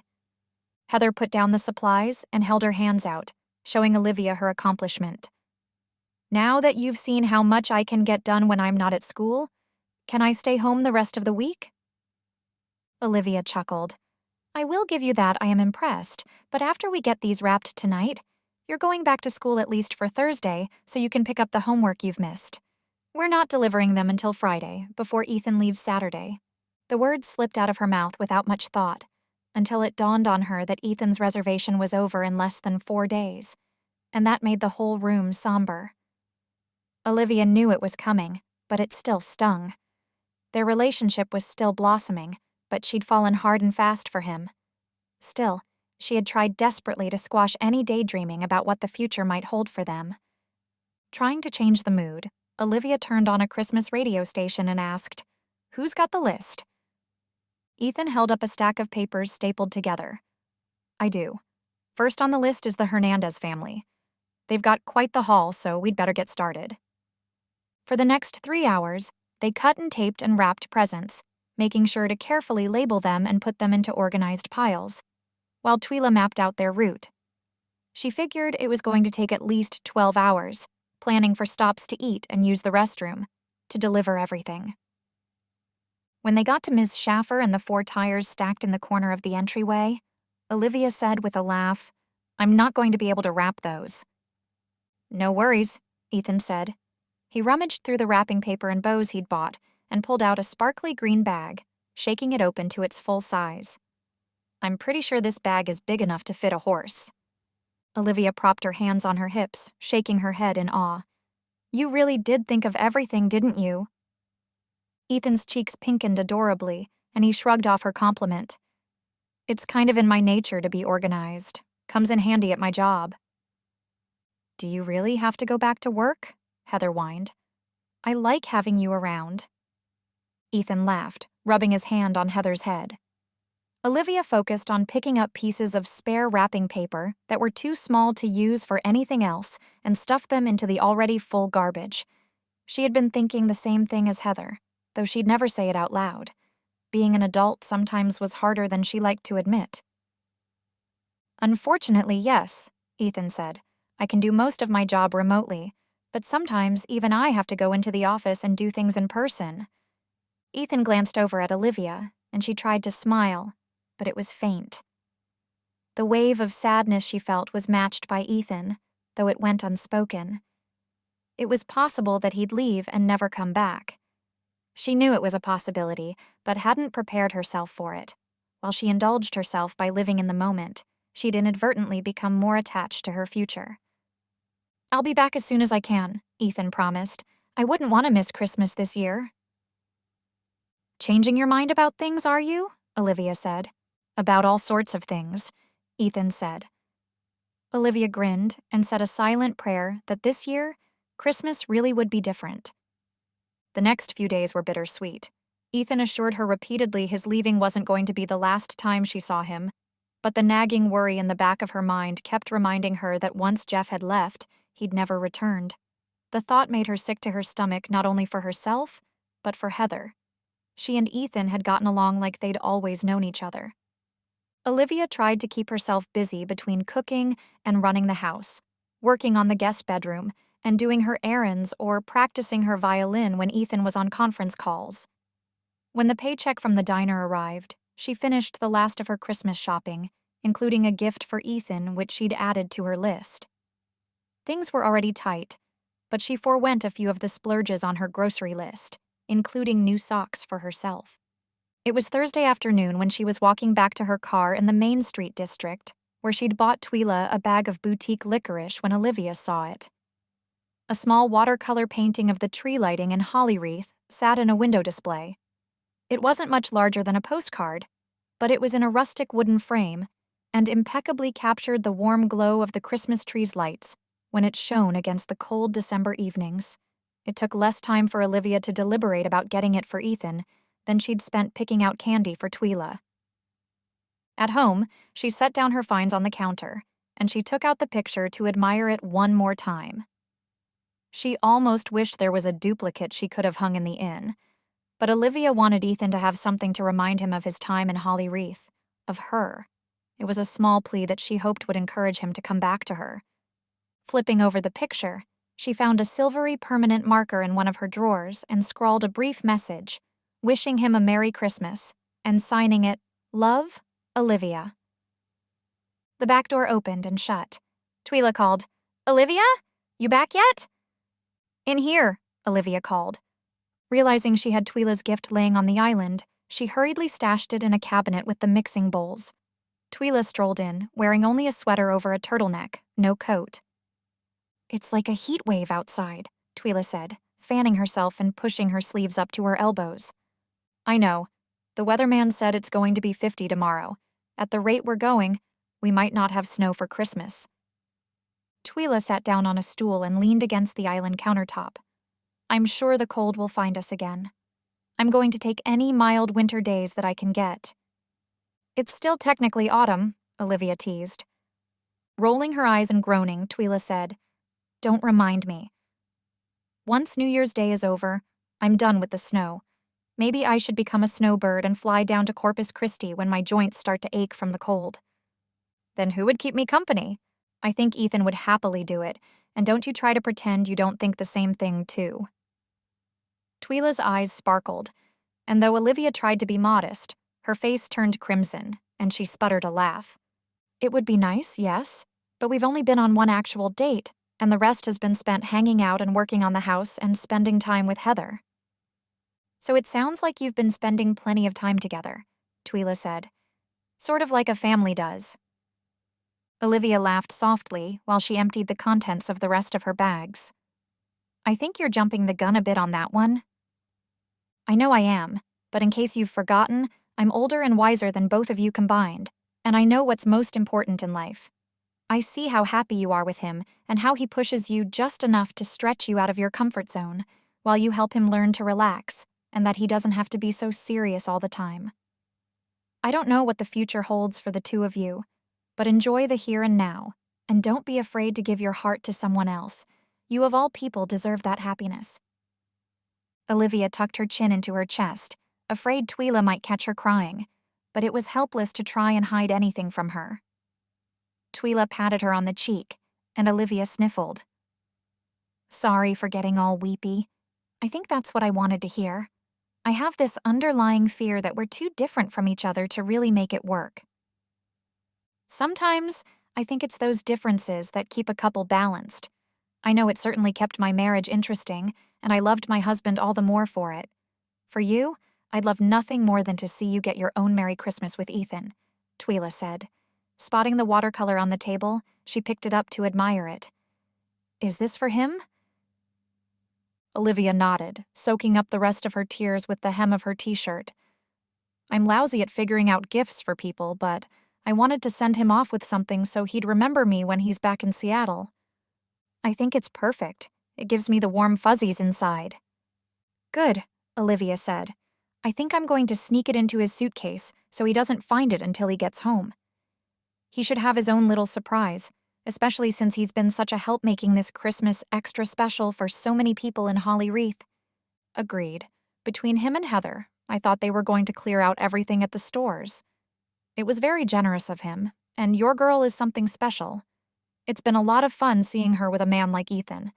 That's the kind of father figure she deserves in her life. They really are great together, Olivia murmured, losing herself in a fantasy about being a complete family again. Well, Twyla said, drumming her hands on the countertop, I came over to see if I could be of any help before we get everything packed up and send you off to complete your Christmas mission, delivering presents all day tomorrow. Would it help if I went to pick up Heather from school? Actually, that'd be great. I can get a jump start on dinner.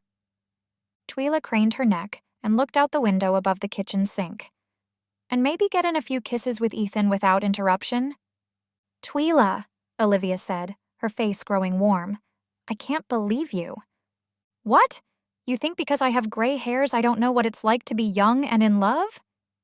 Grinning, Olivia shook her head as she pulled out her griddle to make French toast and bacon for dinner. If you must know, Ethan is an excellent kisser, and I wouldn't complain one bit about getting another from him. I guess that answers my question then. I'll go pick up Heather. You want me to take the scenic route home? Twyla, Olivia said, using her spatula to shoo her out the door. Ethan opened the back door to let himself in as Twyla left, laughing so hard she couldn't even greet him properly. Giving her a strange look, Ethan shut the door behind him and asked, What was that all about? It's Twyla, what else can I say? Olivia said as she rummaged through the meat drawer for the hickory-smoked bacon. Ah, no need to explain, Ethan said. She reminds me very much of a fun great aunt I had. Always up to something. He leaned against the wall and put one foot up, hooking his thumbs in his belt loops. His handsomeness didn't escape Olivia's notice. She knew she was lucky he'd set his sights on her when he could probably make any woman within a 5-mile radius, swoon with just a smile. "So, what have you been up to today? Out saving the world?" Olivia asked. She carefully set the bacon on the hot griddle where it hissed and sizzled. "Not exactly the whole world, but a small piece of it nonetheless. I was tying up a few loose ends in town before I have to go back to Seattle." "I see," Olivia said, forcing down the lump in her throat. She was glad her back was to him and that the sound of bacon frying covered up another sniffle. Her emotions were swarming at the surface, and it felt like the smallest thing might tip her into a sobbing mess. Behind her, she could sense Ethan's gaze in her direction, but she pretended to be ignorant of where his gorgeous hazel eyes were focused. Without a word, he crossed the room and took the spatula out of her hand, setting it on the counter. Putting his hands on her hips, he spun her around to face him. "I'm going to miss you, you know," he said in a low, husky voice. Olivia swallowed as she watched his mouth say the words. "I understand, though. You have a life outside of this little inn." "Yeah, but I'm envisioning a new trajectory for my life. One with you in it." Olivia's heart fluttered in her chest. That was the kind of affirmation she wanted from him. "I'd like that." Ethan pulled her in closer and started a list. "You, me, Heather, Christmas morning, your hot chocolate, a roaring fire, and Frank Sinatra singing Christmas music. What do you think?" Olivia pressed her lips to his, enjoying his closeness until they both were breathless, with hearts racing. "That sounds like my kind of Christmas morning." Chapter 13. Ethan. Ethan was up by 5 in the morning and was on the rug by the end of the bed, doing push-ups to burn off the excess energy that was making him jittery and excited. He was going to spend the whole day with Olivia and Heather, delivering presents to people all over Holly Wreath. What was making him most excited was the surprise he had planned for Olivia. The sooner he could get her out the door, the better. He showered and put on a pair of jeans and a t-shirt he'd gotten from participating in a half marathon down in Portland a few years back. Cracking open his door, he held his breath and listened. In the dark, the gentle strains of violin music filtered through the silence. He smiled. Olivia must have been as excited as he was if she was up early, playing her violin. One thing he knew about Olivia Campbell was that she was not a morning person if she could help it. So if she was up, something was on her mind. Deciding it was safe to leave his room, he went quietly, wincing each time the stairs creaked. 2 steps down, he swung his leg over the banister like he'd seen Heather do on countless occasions and slid to the bottom. His prim and proper grandparents had never let him do it on their stairs, and despite being a grown man, the act made him feel like a carefree child. To help the morning move along, Ethan was going to get a light breakfast together, then get Olivia and Heather into the truck he'd rented and they'd stuffed with gifts. There was so much to do, but he was eager to rise to the challenge. He entered the kitchen at the same time as Olivia, and he flipped on the lights so he could better see her. "You couldn't sleep either, huh?" Twisting her damp hair into a bun and securing it with a hair tie, Ethan could see the excitement lighting her eyes. "Nope.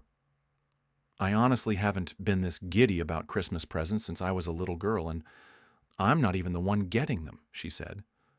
"That's what I admire so much about you," Ethan said. Tipping her head to the side, she asked, "What?"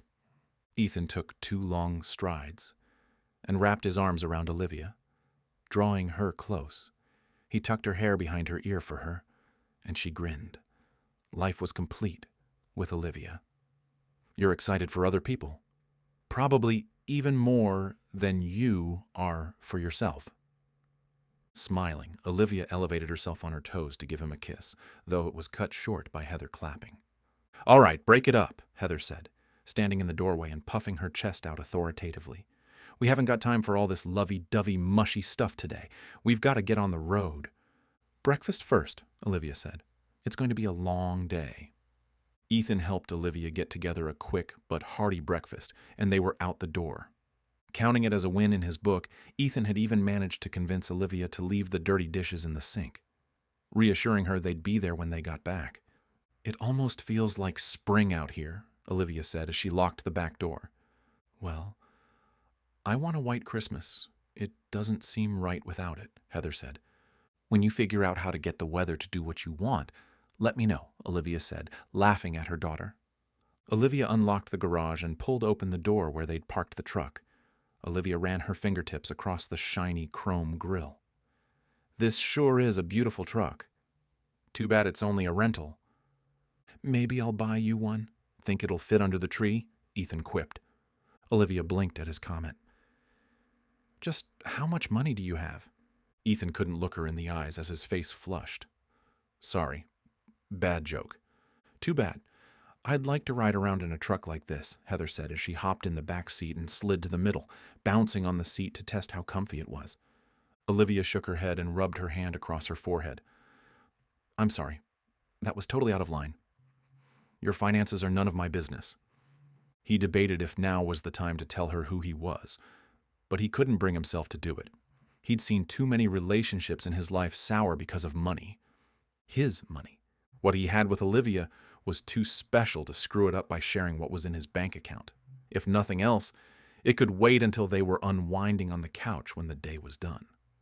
Water under the bridge, Ethan said, climbing into the driver's seat and starting up the truck. Driving slowly out with their cargo, Heather leaned forward from the back and smacked him on the arm. Aren't you forgetting something?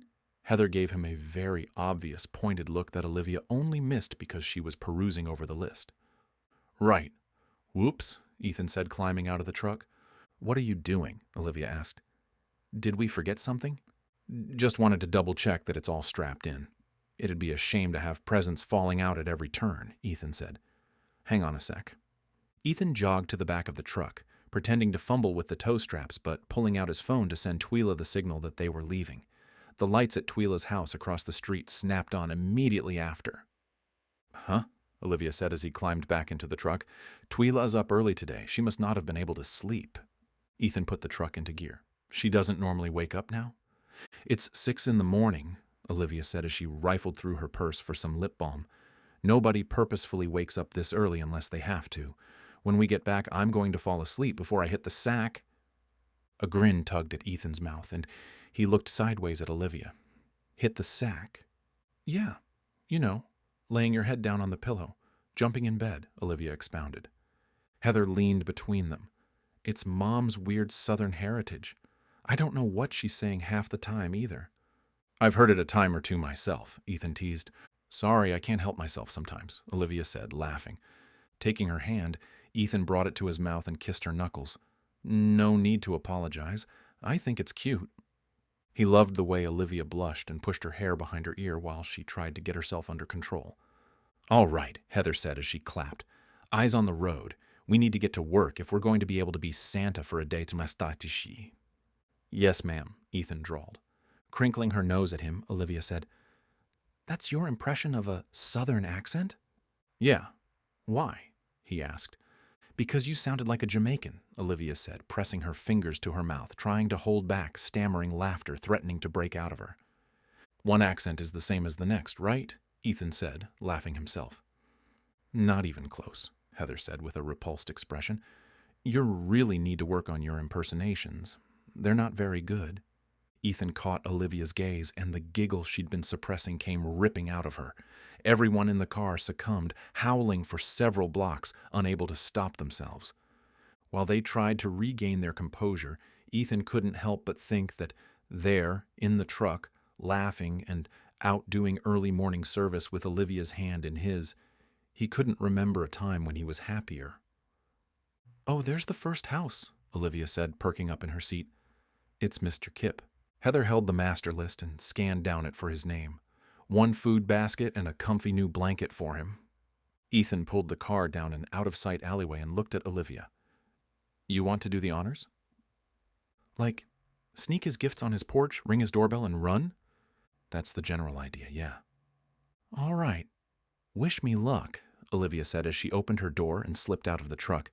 She rummaged through the back and found Mr. Kipp's items, then headed in the direction of his modest gray bungalow.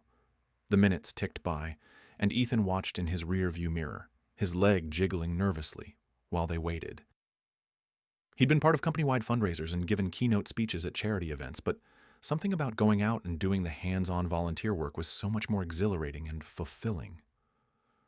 "What's taking her so long?" Heather asked, her own fingers fidgeting anxiously. "I'm not sure. You want to jump out and see if—" Olivia came tearing around the corner, a wide smile on her face. She opened the passenger door of the truck and squealed as she got in, as if Mr. Kipp was hot on her heels. "Did he see you?" Heather asked, bouncing up and down in her seat. "Nope. I rang the doorbell and hid behind his porch column," she said while she buckled herself. "What took you so long then?" Heather asked. "I wanted to stay and see his reaction. That's part of the fun of fulfilling the role of Santa. Seeing the happiness on another person's face is the best reward." Ethan took Olivia's hand again. "Did he like it?" "I think so. He was laughing and crying at the same time. I'd consider that a win." Heather clapped her hands, her pent-up energy and excitement threatening to boil over. "This is so much fun. Let's go do the next people."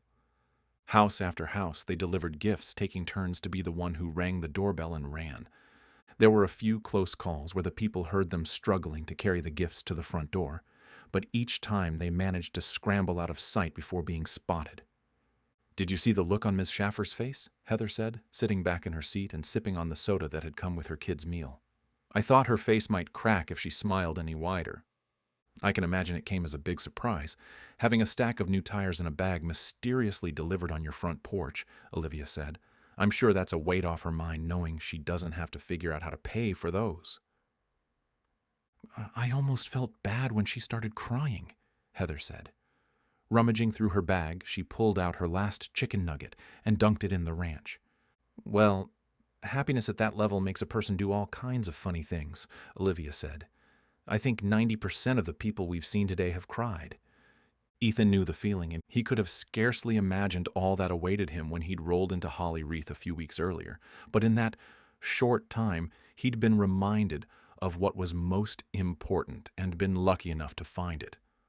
Having admitted to himself that he loved Olivia, it felt like she'd always been a natural part of his life. Now he needed to find the courage to say it out loud to her. The three of them finished dinner on the drive to the handful of remaining stops they had. So far, everything had gone off without a hitch. The right presents made it to the right houses. They managed to remain anonymous.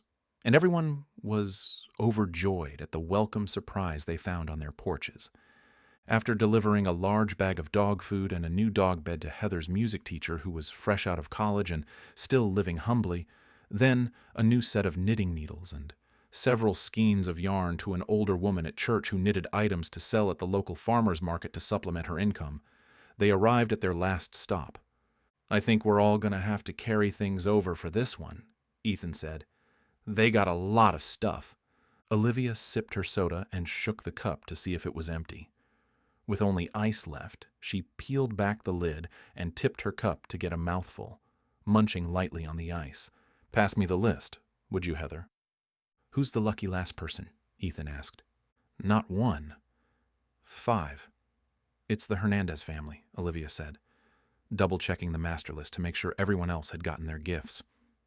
"Oh, yay," Heather said, balling up her fists and shaking them with excitement. "I've been waiting to deliver their stuff all day. Their kids are going to be so excited." "We'd better get to it then." "I'm not sure what time the kids go to bed, but it's already 7:30, Olivia said. "I call ringing the doorbell," Heather said as she slid out of the truck and ran to the back to grab 2 of the 4 bags full of presents. The 3 of them crept quietly up the Hernandez's porch to unload the gifts, placing them in a neat arrangement in front of the door. Through a window, a small Christmas tree sparkled with blue and white lights. There were a few handmade ornaments hanging from the branches, and from somewhere in the home, Ethan could hear laughter.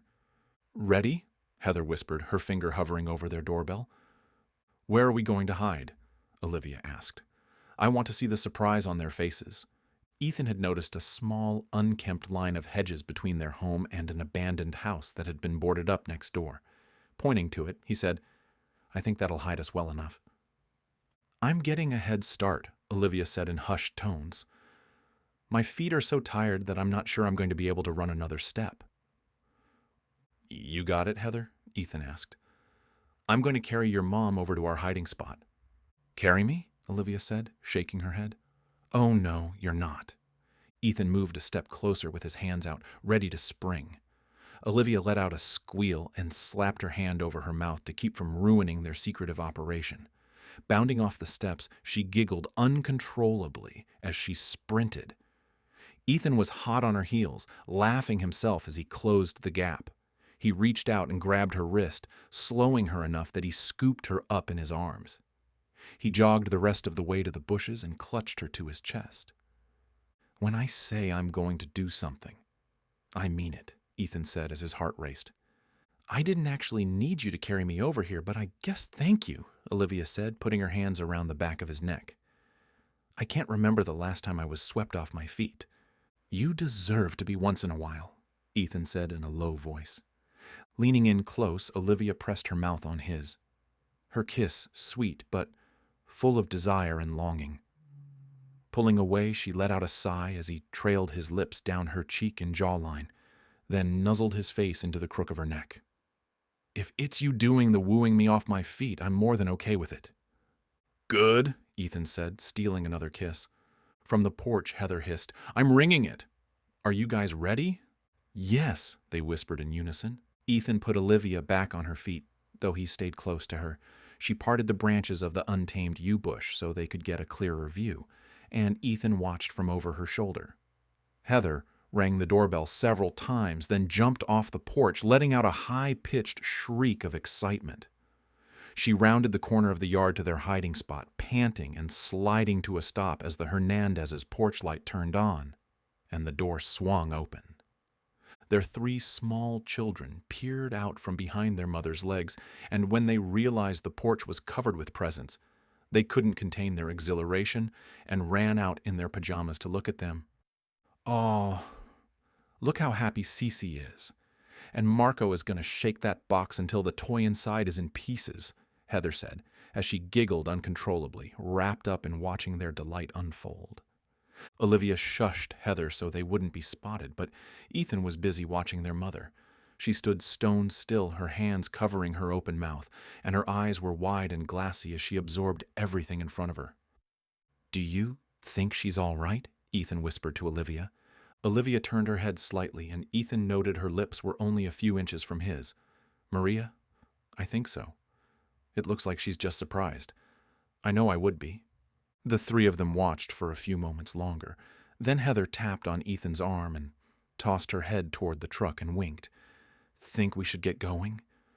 Ethan turned his wrist to see his watch in the brilliant, silvery moonlight that shone from overhead. "Yeah, we probably should go." Olivia's bunched her eyebrows, and Ethan knew he was being too conspicuous. "In a hurry to get somewhere?" "I'm just tired," Heather said straight-faced. Whether it was true or not, it saved Ethan from having to cover his tracks. "Let's go then," Olivia said, turning back to where they'd parked. "I'm pretty worn thin myself." "Wait!" Heather hissed urgently and grabbing her mother's wrist. "Look!" Maria was down on her knees. Ethan was about to run over to help her when he realized she wasn't slumped down, threatening to pass out, but she was about to pray. Maria wiped tears from her cheeks and waved her hands at her children, gathering them over to her. "We must pray. Kneel down so we can thank the Lord for the kind hands who have blessed us with these gifts," Maria said. In a quiet voice, Maria said a heartfelt prayer, and as Ethan strained to hear, he could pick up bits and pieces of what she was saying. She thanked God for the beautiful day they'd been given, for the night job her husband was sacrificing to be at so they could have a roof over their head and food on their table. With more tears streaming down her face, she thanked God for the gifts. She sniffled and wiped away her tears. "Please pour out blessings on those angels who have been so kind and generous in remembering our family this Christmas season. Help them know of our gratitude. They are the kind of people who brighten this world and make it a better place." Next to him, Olivia put face into her hands, and her shoulders shook as she quietly sobbed. Ethan rubbed his hand on her back, and Heather, grinning at her mother's emotional reaction, hugged her. When Maria finished and gave each one of her children a kiss on the cheek and directed them to take the gifts inside and put them under the tree, She followed them inside. She looked around one last time into the darkness, looking for any sign of whomever had dropped off the gifts before she retreated inside and turned off the porch light. The ride back to Holly Wreath Inn was quiet, as each of them contemplated what they'd accomplished that day. Ethan had rarely felt so satisfied with a day's work, and for the first time in a long time, he knew he'd directly made a difference in someone else's life. Thinking of the surprise he had waiting back at Olivia's house, he pressed his foot harder on the gas pedal. "Today was wonderful," Olivia said. She rested her head against the seat and watched the world passing by, her voice dreamy and content. "Even though I'm exhausted, hungry, and can hardly keep my eyes open, I don't think I could have imagined a better way to celebrate Christmas than by serving others. Thank you two, for making it possible." "You were a big help too, Mom," Heather said. "I think you probably wrapped half the presents single-handedly." Olivia chuckled softly. "Glad I could do something to be useful." Ethan's phone buzzed in his pocket, and he pulled it out to glance at it. Twyla had sent him a message that everything was all finished, and they were scurrying to put everything back the way they had found it. A dose of adrenaline rushed through Ethan's veins. It was almost time to give the best gift of all, the one he'd arranged for Olivia. "Hey, no texting and driving," Olivia said, holding out her hand. "Hand over the phone, mister." Ethan fumbled with his phone and stuck it back in his coat pocket so Olivia wouldn't spoil the secret by seeing Twyla's message. "You're right. I shouldn't be a distracted driver. I was, waiting on something from Emma. You know, work stuff." "Even your sister can wait," Olivia said, taking his hand in hers. Olivia turned on the radio, and the rest of the drive home, they sang along karaoke style to the music. The instant they rounded the corner to Olivia's house, Olivia went silent. She sat up in her seat, and confusion overtook her as she stared at her home. "Why are there so many cars in front of the inn? And why is there a dumpster parked in the driveway?" she asked. Ethan pulled up the driveway, where a group of people were standing on the lawn, eagerly awaiting the moment they'd been anticipating all day. "They're here helping me with something," Ethan said. "Working on a gift for you, actually. Merry early Christmas, Olivia." Chapter 14. Olivia. "For me?" Olivia said. Understanding dawned over her as she put it all together. There were ladders and scaffolding all around the house. A few people were hanging the Christmas lights back on the gutters, and the dumpster was full of old discarded shingles.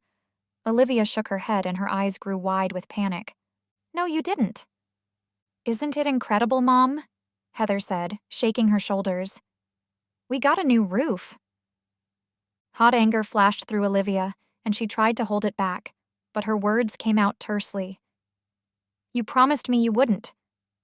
Ethan reined in a smirk, trying to keep her from getting more upset. "I promised I wouldn't pay for a roof through my charity. I didn't drop a dime of my own money, if that makes you feel better. All I gave was my time."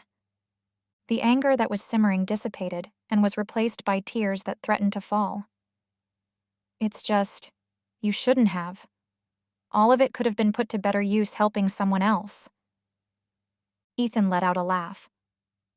"Olivia, you have to be the most self-sacrificing woman I know. You spent the last week planning and executing a massive secret Santa operation, and you're upset because you were on the receiving end of a gift from others? We passed out dog food and kids' toys all day. A new roof is a major renovation. I can't imagine how much it all cost," Olivia said. Her throat felt like it was constricting, making it hard to breathe. "Calm down, Mom. You're overreacting and blaming Ethan," Heather said, patting her mom on the back. "He wasn't the only one who helped arrange it. Twyla and I helped Ethan by finding people who could help." Olivia was still in shock and couldn't find the words to express the swirl of emotions that bombarded her. The generosity of the people smiling at her from her lawn, the enormity of the gift they'd given, and the love she felt from Ethan and Heather and Twyla threatened to overwhelm her. Ethan got out of the truck and ran around to Olivia's side to open the door for her. Heather jumped out and tugged on her mom's hands, encouraging her from the truck. "I hope you like the shingles we picked," Ethan said. Twyla said you'd had your eye on them for a while. They're perfect, but they were so expensive. I know because I'd gotten a quote on them last year and was trying to save up for them, Olivia said, wiping at her tears with the sleeve of her jacket. Twyla pulled Olivia into a hug, patting her on the back. Don't you worry about cost, honey. For one, the inn really did need the roof. We found a couple of spots that were starting to rot. Got some new plywood on them, and the ceiling is as good as new. You'll be able to redo the attic room now, just like you always wanted. Olivia shook her head again, and a smile broke out on her face. I still can't believe it. Thank you, everyone. I can't believe you pulled it off. Mostly, anyway, Twyla said. The dumpster can't be picked up until Monday, but everything else should be done. The best part of this gift is that you don't have to lift a finger for it. Tears accumulated in her eyes, and laughing while she cried, she buried her face into Ethan's chest. She relished the feel of his strong arms around her, and as happy as she'd been all day, the joy she experienced felt like it would make her burst at the seams. Giving each person there a hug and her heartfelt thanks one by one, people left to go back to their homes, leaving Twyla, Ethan, Heather, and Olivia admiring the craftsmanship of the new roof.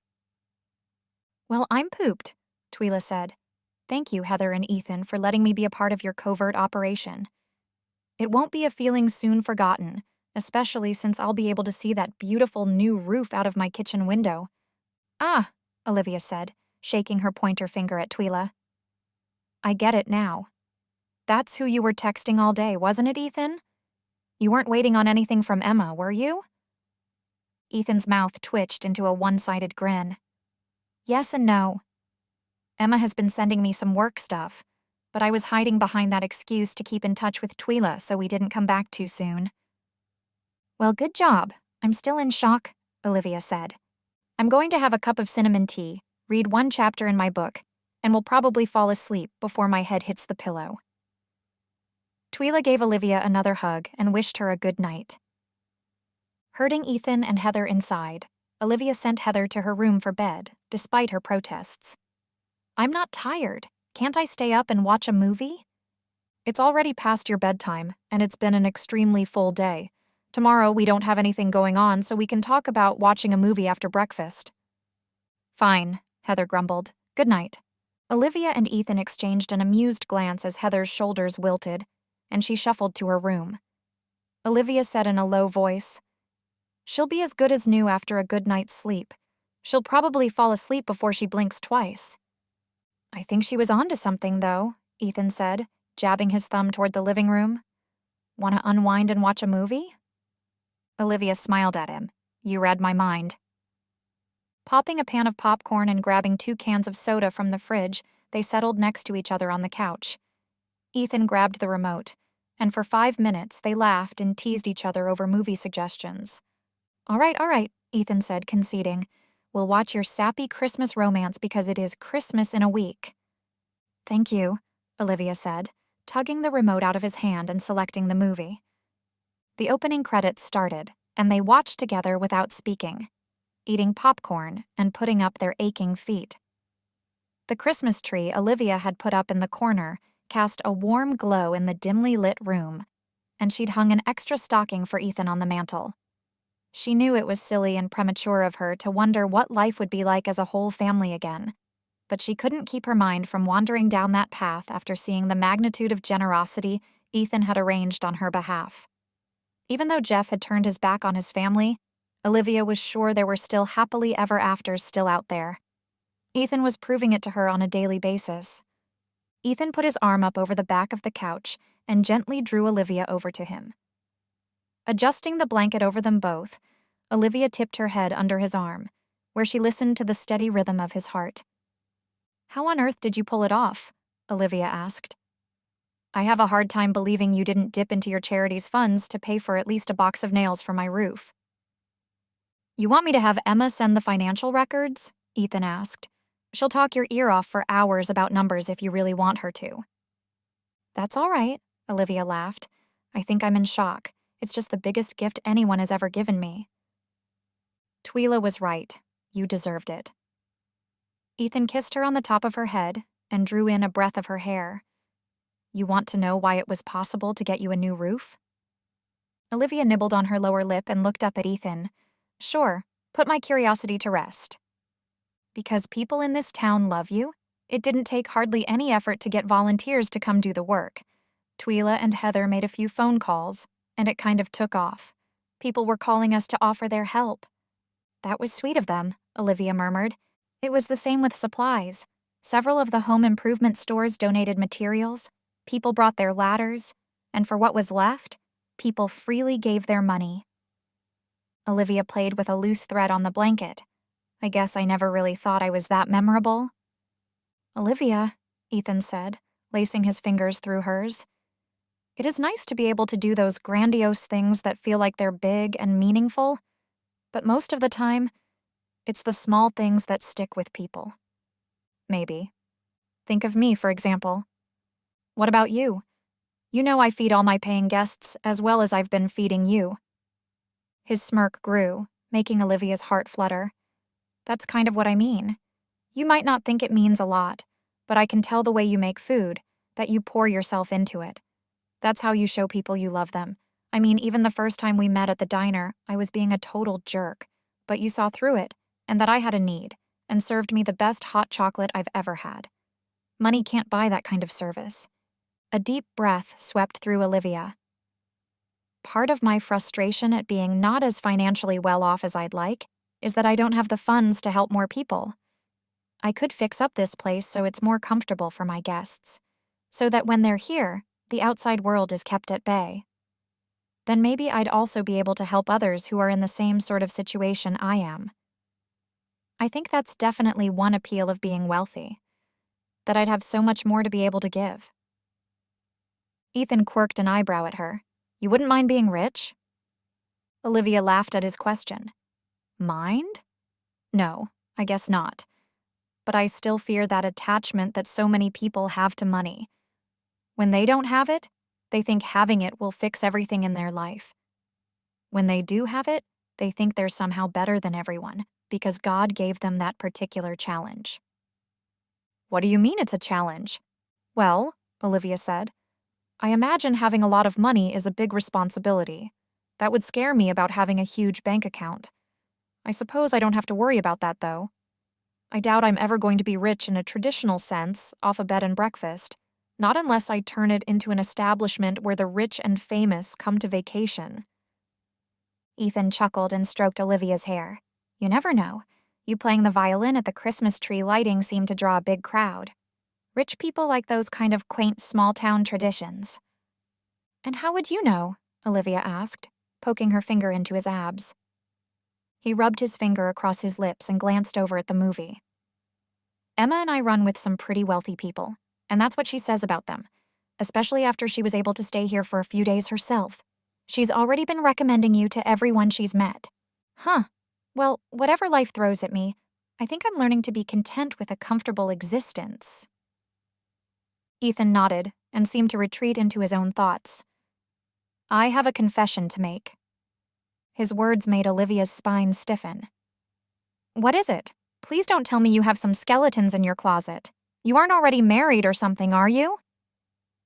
Ethan laughed so loud, it made Olivia's face burn with humiliation for even asking. No, nothing quite like that. I was just going to say that it's true I didn't use my charity's funds for anything. I technically did use some of my own personal money for help on the roof. You lied to me? Holding up his hands, he quickly added, It's not what you think. I bought lunch for everyone who came. Oh, and a small gift of appreciation for Twyla. Nothing too exorbitant. It was something she mentioned. It should arrive just in time for Christmas. She'll love it, I'm sure. Olivia sighed contently and nestled in closer to Ethan.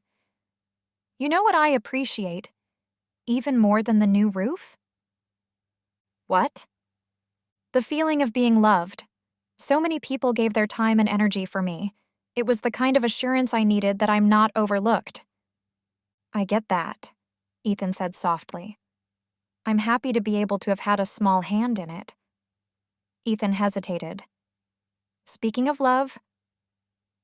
The word made Olivia's pulse take off, and she could barely hear anything else around the thundering of her heart. Yes? I know it's been such a short time, and I don't want it to be uncomfortable, but I love you, Olivia. He put his hand on her cheek. I'm surer of it every day. Olivia's voice felt so small as she answered. I love you too, Ethan. I've wanted to tell you too, but couldn't find the courage to say it out loud. I thought I was silly for even thinking it, but there was something I couldn't put my finger on that drew me to you, even from the beginning. Aside from your good looks, of course. But that's an obvious attraction any hot-blooded woman would have. I'll be sure to watch out for other women, Ethan teased. Poking him in the ribs, Olivia continued. The more we've gotten to spend time together, and the more I've gotten to know you, I've come to realize you're a very real answer to my prayers. Ethan leaned in and kissed her with such passion, Olivia was afraid she wouldn't be able to catch her breath. He pulled back, but kept her enveloped in his arms. That's all I've ever wanted, to be loved as I am. Chapter 15. Ethan. I heard through the grapevine that Mallory's been asking about you, Emma said. Ethan switched the phone from one shoulder to the other as he pulled on a button-up shirt after his shower. He'd slept a little later than he'd intended, but the long day before had taken its toll. Glancing at the clock, he could see it was already 9. Chances were, even if Olivia liked to sleep in, it was late enough that she was already awake in the kitchen. He mentally kicked himself for wasting any time he could have had with her today before he had to leave for Seattle. He groaned and dropped down onto his bed. Don't ruin my good mood. She's been throwing a tantrum around town trying to figure out where you are. You didn't say anything, did you? Emma scoffed defensively. Rude. Obviously not. You really think I'd encourage her hunt for you when I like the girl you've chosen now so much more? Olivia is way out of your league, so consider it a blessing she picked you. Ethan smiled at the words. He was glad it was so obvious to everyone. Mallory may have made sense from a logical standpoint, but Olivia made his heart complete. That's what he needed. I think so too. You haven't botched it up since I left, have you? She still likes you for who you are, right? Now, it's my turn to be offended, Ethan said with a laugh. You really think I'm that much of an idiot that I'd throw something as good as Olivia away? You are a dude. Thanks for the vote of confidence, Emma giggled. Seriously, you know what I mean. You're not just any old guy, and that has the potential to scare away some women. Really? Because being a billionaire CEO of a huge company seems to attract more women than it deflects. The wrong kind of women. Take Mallory, for example. Ethan put on a touch of cologne before running a comb through his damp hair. Well, Olivia loves me the way I am without knowing my net worth, so I'm assuming her finding out I have a bit more in my bank account than she probably suspects isn't going to be that big of a problem. Wait a sec. Did she tell you she loves you? Yes. Last night, in fact. I said I loved her first, and she reciprocated. Ethan's heart soared as he recalled it. He'd never been so worried about another person's answer as he had been wondering what Olivia would say, not even when he proposed marriage to Mallory. With Olivia, he felt absolutely vulnerable and scared out of his wits, but the moment she looked into his eyes, he knew his heart was safe with her. After they'd confessed their feelings for each other and shared a few more kisses, they'd cuddled for the rest of the movie. By the time the credits were rolling, Olivia had dozed off. In his last act of service to her that day, he'd carefully carried her to bed, covered her with a blanket, and wished her sweet dreams, with a kiss on her forehead. Emma gasped. Way to go, Ethan. I didn't know you had it in you. It's true, Ethan said with a chuckle. I have a heart. Well, you can thank me for unfolding the mysteries of the female mind to you. I hope now you fully appreciate having a sister to guide you. Ethan rolled his eyes. Glancing at himself in the mirror, satisfied he was presentable, he headed for the door. I'll be sure to buy you something over the top and outrageous to show my appreciation for you this Christmas. But right now, I've got to go. I don't want to waste my last day with Olivia for a while talking on the phone with you. Fine. I'll see you tomorrow. Peg said the jet is scheduled to pick you up from the airport around 6. Ethan said goodbye to his sister and flew down the stairs and headed to the kitchen, where heavenly smells of peppers and bacon were wafting through the air. He wasn't looking forward to having to leave, but he was going to make good use of his remaining time in Holly Wreath, especially fitting in as many heart-stopping kisses with Olivia as he could manage. "Good morning," Olivia said as she stood by the stove, stirring a frying pan of scrambled eggs. "Hope you don't mind, but I'm going low-key this morning. Scrambled eggs with some veggies, cheese, and bacon. The toast should be ready soon, too." Strolling over to her, he snuggled up behind her and kissed her on her temple, then down her cheek and to her neck, eliciting a shriek from her. She swatted him away with her spatula. "Your scruff tickles!" Ethan ran his hand down his cheeks. "You prefer me clean-shaven?" Olivia shrugged. "I do love a good 5 o'clock shadow, but if you're going to be nuzzling up to my neck, and you don't want me screaming and squirming because I'm ticklish, then you'll have to shave." "Duly noted," Ethan said. Noticing Heather was missing, he asked where she was. "She left 20 minutes ago to watch a movie at a friend's house," Olivia said, turning off the stove and putting the eggs on the table. "I think she's still angry at me for not letting her stay up last night." If she was anything like me, she slept like a rock. It was a long, glorious day yesterday, but extremely tiring. "I know she was exhausted too," Olivia said. Suddenly appearing shy, she looked sideways at Ethan. "Thanks, by the way." "For what?" "For carrying me to bed after I drifted off to sleep. I was kind of surprised I didn't wake up on the couch this morning. I would have been fine if you would have tossed a blanket over me and left me there." Ethan waved his hand, dismissing her comment. "You wouldn't have slept as well and would have probably woken up with a crick in your neck. I was happy to take you to your room." Helping put stuff out on the table, Ethan and Olivia sat down to eat together when Olivia's phone rang in her apron pocket. She frowned slightly but stood up as she looked at the screen. "Will you excuse me? I'm expecting a call from someone who made an online registration, and I think this is them." "Take your time," Ethan said. "I'm not going anywhere." Olivia grinned and gave him a quick kiss on the cheek before she trotted out of the room and down the hall to a small office she kept for running the business side of the Holly Wreath Inn. It wasn't 2 minutes later that the back door swung open and shut. "Heather?" Ethan asked, leaning back in his chair to see if he could see who'd come in. Twyla sauntered through the mudroom door with the strangest smirk on her face. Unwinding the scarf she'd looped around her neck, she had a magazine tucked under her arm and her purse on the other.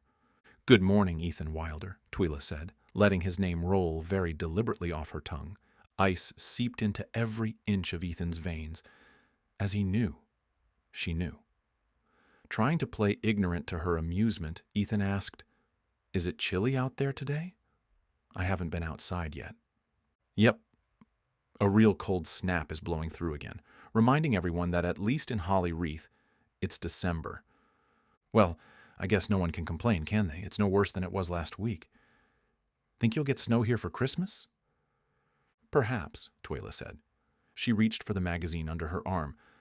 "I know I sure had to bundle up to run to the grocery store this morning."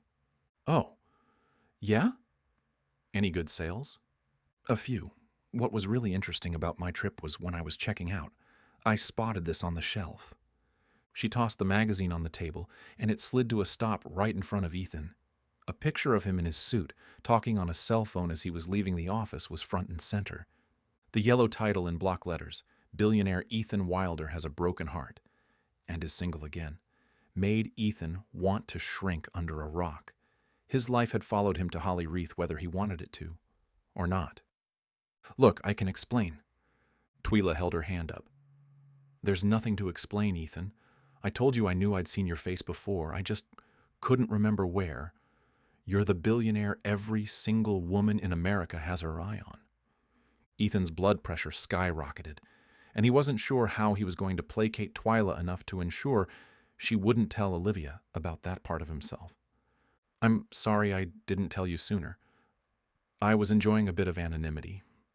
It's not often that I get to leave the public persona the media has created behind." Twyla's blue-gray eyes were penetrating. "You don't have to apologize to me. You're still the same Ethan I met 2 weeks ago. Question is, does Olivia know?" He blew a breath out through his lips and shook his head. "Not yet." Twyla's eyebrows shot up almost to her hairline. If there's one thing you need to know about Olivia, it's that she doesn't like secrets." "I know." Ethan slumped in his seat. "I didn't mean to keep anything from her, but things have been a whirlwind. Honestly, I was planning on testing the waters and mentioning it to her today before I had to leave. I was just trying to figure out how to bring it up." Twyla sat down at the seat on the opposite side and put her hand on his. "Listen, I'm not trying to rat you out to her. What you two have together is something special, and I've rarely seen Olivia so happy. I don't want you to mess it up because you're keeping a part of yourself from her." Ethan laughed humorlessly. "You're starting to sound like my sister." "I'll take that as a compliment," Twyla said, patting his hand and sliding the magazine back to her side. "So, is this headline true? You're nursing a broken heart here?" "I left Seattle to clear my head. I wouldn't exactly say it was because I had a broken heart. More grumpy about life in general. But Olivia's turned me around." "You are a lot less uptight around her, that's for certain." Ethan could hear Olivia down the hallway shut the door to her office, and the blood drained out of his face. Twyla grabbed her magazine and tucked it back under her arm, winking at Ethan. "Good news," Olivia said, clasping her hands together as she walked back into the kitchen. "That was another person. I have another guest that'll be arriving tomorrow. He's kicking off the start of being booked solid for 2 months, beginning right after Christmas." "That's really great," Ethan said. "I'm happy for you." Twyla stood up and gave Olivia a quick squeeze. "Things are looking up for you. I'm so glad." "Thanks, Twyla. I'd love to stay and socialize, but I have a trunk full of groceries that aren't going to unload themselves," Twyla said. Reaching for the scarf she'd laid across the back of her chair, she dropped the magazine. "What's this?" Olivia said, kneeling down to pick it up. "I never pegged you for one of those ladies that read celebrity magazines, Twyla. It's all gossip anyway." Ethan thought about snatching the magazine out of her hands, but stopped himself. That would only make him look desperate and guilty when she figured out what he was trying to conceal. Watching her turn over the magazine was like watching a car wreck happen. Reading the cover, she froze, the smile slipping off her face. "Ethan?" Her blue eyes rushed to his and she held the magazine up for him to see. The photo the magazine had chosen made him look like a rich, arrogant, condescending snob. "Is this you?" Words failed him. He wasn't ashamed of his wealth, but he'd mislead Olivia. Money certainly didn't define him, but he knew it did for the way other people saw him. "I was going to tell you," he said, licking his lips and staring unblinkingly at her. "I knew it would be a bit of a shock when you found out.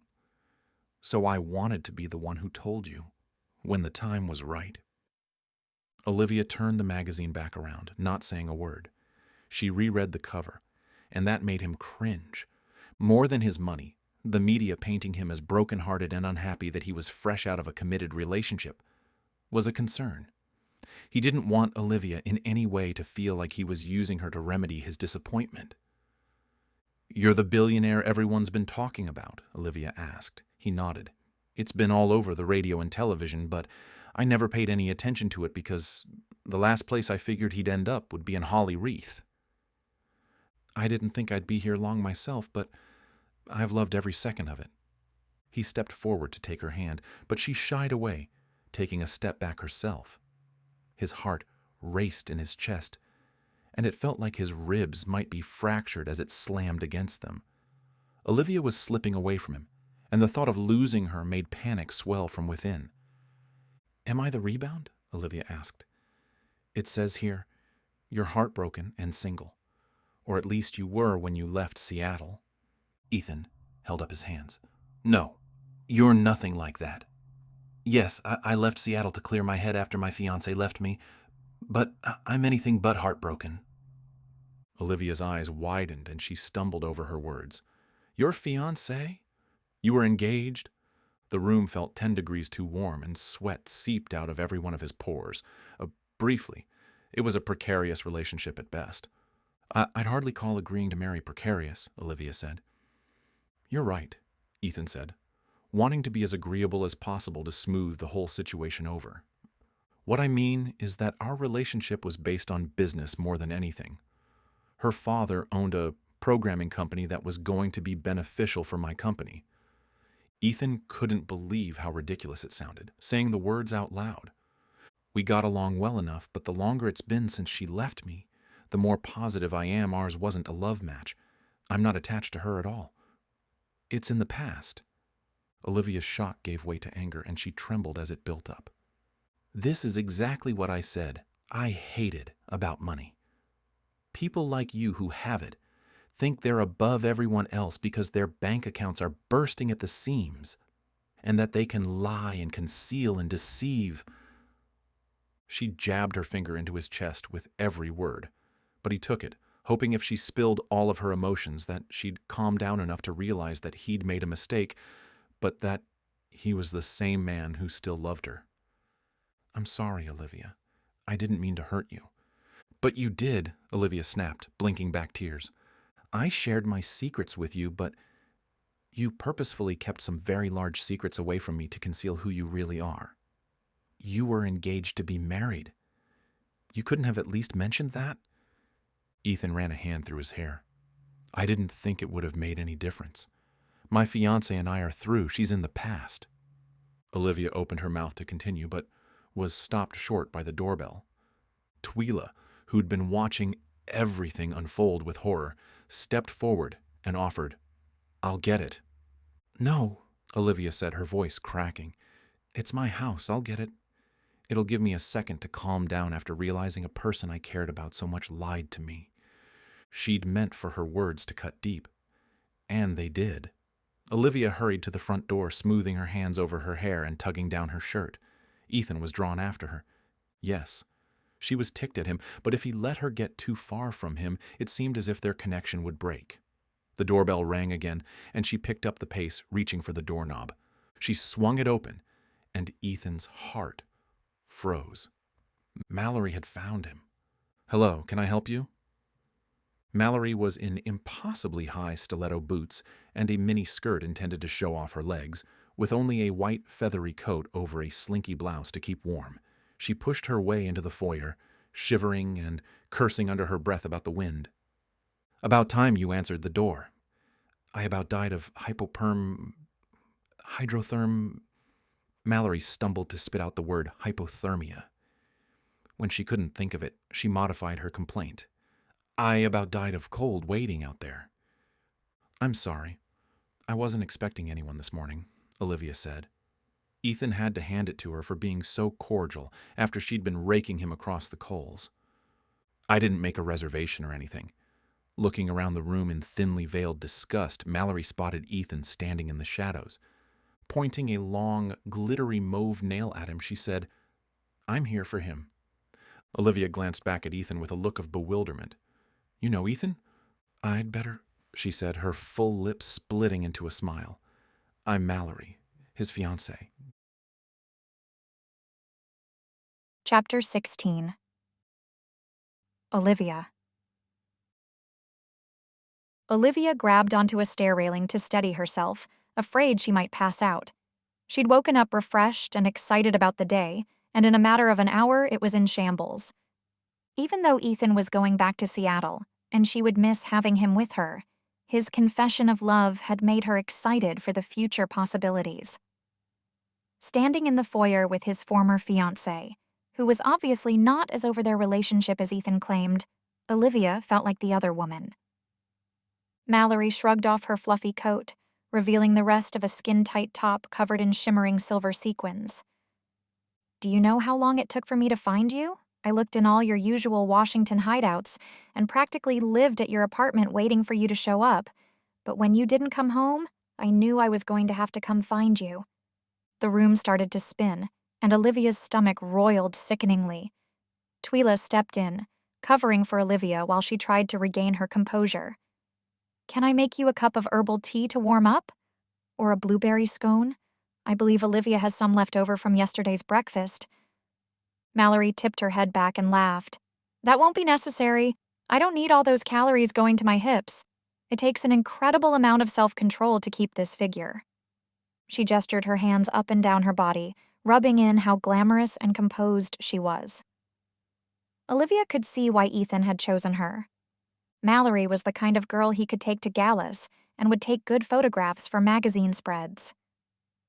Looking down at her own calloused hands, Olivia knew she was too rough around the edges and plain for the glitz of Ethan's world.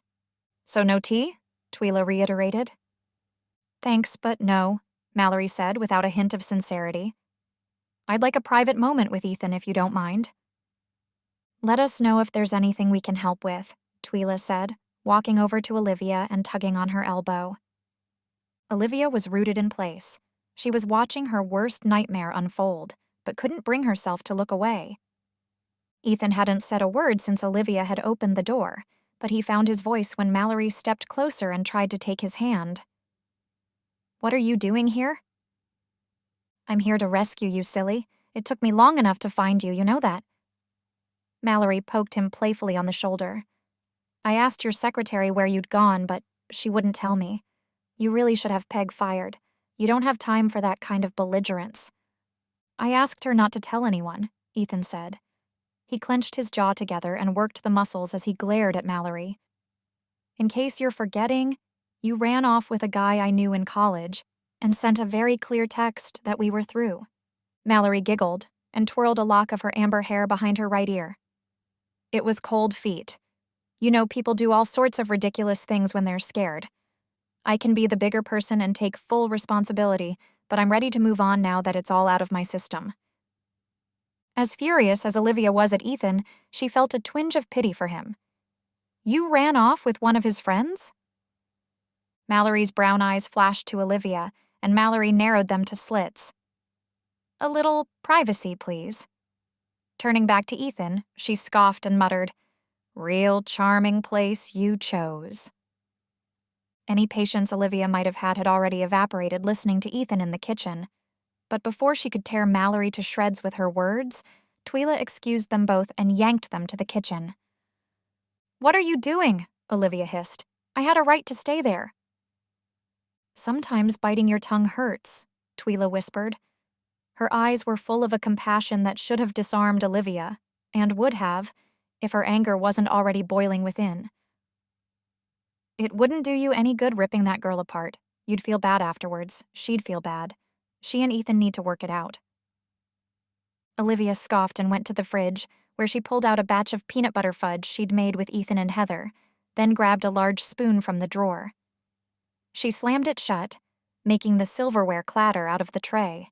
From the entryway, she could still hear Ethan and Mallory's hushed, tense voices. She couldn't discern what they were saying, but it was clear they were arguing. Scooping up a spoonful directly from the pan, she took an enormous bite. "That's the problem. Ethan hasn't exactly proven himself to be trustworthy. Who knows if they'll work it out? I'm not okay with being the girl on the side for him." "No one would expect you to be, and that doesn't seem like what Ethan wants either," Twyla said. Olivia ate another mouthful of fudge. "His fiancée begs to differ, and so does your magazine." Twyla hesitated, but put her hand on Olivia's shoulder and gave her a gentle shake. "I think I know what this is really about." "And what's that?" "Not every man is like Jeff. And not every relationship is like your marriage. I'm happy for you, that you had decades of wedded bliss. But not all of us are so lucky." The words were acrid, and she regretted them the second she said them, but the bitterness brewing in her soul pushed them out. "I know I was blessed, and because I know how good a healthy, happy relationship can be, I hope that for everyone." Twyla swallowed back tears and gave Olivia a shaky smile. "I don't want to preach at you, though. If you need any help or a shoulder to cry on, you know where to find me." Twyla let herself out the back, and Olivia sank into a chair at the kitchen table, her chin quivering as she took a ragged breath. Twyla hadn't deserved to be on the receiving end of her resentment, but Olivia's world was spiraling so fast, and feeling wounded, she'd lashed out without thinking. Eating another bite of fudge, it renewed the feeling that she was going to be sick to her stomach. The voices of Mallory and Ethan were gone from the foyer. They'd gone upstairs to Ethan's room where, no matter how solid the doors were, their heated shouting could be heard. Putting the lid back on the fudge, Olivia sank down, pressing her forehead to the table and wrapping her arms around her head, blocking out the light as she tried to process the morning. Strong emotions collided until she couldn't stand it anymore. Shooting up out of her chair, she went to get her coat, purse, and keys. "Where are you going?" Ethan asked from the doorway. He watched her with pleading, worried, hollow eyes. She turned away from him, afraid her resolve might falter if she was looking at him. "I'm going to run some errands, so I'll leave you and your fiancé to it. Like Mallory said, you could use some privacy." She put on her coat and zipped it up. "I hope you have a safe trip home. I'm sure you know your way out." Striding to the door, Ethan caught up and tugged her back to him. Before he could disarm her with a hug, she pushed his hands away and retreated. "Don't leave," he begged. "We need to talk." "I think you've probably got your hands full needing to talk to Mallory. It sounds like there's plenty of unfinished business with her." Ethan raked a hand through his hair. "I already sent her home. I think she's finally understanding that there's no coming back from her betrayal." Olivia huffed. "That's funny. I've sort of been thinking the same thing about you." Ethan closed off, crossing his arms as he spoke. "How is what I did even remotely close to what Mallory did to me?" Olivia's face grew warm. "Seriously? You're not connecting it? That you're both liars?" "No," Ethan shot back. "I omitted the fact that I was once engaged and that I'm a billionaire. Mallory ran off with another guy because she decided I wasn't good enough for her. Two totally different situations." "Whatever makes you feel better." "What do you want?" Ethan asked, his voice raising and holding his hands expectantly. "Since when has being well off been a bad thing? Because I guarantee you wouldn't want people judging you unfairly because you're not as rich as I am." "I work just as hard as you," Olivia said tersely. "Nobody's questioning that.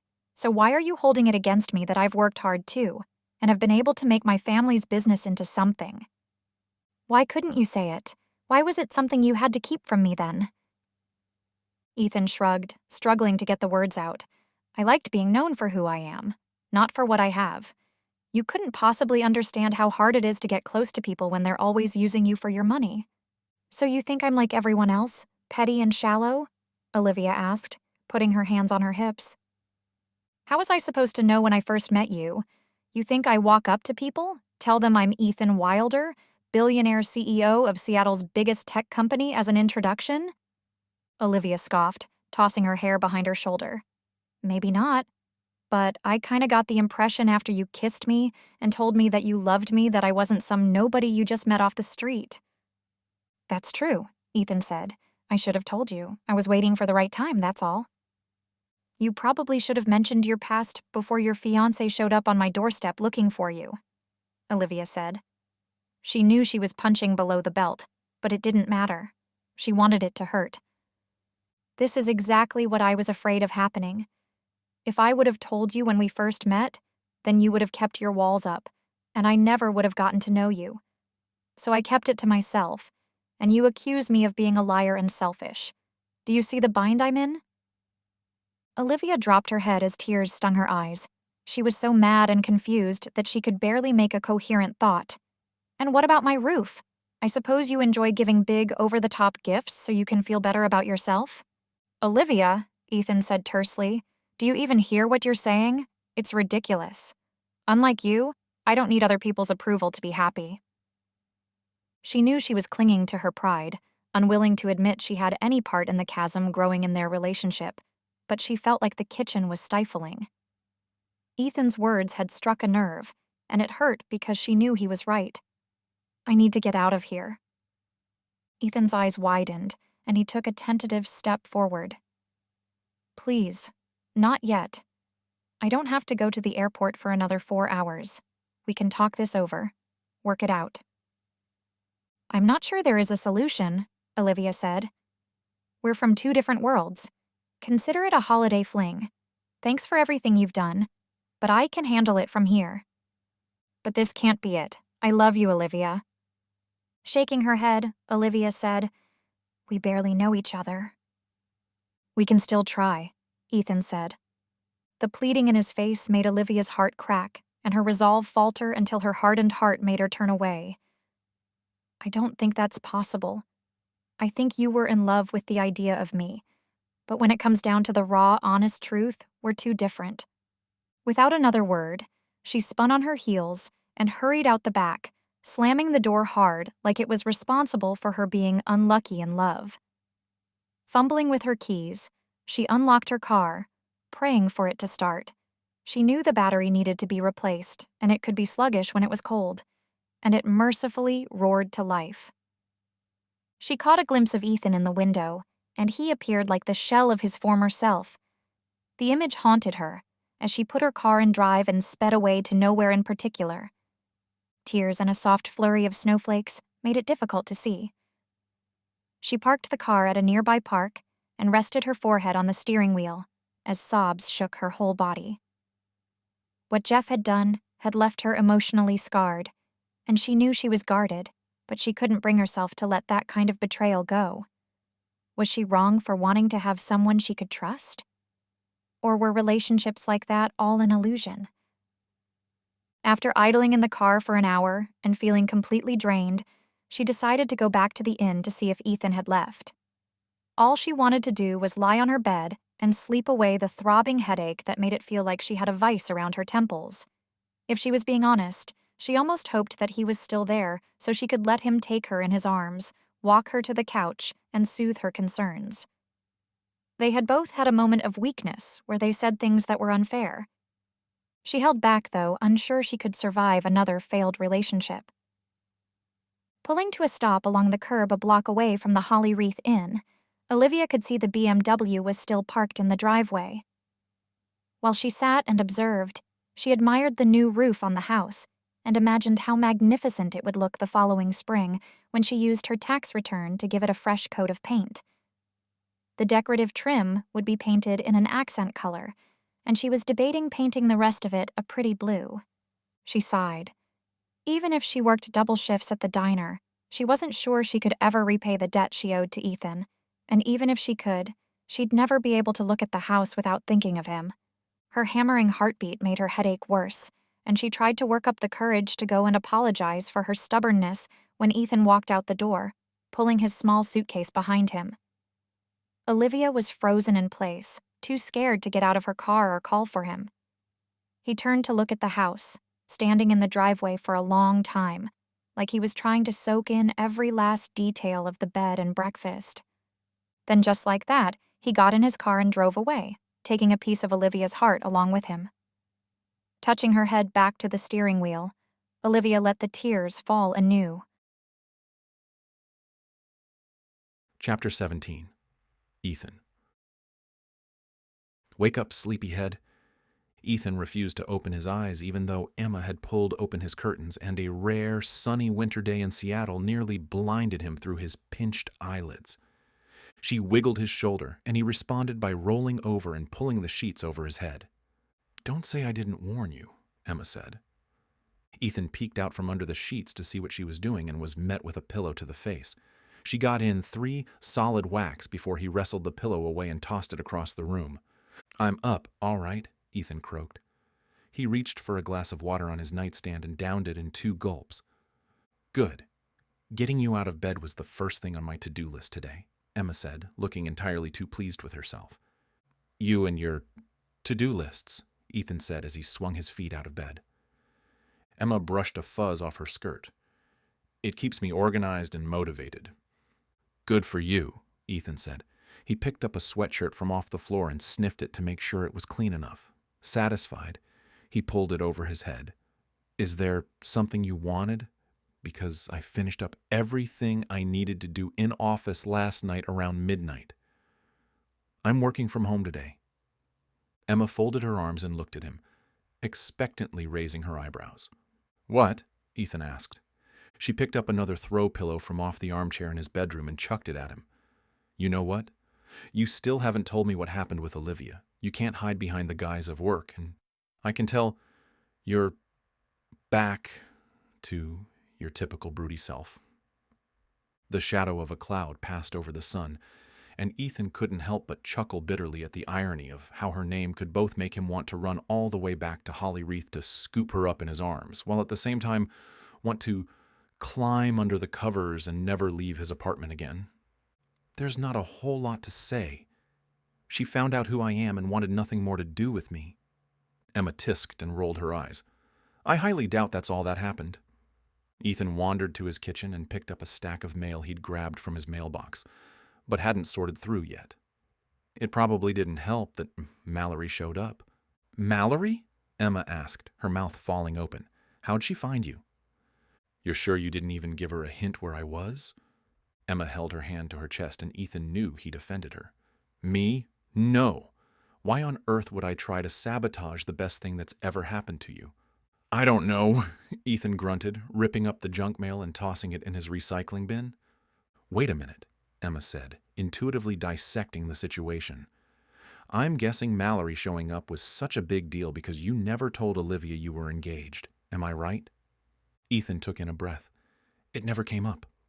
Emma threw her hands in the air. "Ethan, you've got to be one of the biggest idiots I know. You didn't think it was pertinent information that your engagement had recently been broken off? And then Olivia had to find out about it coming face to face with Mallory? You're lucky Olivia didn't dump gasoline on your belongings and set them on fire." Ethan tensed, and hot anger ripped through him. "Look, I know I royally screwed up. I don't need you to tell me that. The one chance I had with someone I truly cared about slipped through my fingers because I didn't fully trust her. So thanks for the reminder that, yet again, Christmas is going to be miserable." Ethan's outburst quieted Emma, and he pretended not to notice her eyes were on him while he prepared himself a protein shake for breakfast. He didn't mind that that was all he had in his pantry, but he would have much preferred Olivia's home cooking. A veggie omelet oozing with melted cheese and a slice of homemade bread would have hit the spot. "Ethan, I know you have a tedious relationship with Christmas, especially because of our parents' deaths." "Don't forget Mallory humiliating me this year," Ethan said as he took a long draw of his drink. "That wasn't exactly an awesome kickoff to the season." "If you want to get technical, that was around Thanksgiving, not Christmas, since she ran off with Derek right after my wedding," Emma said. Ethan shrugged. "Potato, potato." Emma took a seat at the marble slab island and lined up his salt and pepper shakers with the napkin holder. "The point I'm trying to make is that it doesn't have to be this way. You were so close to having the best Christmas of your life. But from the sounds of it, you kind of gave up." "I didn't give up. She made it pretty clear she was done with me." "No," Emma corrected. "It sounds like she was mad. Nobody makes good decisions when they're upset. And she's not totally wrong either. So, what do you think I'm supposed to do? Crawl back to her on my hands and knees and hope she doesn't slam the door in my face? She's already done that once before, so I know she's capable of doing it again." "Groveling might not be a bad start. At least then she'll know you're serious," Emma said with a teasing smile. Ethan chuckled at his ridiculous sister and finished off his breakfast drink. "But seriously, I've never known you to be one who quits so easily when you set your sights on something." "Maybe," Ethan said. "The problem is, I'm not sure how I'll cope if she doesn't want me. I can't imagine a life without her. And that terrifies me." Emma's sly smile grew and she nodded. "That seems like a pretty telltale sign of how you really feel." Ethan gazed out at the panoramic views of his apartment overlooking Seattle. It was impressive for sure, but he would have traded it all to be curled up with Olivia on the couch by her Christmas tree, propping her feet up on his lap and laughing together while Heather regaled them with her hilarious retellings of what had happened that day in school. What am I supposed to do to win her back and show her I'm in it for the long haul? Emma leaned onto the counter and folded her arms. "I can't answer that for you." "Thanks for the help," Ethan said with a scoff. "I'm not trying to make it hard for you." "Well, you are. You're supposed to help me untangle the feminine mystique so I have a fighting chance. That's what you're always telling me you're good for." Emma raised her shoulders and let them fall. "I'll let you in on a secret. Women aren't as complicated as men think we are." "Says a woman," Ethan said miserably. "My point is, you know Olivia better than I do. If I try to dictate what to do to try and make it right, it'd come off as ungenuine and counterfeit. It wouldn't be you. So you're saying you're not going to help me?" "Obviously," Emma said, nudging her shoulder into his. "All I came over to do was to make sure you were at least trying to win her back." Ethan narrowed his eyes at her. "Why are you so interested in my love life?" Because I like Olivia. I could see myself being best friends with her, and Heather is absolutely adorable. Reminds me of what I was like 20 years ago. So, your interest in my relationship with her is purely selfish? Not really, Emma said. I'll be friends with her no matter what you do. In fact, Rob and I already have a reservation at her inn this spring. Ethan chuckled and shook his head. Have fun with that. I want you to work it out with Olivia because I've never seen you so happy as you were with her. It's like you're a totally different person. You're lighthearted and friendly and aren't afraid to laugh. That's the gift I want for you this Christmas. To love and be loved. You deserve that happiness, and so does Olivia. Ethan bounced his leg. Hope had seeded itself in his heart, and he dared to let himself believe it was possible. Christmas Eve is tomorrow. And, Emma said with a laugh, you have all the resources of a billionaire at your fingertips. Ethan stood up and paced the length of his penthouse apartment, bumping his thumb against his lips. Is the jet available tomorrow? Emma leapt out of her seat and flung her arms around Ethan's neck. You're going to go for it? I'll regret it if I don't. Good, Emma said, giving him a squeeze around his arms. I'm going to go tell Rob. You do that? Oh, don't be jealous, Emma said, pinching his cheek.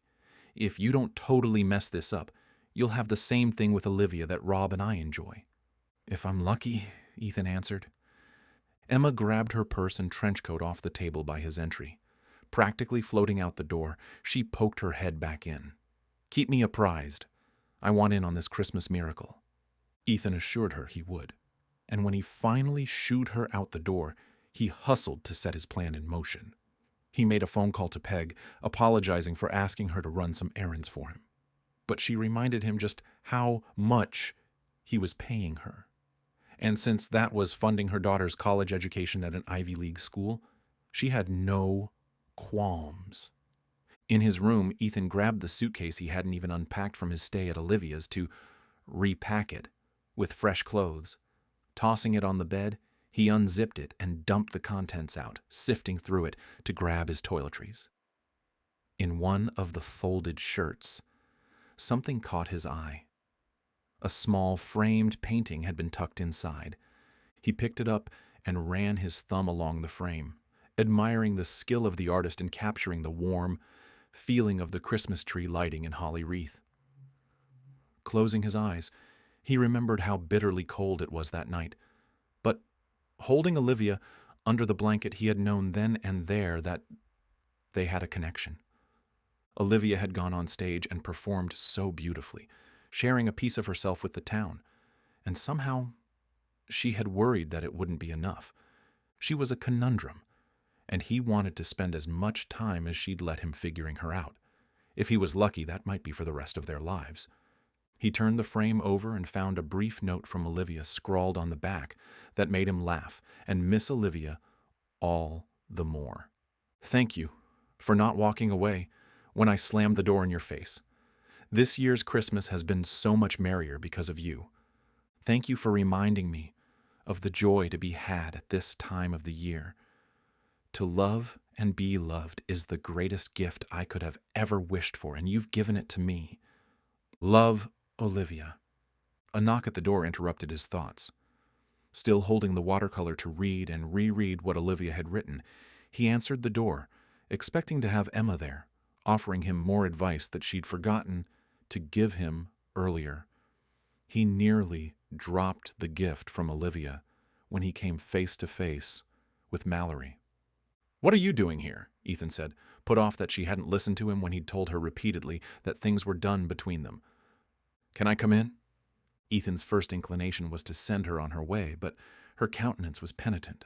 She wasn't her usual bubbly self, laughing and flirting and flaunting. For a few minutes, Ethan said, stepping back and allowing her to enter. I'm getting ready to go on a trip. To Holly Wreath? Mallory asked as she adjusted her purse strap over her shoulder. Yeah. How'd you know? Mallory walked a few steps farther into the apartment, the click of her heels echoing in the empty spaces. I saw the way you looked at her, Ethan. At who? Olivia? Yes, Mallory swallowed. That's why I came over. Ethan closed his eyes and shook his head. Mallory, you're not making any sense. No, I don't suppose I am. Mallory said. Her hands fidgeted with the clasp of her purse, and she cleared her throat. I came over to apologize. Oh, yeah? Ethan said. What for? For Derek. For hurting you. For giving you a hard time at the Holly Wreath Inn. I think I was jealous that it was so obvious what you two had together that I was being petty and childish, wanting it to be difficult for you. That was wrong of me. Ethan was surprised by Mallory's confession, but he held no ill will toward her. I appreciate that, and I accept your apology. Mallory slouched down into the black leather couch in the middle of his living room, a mountain of her guilt replaced by relief. Thanks. That's been a weight on my shoulders ever since I screwed up with Derek. I think deep down I knew you and I weren't truly in love. Not that it's really a good excuse for what we did. How's he doing, by the way? After he stole my fiancée and all, Mallory smiled along with him when she realized Ethan was only teasing. I don't think he knew what he was getting into with me. That bad, huh? I kind of chewed him up and spit him out. It might take a while for him to recover, Mallory said nonchalantly. Ethan couldn't hold back a howling laugh. Guess it serves him right. He definitely needs to earn his way off Santa's naughty list with some serious reflection and changing his ways, but at least now he realizes he's been bad. If he keeps acting the way he does, he's going to burn through all his friends and end up alone.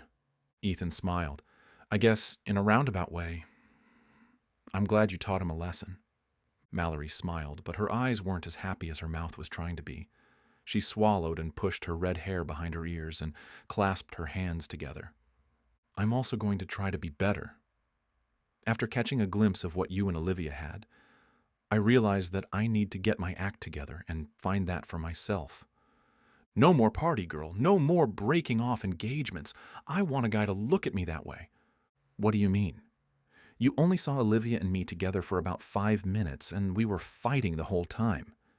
You were angry, yes, but there was such a real passion between you, and in all the years I've known you, I've never seen you happy about Christmas. I'm convinced any woman who can make you smile at Christmas time is your soulmate. You two are a cute couple. We are good together, Ethan agreed. I hope things will work out for us. I'm needing a Christmas miracle to make it happen. I think. It will. You know how to woo women better than most.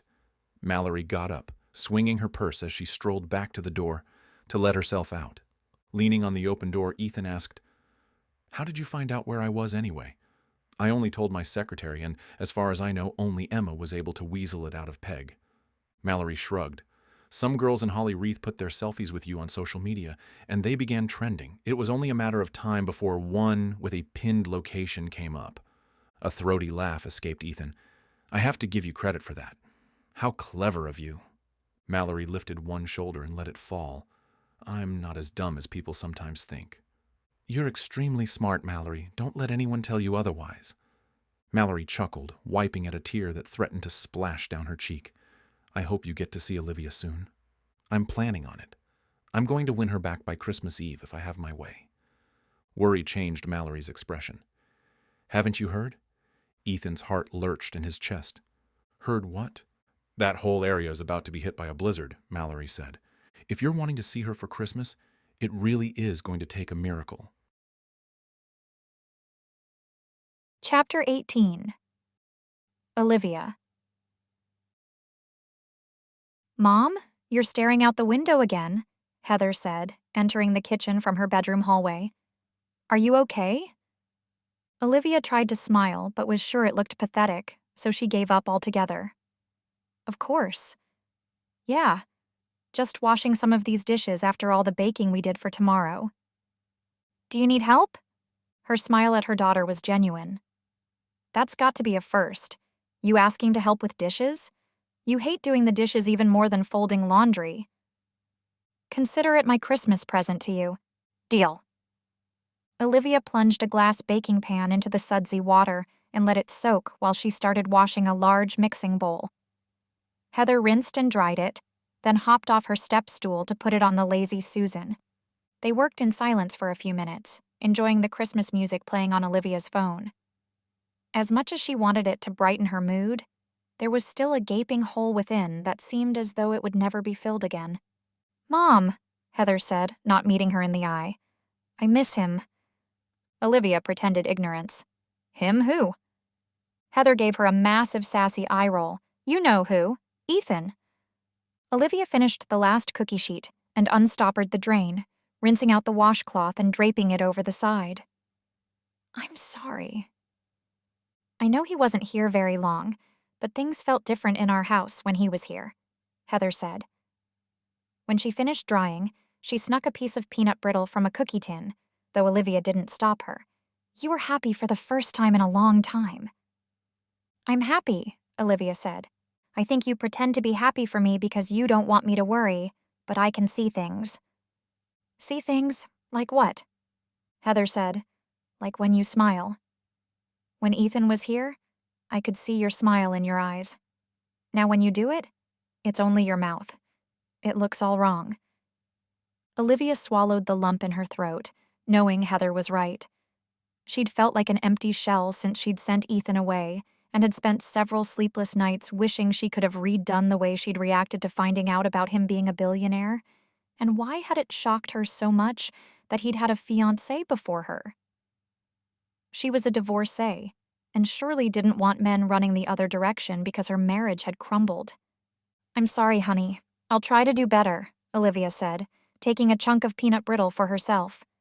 "I don't think you should try to do better. I think you and Ethan should make up." Olivia chuckled softly. "I don't think it's that easy." "Why?" "Why? For one, I wasn't particularly kind to him when I found out who he was. Making up is contingent on us both being willing to forgive." "Have you even asked? I know you have his phone number." "Number I've been trying to work up the courage. I'm a bit of a coward, especially when I know I'm wrong." "He'll forgive you. He loves you as much as you love him, maybe more." "More than me? How do you figure?" "He did get you a new roof," Heather laughed. Olivia shook her head, wondering when her daughter had become so mature and intuitive. "It's still not that simple." "What's not?"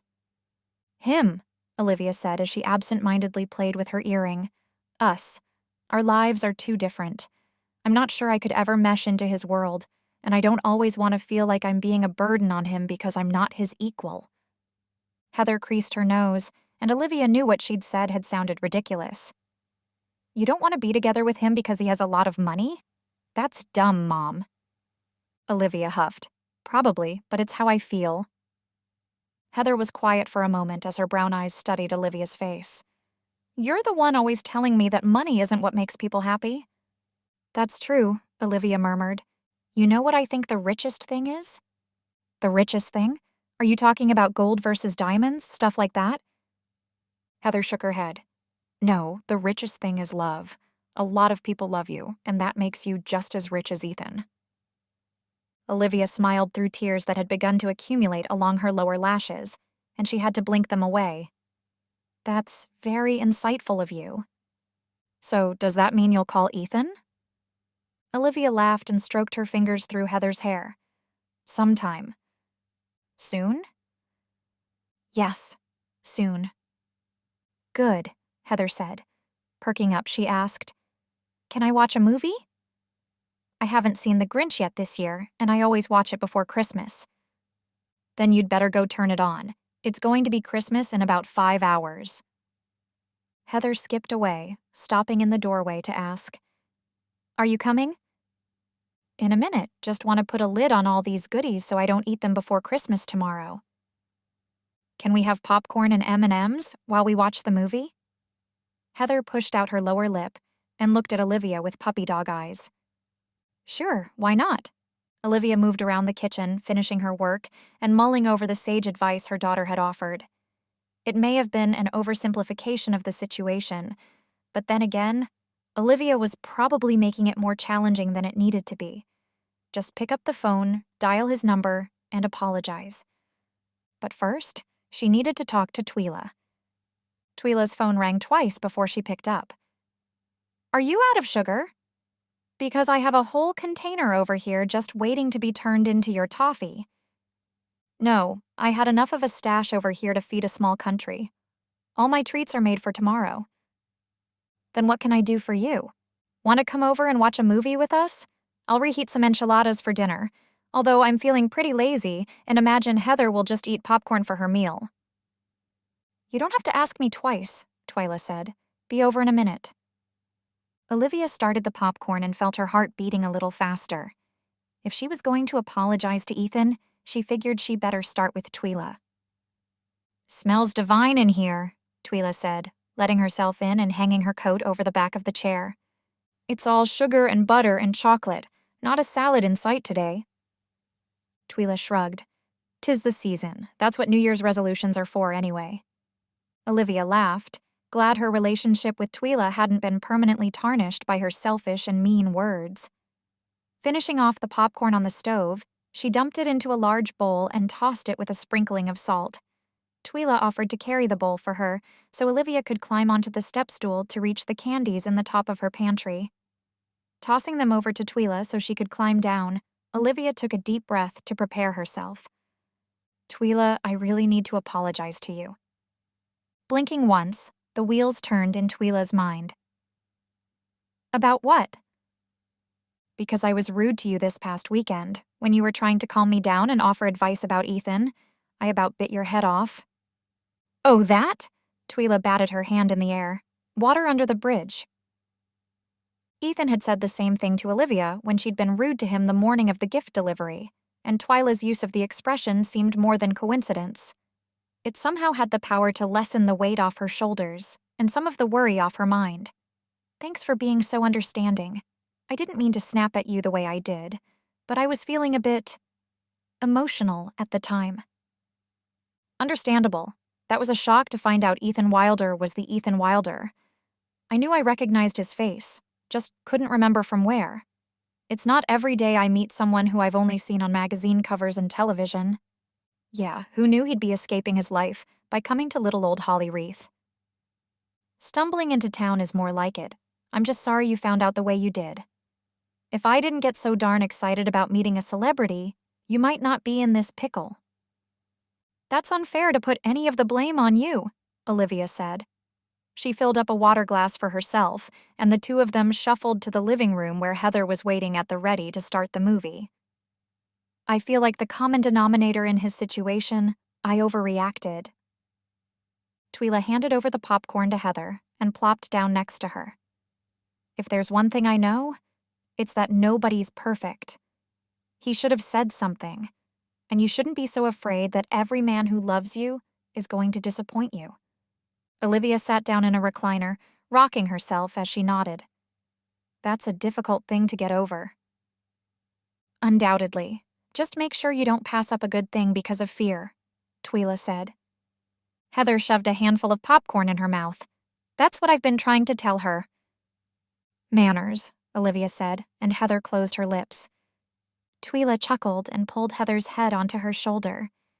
There was a glimmer in her blue-gray eyes, and she said to Olivia, Things will work out. You'll see. Olivia pulled a knit blanket onto her lap, wishing she was snuggling up with Ethan. Someday I hope I have as much faith as you. It's all right to lean on others once in a while, Twyla said, reaching over to the popcorn bowl. First, though, you have to believe that you really are as wonderful as people think you are. When you can love yourself, you can let others love you. Heather pointed the remote at the television. Are we done talking? If we are, I'm going to push play. Olivia smiled. You're right, better get started watching the movie, or we'll be up too late for Santa to squeeze down our chimney with presents. Heather smacked her forehead with her hand and groaned. Mom, I'm not a little kid anymore, remember? Yeah, well, it's still fun to pretend. Now press play, I'm ready. Through the whole movie, the weight of Olivia's phone on her lap was a reminder that nothing was going to change unless she made an effort. Every time she worked up the courage to pick up her phone, she caught Twyla and Heather watching her, making her chicken out and check the weather instead. Holly Wreath was expecting a storm that would bring them a fresh layer of powdery white snow for Christmas. Out one of the windows in the dining room, Olivia could see feathery white flakes already falling. When the Grinch finished, Heather begged to watch the Polar Express. After a day of cooking and cleaning for the cowboy who'd been staying at the inn since the day after Ethan left, not even the promise of her weight in chocolate could move her from her comfortable spot. She nodded sleepily at Heather, who squealed with joy and started it. Olivia barely made it 15 minutes into the movie before her eyes slid shut. Olivia? Twila's voice sounded far away, and it took great effort to lift her eyelids. Is the movie over? Yep, it's after midnight, so let me be the first to wish you a Merry Christmas. Merry Christmas to you, too. Sitting her chair up, she looked around. Where's Heather? I sent her off to get ready for bed. I told her Santa couldn't deliver her presents until she was asleep, and she just rolled her eyes. Twila folded up the blanket Olivia had been using, while Olivia put her arms high above her head and stretched through her back. Your hunky cowboy guest arrived a little after 11 and he went up to bed. He said not to wait up for him in the morning. Yeah, Roger told me he has plans for Christmas.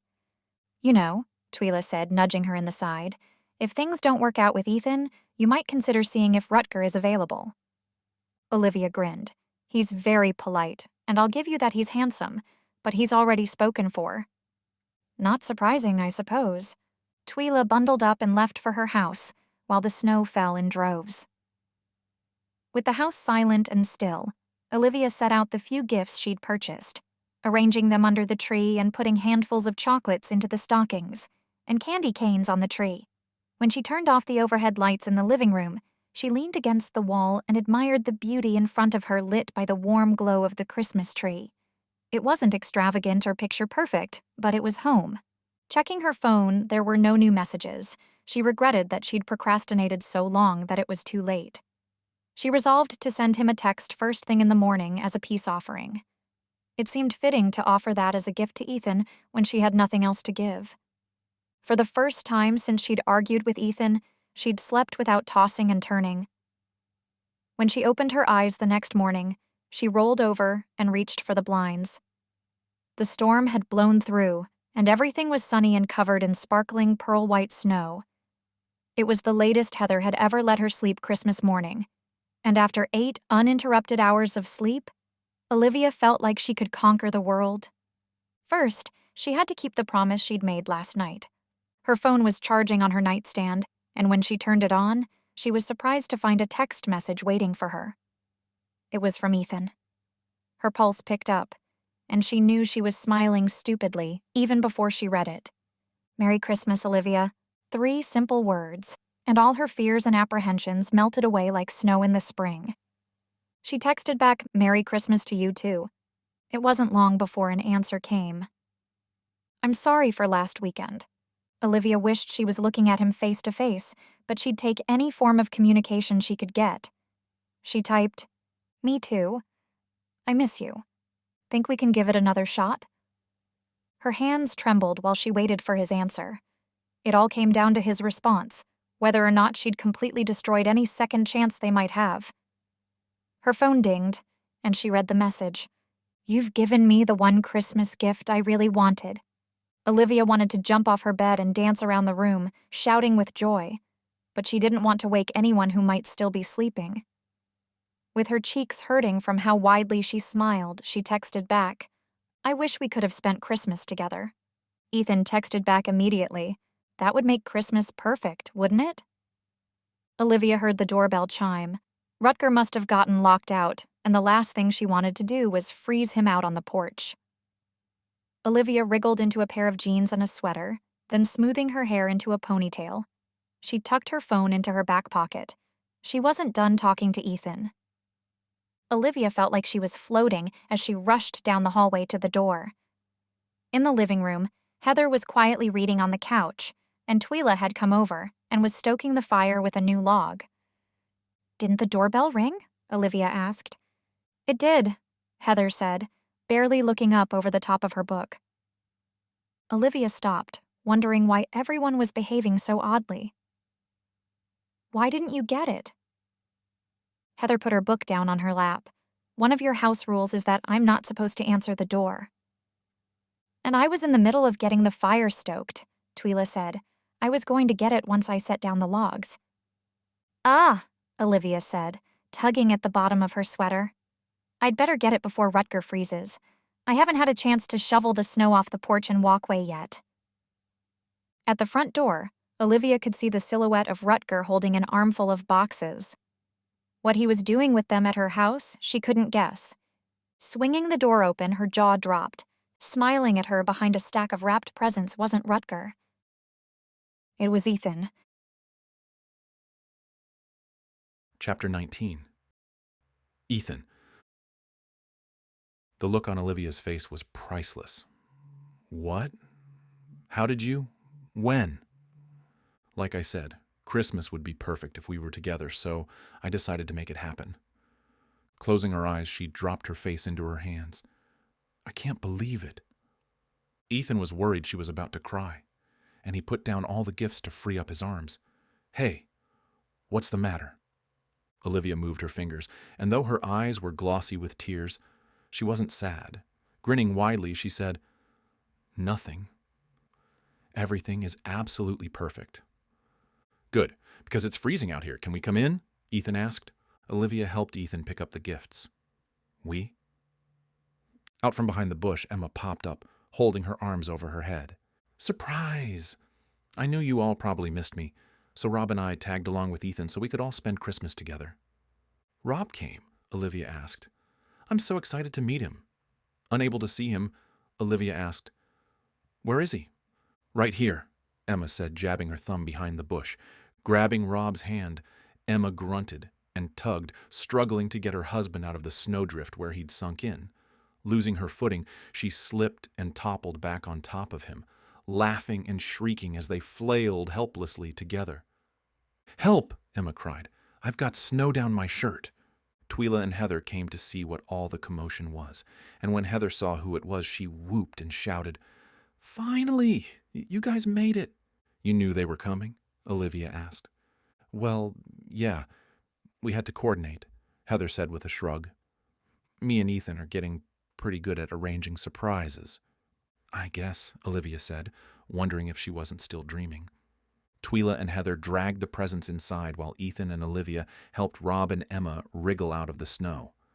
Once free, everyone rushed inside, stomping off the snow and shedding their coats. In the living room, Heather had piled the presents together, and the fire Twyla had started was roaring, warming the room nicely. How'd you manage to get here? Olivia asked. The blizzard that blew through here last night was a monster. Tell us about it, Emma said. I'm not the kind of person that gets uptight about traveling in adverse weather, but I think I bit off all my nails traveling yesterday. Did you fly in? Olivia asked, sitting down on the couch next to Ethan, but not settling in completely. Partly. The airport in Holly Wreath closed before we could land, so we had to go south to an airport in Colorado, then pick up a truck that could make it through the snow, Ethan said. We only got stuck a couple of times. Olivia gasped, covering her mouth. I can't believe you were out in that storm. Ethan scooted closer on the couch and took his hand in hers. It was worth it. All eyes were expectantly on them, and the conversation hit a lull while everyone stared. Not wanting an audience, Olivia spoke at the same time as Ethan. Can we talk in the kitchen? Whoa, Heather said. You guys are on the same wavelength. Laughing, Olivia pushed a stray lock of hair behind her ear and rose from the couch, leading the way. Heather, you want to come and get some of the treats we made to share until I can get breakfast ready? Heather didn't have to be asked twice, and she rushed ahead of her mom and Ethan to take the food out to the rest of their guests, stacking the tins so high she had to keep them from falling by tucking them under her chin. She stopped by Ethan. Holding out her hand, Heather gave Ethan a fist bump. Glad you're back. Ethan touched his knuckles to hers. This is the kind of Christmas miracle I can believe in. Heather left, giving Olivia and Ethan the privacy they needed to say what was on their minds, but neither of them seemed to be able to figure out what they wanted to say. Ethan walked over to the counter and leaned against it, stretching his long legs out and crossing one ankle over the other, the way he'd done so many other times while he had watched Olivia cook. Knowing she was wasting time, she gathered her courage and spoke while she looked out the window at a blue jay that was helping itself to her bird feeder. Ethan, I think I need to be the one to apologize. She looked to his face to see if he was giving away any of his thoughts through his expression. His hazel eyes were soft and gentle, and the corner of his lips were curled into the beginning of a smile. He cleared his throat. You can't heap all the blame on yourself. I certainly don't. I feel awful for what I did. It was in the heat of the moment kind of reaction, but when I calmed down to think it over, I could definitely see why you hesitated. Ethan nodded. Sure, but I also shouldn't have been hiding that part of me from you. I want to be able to share everything with each other. That's the kind of relationship I'm hoping for. One where we don't hold anything back. Olivia swallowed. I'd like that. If my having money does bother you, I'll keep gifts to a minimum and nix the extravagances. We can pretend that part of me doesn't exist. Heather reminded me of something yesterday, Olivia said, shifting on her feet and playing with the cuffs of her sweater sleeves. Oh, yeah? What was it? Olivia licked her lips and glanced behind her at the sound of laughter coming from the living room. She reminded me that the richest kind of wealth is that of people who love and care about you. So if we look at it that way, I'm as well off as you are. Ethan agreed. I like that. I know for me, I've never been happier than when I knew I had your love. I'd trade all my worldly possessions to know you were mine. A blush warmed Olivia's cheeks, and she looked shyly at him through her lashes. That won't be necessary. My love is yours already. Her words encouraged Ethan, and he stepped over to her, looping an arm around her waist. Hooking his finger under her chin, he brought her face up so he could look her in the eyes. There's something I need to tell you, Ethan said. Let me guess, you're secretly a spy, aren't you? Olivia teased. Laughter rumbled from Ethan, and he raised an eyebrow. Wouldn't you like to know? Olivia shrugged and reached her arms up to clasp her hands behind his neck. If you are, I want you to take me on some of your exotic trips once in a while, when I can get away from the inn and Heather has some time off of school. Done, Ethan conceded. Although, I sometimes take trips to exotic destinations just for fun, too. No work involved. Sounds incredible, Olivia said while she played with the hair at the nape of his neck. So what's your secret? Ethan gave her his most dashing grin. You're the most beautiful woman I've ever seen, and I've thought that ever since I met you at the diner. I thought you were too distracted by the diner food to notice little old me. You even outshine that, Ethan said, laughing, as Olivia slugged him in the arm. When Olivia's face went serious, Ethan stood at attention, waiting to hear what she had to say. While we're sharing secrets, I have one. Do you now? Ethan said. Shoot. I don't like chocolate-covered cherries. I think they're gross. Ethan laughed louder. Then I guess one of my secrets is that I like them because I think they're delicious. Olivia made a face and pretended to gag, and Ethan threatened to tickle her if she kept it up. They laughed until neither of them could breathe, and they were leaning against each other for support. Wiping a happy tear from her face, Olivia asked, Anything else you want to confess while we're coming clean with each other?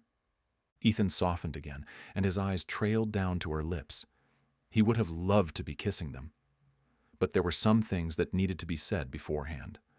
There are a million things I want to tell you about me, but that'll take time. I'm in no rush. There will always be something else new we're finding out about each other. You may think you're easy to read, but in the short time I've been with you, I've come to know you're full of mysteries. I can't wait to discover every single one of them, even if it takes a lifetime. I've been thinking the same thing. Why am I in such a hurry to rush through things with you? Exactly, Ethan said, brushing her hair off her forehead. What I want is for this to be considered a fresh start. And from now on, I want it to be clear with you about everything, starting with the fact that I absolutely adore you. Ethan rested a hand on her cheek, and she smiled lovingly at him. I didn't realize that I needed rescuing until I met you. Your goodness, your ambition, your vulnerability, and your simultaneously quiet but strong ambition inspire me to be the best man that I can be. I want to be all those things for you, Olivia said. Her chin was so cute as it trembled with another swell of happy tears. You are. In the few short weeks I was here, I saw you serving and sharing your gift for the violin with the town, even though it stressed you out so much you could barely remember The day of the week, or your daughter's name. It was a testament to me when Heather, Twyla, and I started planning for your roof renovation. So many people showed up and wanted to help because you're such a staple of Holly Wreath. You and your hot chocolate. Olivia giggled. You love me for my hot chocolate. I'm not sure how you don't have guys lined up down the street when they get a sip of it, Ethan said, drawing her in closer. I'm very selective of whom I share it with. Then I'll consider myself someone special, Ethan said. Olivia stood on her tiptoes, ready to brush her lips across his. You are. Inches away from what was sure to be a fantastic makeup kiss, a triumphant whoop from Heather interrupted them. Both their heads snapped over to the doorway, where everyone else at the inn had snuck down the hall to spy on them.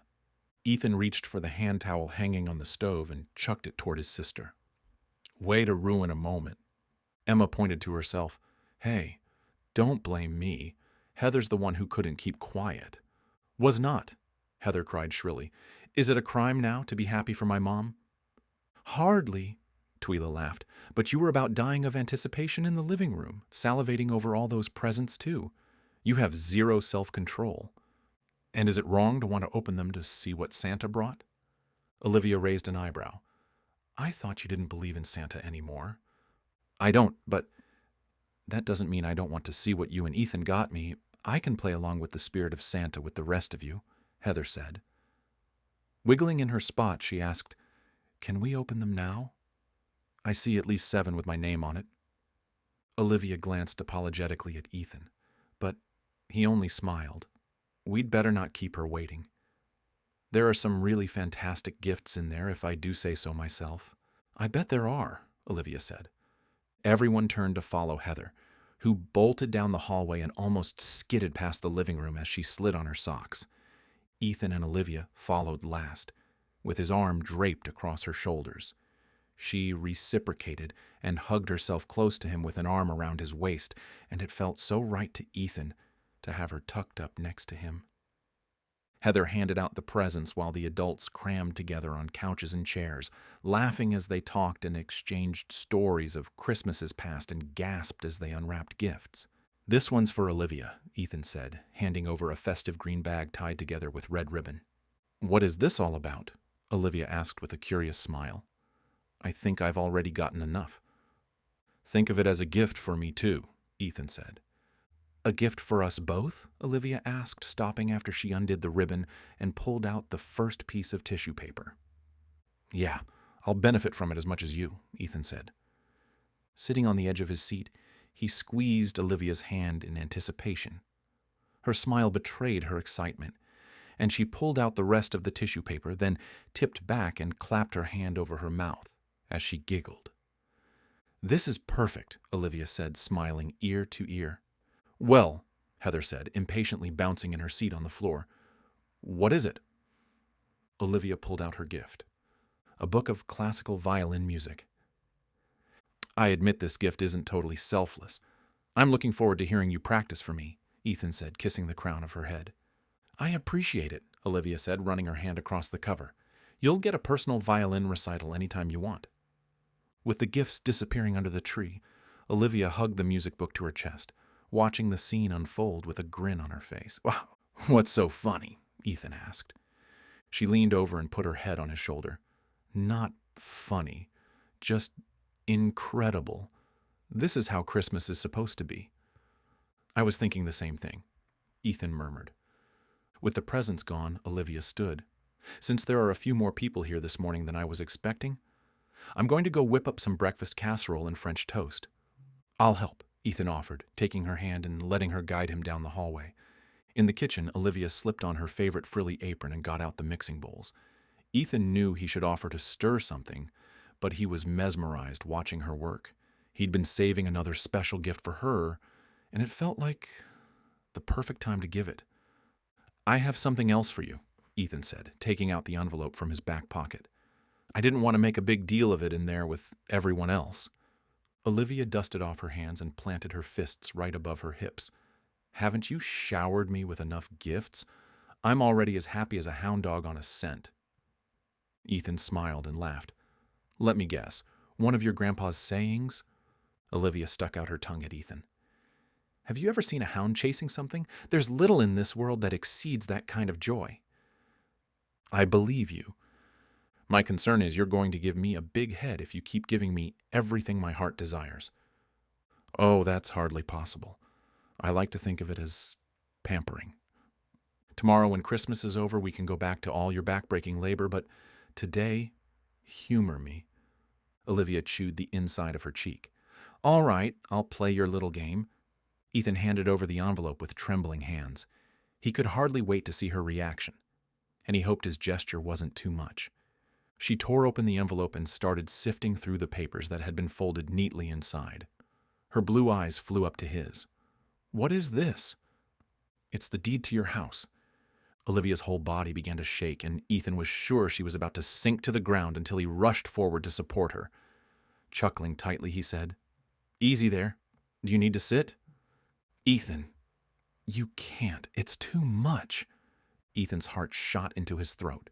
If you really don't want me to, I won't, but I'm going to have to insist. It's not so much that I wanted to give you something that would show the depth and breadth of my affection for you. A tear slipped down Olivia's cheek. Then, what is it? Ethan tightened his hold around Olivia to keep her on her feet. I wanted to give you peace of mind, to be able to unload some of the burdens that you've been carrying for so long. Without mortgage payments, it'll free up your funds to finish the renovations on your own, just like you wanted. Oh, Ethan pulled out the keys to the truck they drove from his pocket. This is yours too. Olivia just stared. Keys? To what? The truck we brought. You're going to need a vehicle that can drive home all the supplies you're going to need to really make this house shine. A truck? Olivia stuttered. For me? Ethan jangled the keys. Hope you like blue. More tears poured out of her eyes, and she searched his face. I don't have anything for you. Ethan laughed, reassuringly rubbing her back. You've given me more than I could have ever wished for. Happy memories to replace the pain of former Christmases, the possibility of a lifetime of happiness. You've given me the same thing, too, Olivia said. I'm starting to feel we're a little uneven. All right, then. You want to know what you can do to make us even? Anything, Olivia said. How about a mug of your hot chocolate? If I remember right, what a Holly Wreath Inn guest wants a Holly Wreath Inn guest gets. Olivia's smile matched his, and she draped her hands around the back of his neck. Most definitely. But I think I can offer you one better. Yeah? Olivia stood on her tiptoes, her lips a few inches from Ethan's. Meeting his eyes, she asked, Why don't I throw in a kiss? Christmas Miracles in Holly Wreath. Written by Rachael Eliker. Copyright 2025. BHF Creative Works. If you enjoyed this story, look for more full-length audiobooks on author Rachael Eliker's channel. Don't forget to like, comment, and subscribe so you never miss a new release.